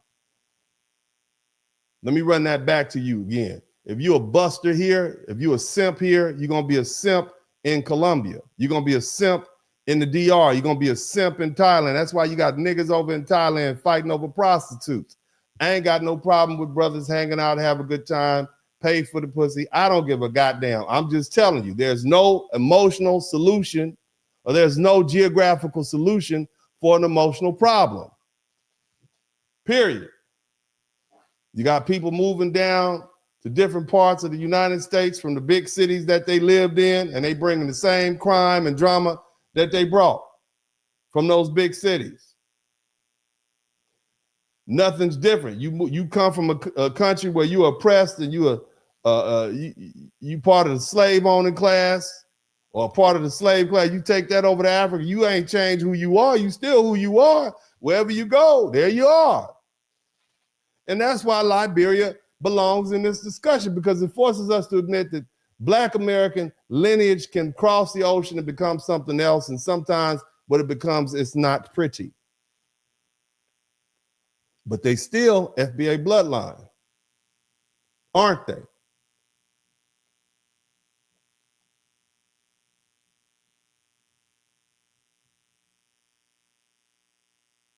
I'm not being anti-Black, and I'm not being anti-Black American, and I'm not a sellout because I done hurt your ears today. If we're going to tell the truth about FBA lineage, we're going to tell it. I'm not going to be up here. I'm not holding water for nobody. Again, I'm an advocate for Black men.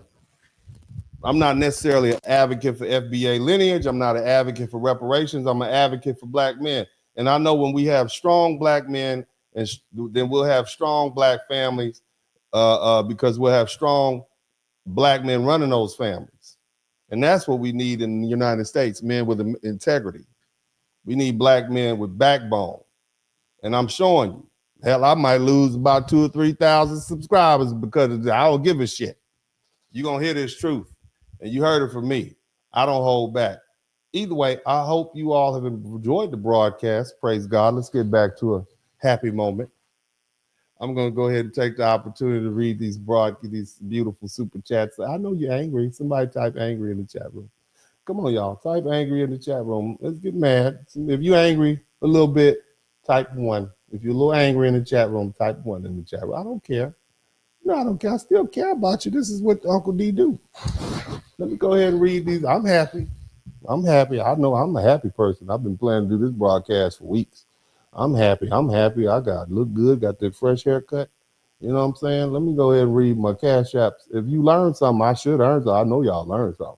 Whether you like what you learned or not, I know you learned something. I don't care what you say. Let's go ahead and read the Cash Apps. See how I made my voice lighter because I'm being more pleasant? See, this lets you know I'm happy.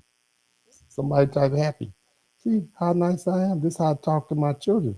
Hey, son, go ahead and, go ahead and I try to talk. Can you please clean up your room? I'd appreciate it if you do it. Son, see how happy I am? See, that's how I do, right?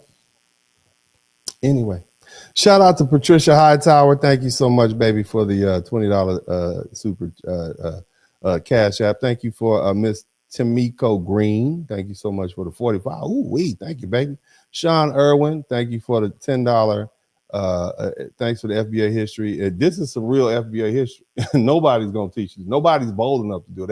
They don't want to make you mad. They some punks. They scary. They don't want to make you upset. That's why the pan-Africanists aren't gonna do it, because they don't want this type of information out there. The pro-blacks damn sure ain't gonna do it. The back to Africans aren't gonna do it. The FBA, pro-FBA, they not gonna do it. Why would they put something like that? Hell, they're not gonna sit here and look at it. You see? And they're not gonna put it in context for you. So shout out to Will of the Father. But this is what you do. We are now becoming a sophisticated, politically savvy group of people. And now here we are in this year, and when this argument comes up in 5, 6, 7 years, and you really have to deal with it, you will already know a little bit about the history, so you can be prepared to deal with it. Who's going to be FBA and who's not? Who's lineage and who's not? Who's going to reap the scholarship and who's not? If you got a black child that comes over here from Sierra Leone who can say, well, look, I can trace my lineage back to the killing fields of North America. I can show you this is where my people came from. This is us in the Book of Negroes. This is where we went. We came from Georgia. So I'm FBA too. Do you know that Idris Elba has said that his people from Sierra Leone are now, he already knew he had one parent who was from America. And now Idris Elba, he recently said this on a broadcast. He said, I am actually a Black American. I'm descended from Black Americans. What's going to happen when you get a whole bunch of children coming up from the DR, Trinidad, Jamaica, saying, hey, well, actually, I can trace my lineage back to FBA, so I'm eligible for this scholarship. Now, we done went through this whole thing to delineate, and now you got all these people saying, yeah, well, technically, I'm FBA lineage also. You got all them people in the Bahamas. What are you going to do about it? Y'all better think through your definition. Stop being emotional. Anyway, let me go back to being pleasant. Sorry. Okay, let's read the pleasant again. All right, anyway, let's go ahead and finish. Shout out to, I'm having too much fun. Alonzo Dunn, no, they are not FBA. FBAs are an ethnic group that has a continual non-broken lineage here in America. Besides, only Americans were enslaved here. When they touched this soil, they were Americans. They are now distant cousins. Well, what about, hypothetically, let me just throw an idea out there. So what about if, let's say, you had an uncle, and your uncle went somewhere, he was drafted, and he went somewhere like Vietnam, and here we are in 2026-ish. Come to find out, your uncle fathered a child in Vietnam, and that child is basically your cousin. Is that child FBA or not? He never actually left. His father's clearly FBA. I'm just asking. You let me know, okay? Because, there's a lot of that going on too. There's a lot of that. I'll talk about that in a minute. So, that's a good idea. I appreciate you, brother. Let's keep on pushing. Let's keep on pushing, man. Shout out to Fresh Always 2X. Great work. Thank you so much. Cooler Ick, the greatest people on earth are educated people on earth. They understand things beyond their own feelings about a said subject, whatever that may be. The system has been restructured to corner people into their feelings. Yeah, it has. You can't be in your feelings around here. Okay. I don't care about your feelings. You're gonna get these facts. That's the most important. You will remember what I told you. Okay. And that's the most important thing. You've learned something. I've made you angry, and you've learned something. I've done my job. The average American lives in a bubble and is totally ignorant to what the rest of the world is about, no matter how many trips abroad they take. Yeah, because the educational system trains us to ignore things that we should not ignore. But thank you so much, family. I appreciate you. Passport King, That's not delineation, that's ethnic cleansing. Thank you so much, Passport King. Understanding, $2, appreciate you so much. The code is the leader, FBA. Thank you so much, Understanding. I appreciate that. $50, man. Cooler, Dr. Umar is trash. I'm not gonna say that. The brother's an educator. We listen to him. He says great things. He just is in a corner right now, I believe, because you know he's been talking about pan-Africanists for so long, and now he's in a situation where he can't really pivot. That whole notion is dying, and you know he's kind of boxed himself in the corner. I get what's up. You know, when people's livelihood is on the line, their popularity and their status, you know, they'll say things that may not sound fully accurate or thought out as they otherwise would. But, you know, we don't want to take anything for Dr. Umar. How much money did Obama give to HBCUs? I forget. Thank you so much, Coolerick. Drill Sergeant, go ahead, G. I sure will. Drill Sergeant, you better tell him. I'm going to keep telling him, man. Blizzard Talk, what? G30, thank you for the $4.99. Super Sticker, our people stayed and the others cut out to Canada when it got rough. To me, that's the major delineation, no offense. But here's the thing, brother. What about the black people that left the South and moved to places like California, Oakland, Los Angeles? They moved to places like Illinois, Chicago, Kiwani. They moved to New York. They fled too. Now, they didn't leave to go to another country, but technically the black people that left the South and went over to anywhere past, I guess, Texas, they technically went to Mexico because that was a Mexican territory at the time. The people who went all the way to California, they were in Spain. Okay, all that was called New Spain at the time. Okay, so did they flee? I mean, history is very inconvenient. Remember, what we know as the United States was a very small piece of land compared to what it is now. It was the mid-Atlantic. I mean, am I wrong? Talk to me, am I wrong? If you live in Mississippi was a territory. If you went to Florida, if you fled slavery in South Carolina and you went to Florida, you were in Spain or you were in England. So did they flee also? It just so happened that we negotiated a deal with these countries and then it became a state or territory of the United States. But they fled too. So did they flee? See, these are the inconvenient truths that when you start having conversations with people who actually know history and geography and have actually read, they're going to bust you up real bad in the conversation. They're going to make you look like an idiot. They're going to run you off that stage like they did the president of Ghana. They treated him like he was a clown. So you have to have your arguments well developed. You just can't go up there spewing emotion and not know the facts. These are basic facts. This is stuff you would learn by the 8th grade, okay?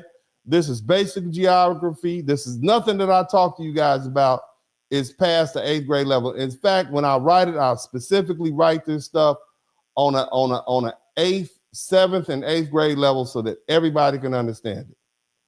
So when we talk about fleeing, how can you flee? How can you not have fled if the United States had slavery and you went to a place that is now known as Texas, but was at that time known as New Mexico or New Spain? That's fleeing. You fled to another country. I mean, it is what it is. If fleeing conflict means going to another country, well, that's what they did. They fled. So can we really say FBA don't flee? We fight. Can we really say it sounds good? I love the slogan. I've used it several times on my page, even though I know it's inaccurate.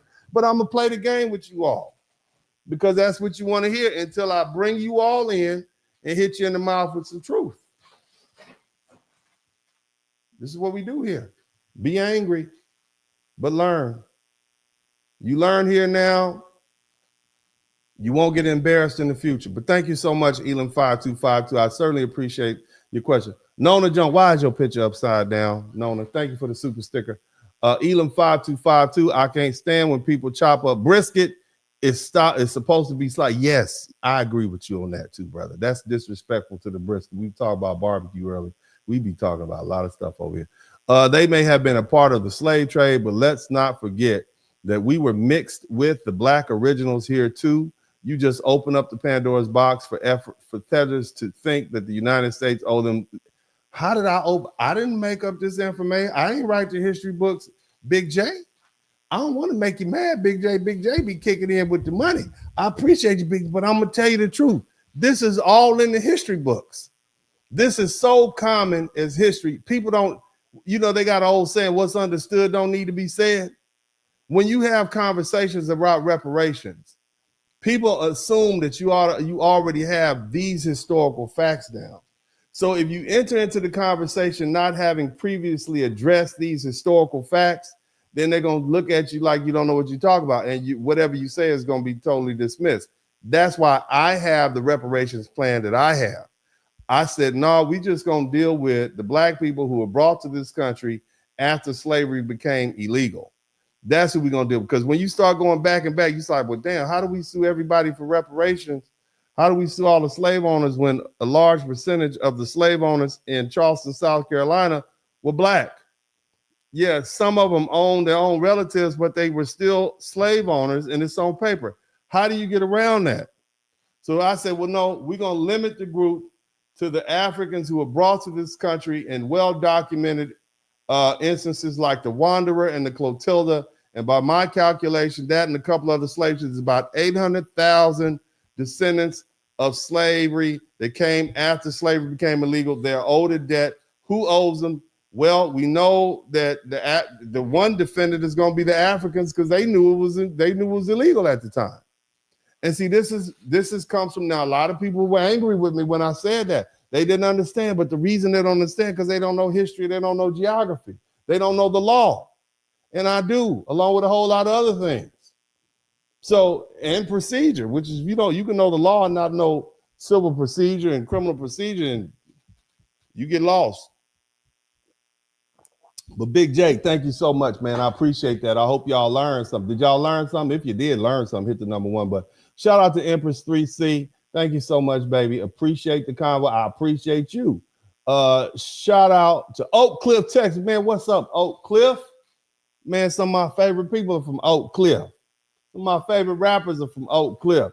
Get money, and we gonna get money. Them boys fresh, ain't a damn thing stunning. When I walk by, it can smell like money. I'm dope, man, clean, not a damn stain on me. Hey, man, never mind. I'm gonna let you go. He might not even be from Oak Cliff, but shout out to all my people in Dallas.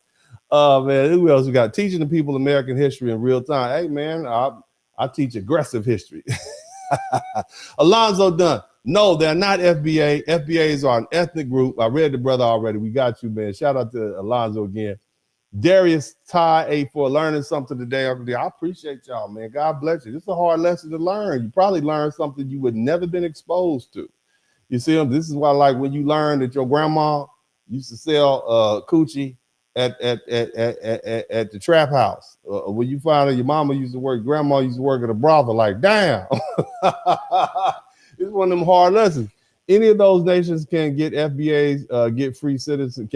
Any of those nations can FBAs get free citizenship? I'm not sure, brother. You'd have to check. Mark the Freelancer, membership. Thank you so much, family.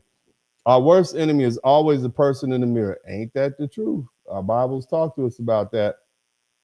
You're still our brother, but you're on some BS tonight trying to make the correlation between Caribbean, Liberians, and FBA. Those people are not us. My ancestors are here in America. That's true. But we talk about lineage.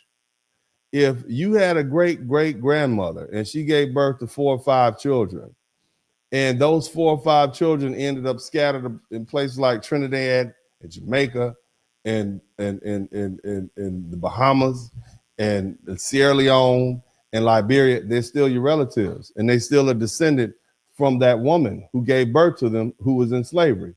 We can't argue with that. So if FBA is solely lineage based, right? Because that's what they say. They keep saying it's a lineage based. Then you have to acknowledge lineage. You got to follow the lineage wherever it goes. That's it. And that's just the fact that we can't get around. What do you do with that? How do you get around that fact? Anyway, shout out and thank you so much, Big J. Numbers 118 shows lineage is passed down from father's house. If your paternal line doesn't trace back to a male slave, that's not your lineage. Okay, brother, that's a very, very interesting statement that you made, and I appreciate you making it up. Very, very interesting. So I'm going to take the opportunity to talk to you about something. So during slavery, a lot of our black, or what we call black people or enslaved people, were fathered by white men. So what you're telling me, based on this statement that you brought in from the Bible, is that all of the black children who were fathered by white men are of their father's house. That's what you're telling me. That's what he said. Is that what he's saying? So all those white cousins who came over to visit, who had a black bed wench sent to their room, and she got pregnant, that child is not a foundational black American. That child is white. That's what you're telling me. That's what you're telling me. That's what it sounds like you're telling me. Is that accurate? So you all are white. If you got if your great grandmother was fathered by a white man, she's white. Well, no, better yet, if your great grandfather was fathered by a white man, then he's white. All his children are white. His sons are white. So the children that they fathered are also white. Then they could be black as hell. Then their sons, the sons of those men are white. That's what you're trying to tell me. I need to understand this, if this is what you're saying, because we need to go get the census together. We need to we're all white. At this was about the majority of every black person's sixth grandfather is white. Okay, so we're all white. Okay, that's what you're trying to tell me with this. Now I know you. I appreciate your Bible. I appreciate you do, but maybe you need to look in the Bible a little bit more. Because see, here's the other thing you have to understand. Remember, very early on, and I talked to you guys about something very early on here in the United States. They changed the law, and the law says that lineage or ethnicity or race flows through the mother. So you trying to tell me that the American legal system is trumped by that Bible verse? That's what you're telling me? You telling me that the American legal system and how they classify people trumps or your Bible verse trumps that American legal system? That's what you're telling me? Is that what you're telling me? Isn't there a verse, and I'm not a Bible thumper, but isn't there a verse that says something about give unto Caesar what is Caesar's? What does that mean? That means to me, and I could be wrong, and again, I'm not I'm not a Hebrew Israelite. Okay, I don't know the Bible like that, but it sounds to me like that Caesar, when Caesar, that's his dominion, go ahead and go with what he said. So in this country, that's not what we do. Okay, and I'm just gonna be frank with you, brother. It's absurd if you have a black man who is black as midnight and you got him telling people he's white. Just think about that. That just makes no sense. People gonna look at him like he's retarded, in my opinion. So at some point, you kind of got to just look at the world and how the world is, and realize what I'd like to be and what is ideal is not practical, in my opinion. And I say that with all respect. Thank you so much, Malachi. I appreciate you, brother. I appreciate you for the challenging question. But let's go ahead and move on. You guys, if y'all enjoyed the broadcast, we're going to go ahead and wrap this thing up. Did y'all have an opportunity to subscribe to the channel? That's what I need to know. Did you subscribe? Do you appreciate what I did today? Huh? Tell me, let's be honest. Tell me what caught you off guard the most. Take the time. We're going to spend this little time. Tell you which story caught you off guard the most. The Bahamians finding out the majority of the people are from Bahamas, can trace their lineage back to the United States. Did that catch you off? What about the fact that you got Dominicans down there in a little place called Samaná with names like Martha Brown? Did that catch you off guard? What caught you off guard the most tonight? Huh? What caught you off guard? The Liberians? They catch you off guard. We talking about lineage. This is the door that opened. What caught you off guard tonight the most? What threw you off the most? What made you say, damn, I didn't know that? Which one of these stories? What about the Trinidadians, the Americans? They went down there 800 deep. They sent them a bunch of women, gave them land, and they had a blast. They haven't been back since. What caught you off guard? Huh? Martha caught you off guard. Okay. Well, look, we're going to end this. I'm going to let you know where I think the Liberians caught people off guard. That was a tough one. That's hard to swallow, huh? The fact that we went over there and became slave masters. Damn. And we exploited our African brothers. That's why they don't like us. That's why them Africans don't like us now. That's why they're hesitant, huh? It makes sense. You don't think they talk? You came over here with the Sierra Leoneans. You did them wrong. And you came back with the Liberians. And now y'all trying to take over Ghana. Y'all trying to take over Ghana. Ghana like, hell no, you would not do it like this. We know what you did to the Liberia. You would not rule over that. So yeah. Hey man, it is what it is, right? This is some serious stuff. I like what I did. I like what I did. But anyway, let's go ahead and see if we can bring some closure to this. Somebody type closure in the chat room. Who's angry? Let's see who's angry. Now, hopefully what you all will do is stop referring to FBA as lineage only. I think that's what somebody type lineage only opens the door. Okay. Somebody type, you wouldn't have thought about that, would you?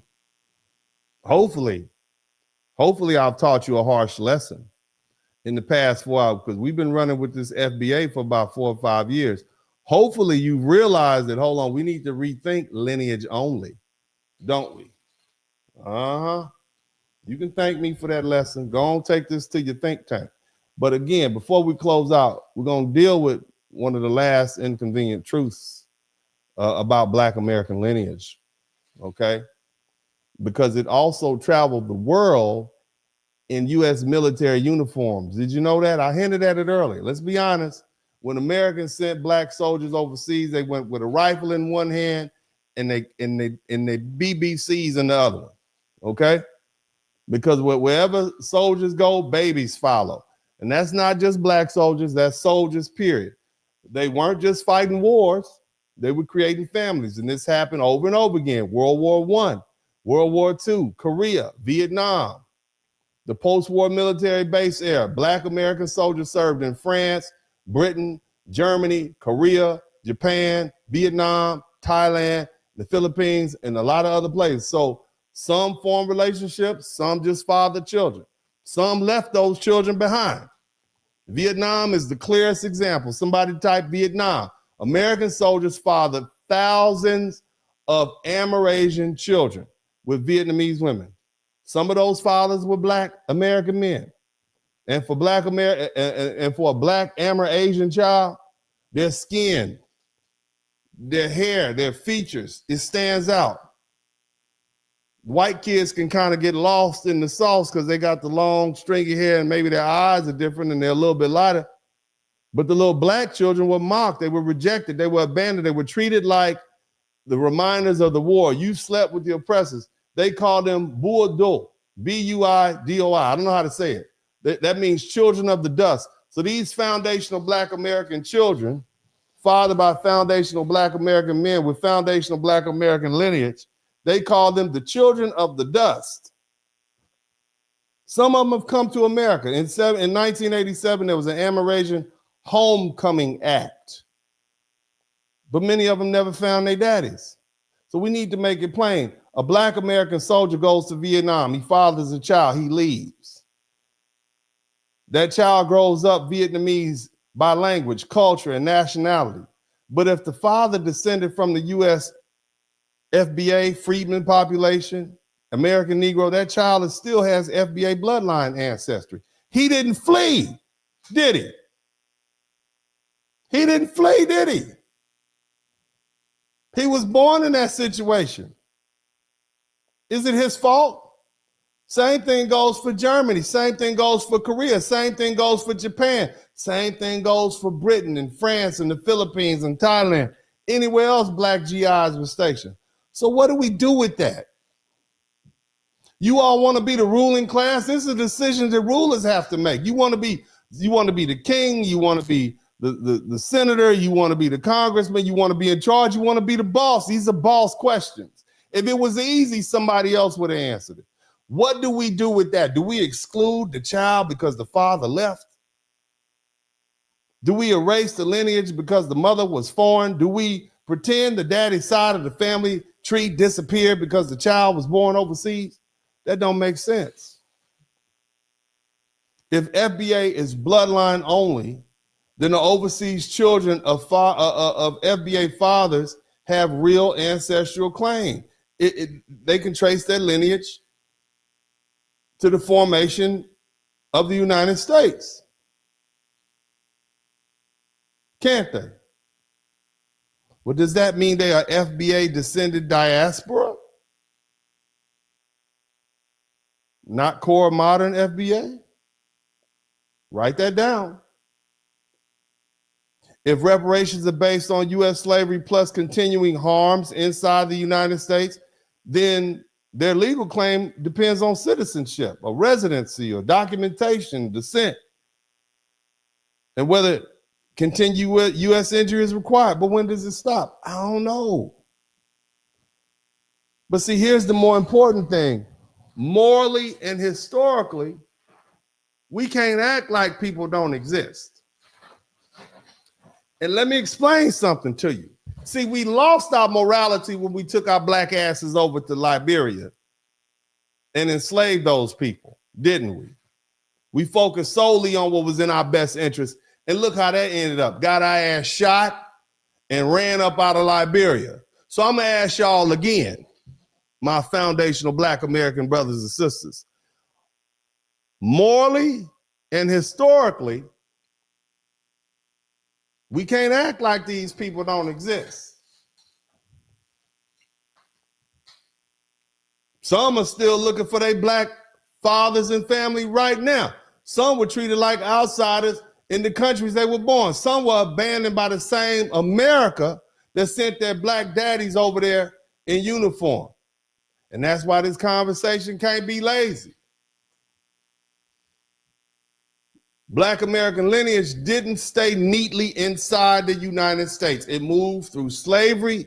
It moved through warships, the Caribbean, Africa, military bases, and yes, through the men that fathered these children. These are real people. This is real suffering. Their questions are real. Their father's lineage is real. So if we're going to say lineage matters, then what we have to be honest, we need to be honest enough to admit FBA lineage may be standing somewhere in Vietnam or Germany or Korea or Japan, Thailand, France, Britain, the Philippines. I'm just asking questions. If you're mad about me asking you questions, then maybe you shouldn't be having this conversation. But either way, we can't demand precision from everybody else and then get sloppy when the facts become uncomfortable. We can't tell Caribbean people and African immigrants and Afro-Latinos and children of Black American service members and other Black groups that lineage, history, and slavery systems and national formation matter, and then turn around and ignore those same rules when the truth becomes inconvenient and history makes our argument both inconsistent and illogical, because that's when you lose ground. That's not even serious. It's not even mature. And that's not how people build a strong political claim, which is what I hope that you all aspire to do. And I hope that I'm not wasting my time. See, the whole point of the foundational Black American conversation is specificity. Black Americans descended from U.S. slavery, and there's a specific history and a specific injury and a specific political claim. We're not just Black people in America. We're people formed through colonial slavery, American chattel slavery, emancipation, Reconstruction, betrayal after Reconstruction, Black codes, convict leasing, Jim Crow, racial terror, segregation, redlining, school discrimination, mass incarceration, and the long fight for civil rights and repair. that history is very specific. So the remedy has to be specific too.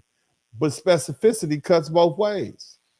If we say not every black person in America is FBA just because they're black, then we also have to admit that people outside America have real ancestral ties to Black American slavery. If lineage matters, then lineage matters all the time, even if it gets complicated. Blood is blood.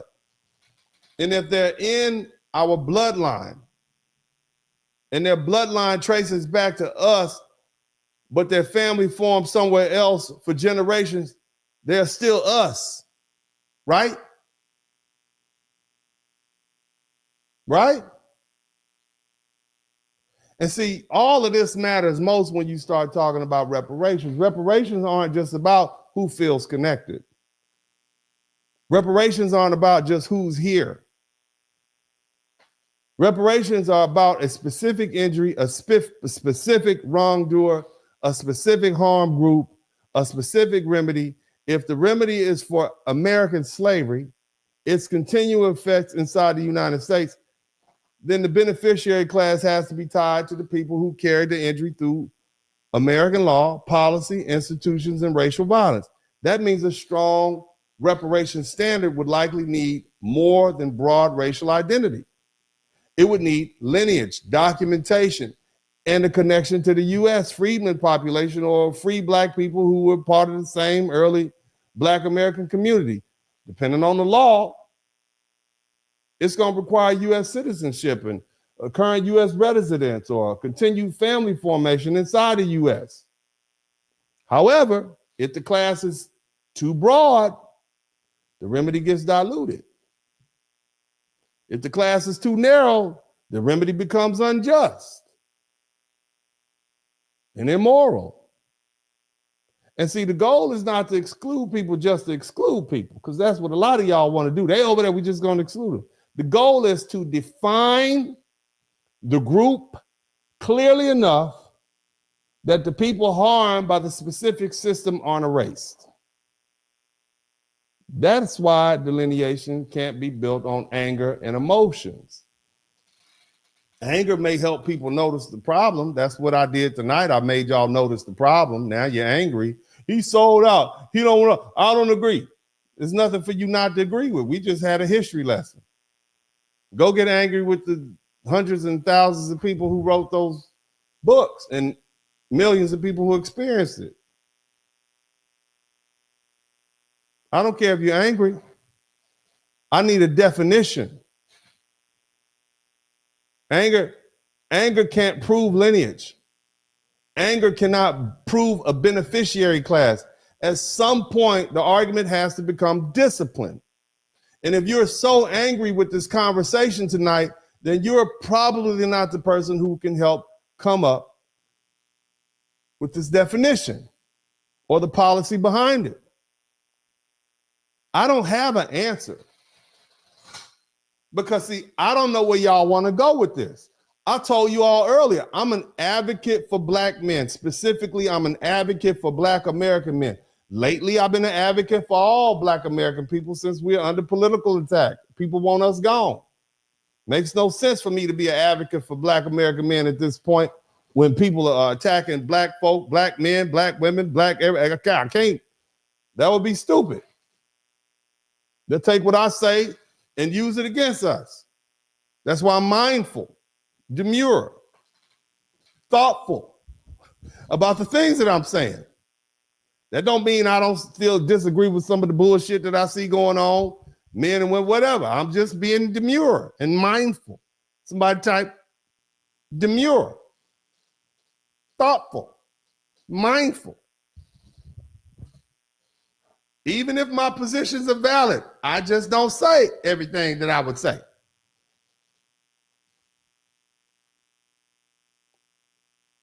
Now, the current definition of FBA is generally understood as a Black American who can trace that at least one family line back to the Black population enslaved in the United States or in the colonies that became the United States.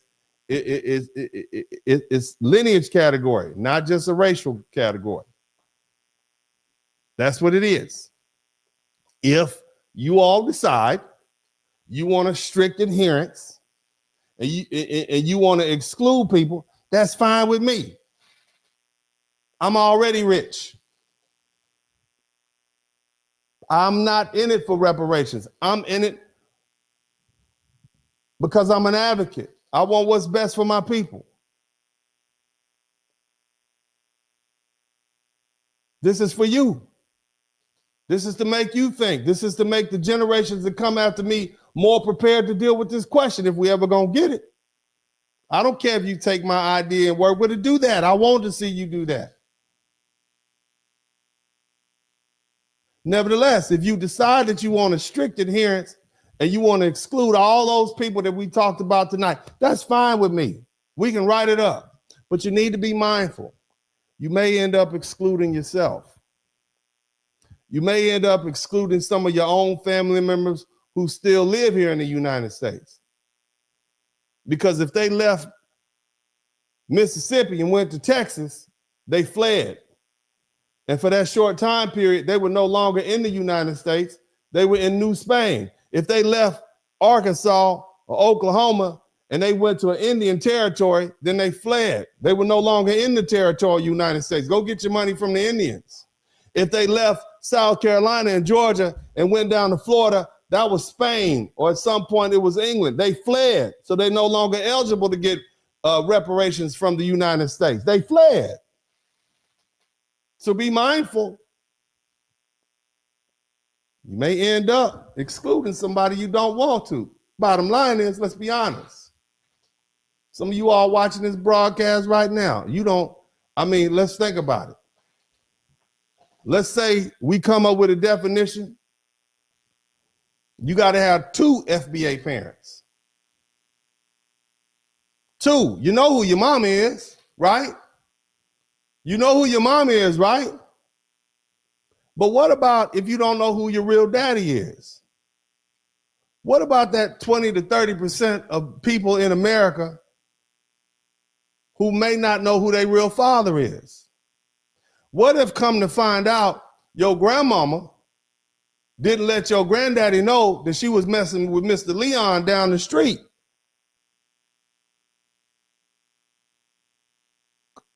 I'm just saying. That being the case, some of y'all watching this broadcast don't know who your biological father is. You probably don't know who your granddaddy is if you do know who your father is. Some of you all were raised by one man and later found out another man was your biological father. Some of y'all right now have fathers who might be Latino, Caribbean, white, African. Some of y'all don't even know. So what does that mean? Does that mean you out? Are you no longer Black American? Are you no longer FBA? Are you no longer part of the community that raised you, that shaped you, that protected you, that fed you, that corrected you, that loved you, that gave you your identity? I don't know. It depends on what y'all want to do.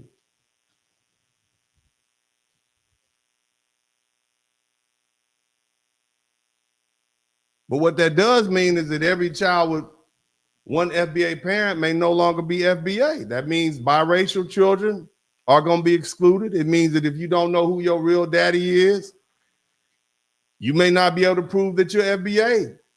And so you're not eligible for that scholarship. You're not eligible for that reparations package. You're not eligible for that employment set aside. That means you're not eligible for that business loan. I'm talking about every benefit, program, resource, or legal remedy that may one day be tied to this FBA category. I don't know. What do you want to do? Like I said before, and I've told you guys, I'll play the game with you all. I'll fight this fight with you all. I'll be your advocate.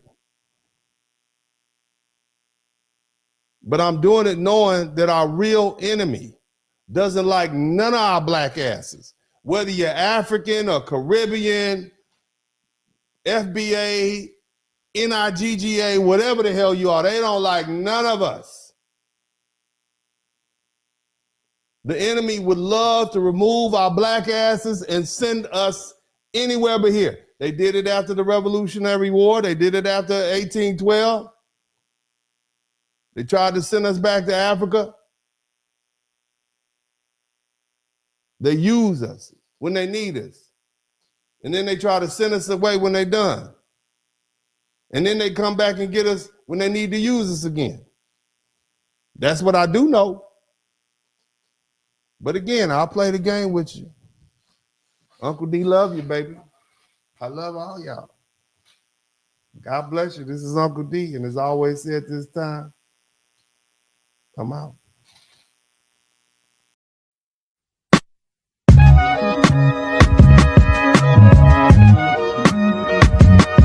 In the Spurling podcast, hit the like button, subscribe.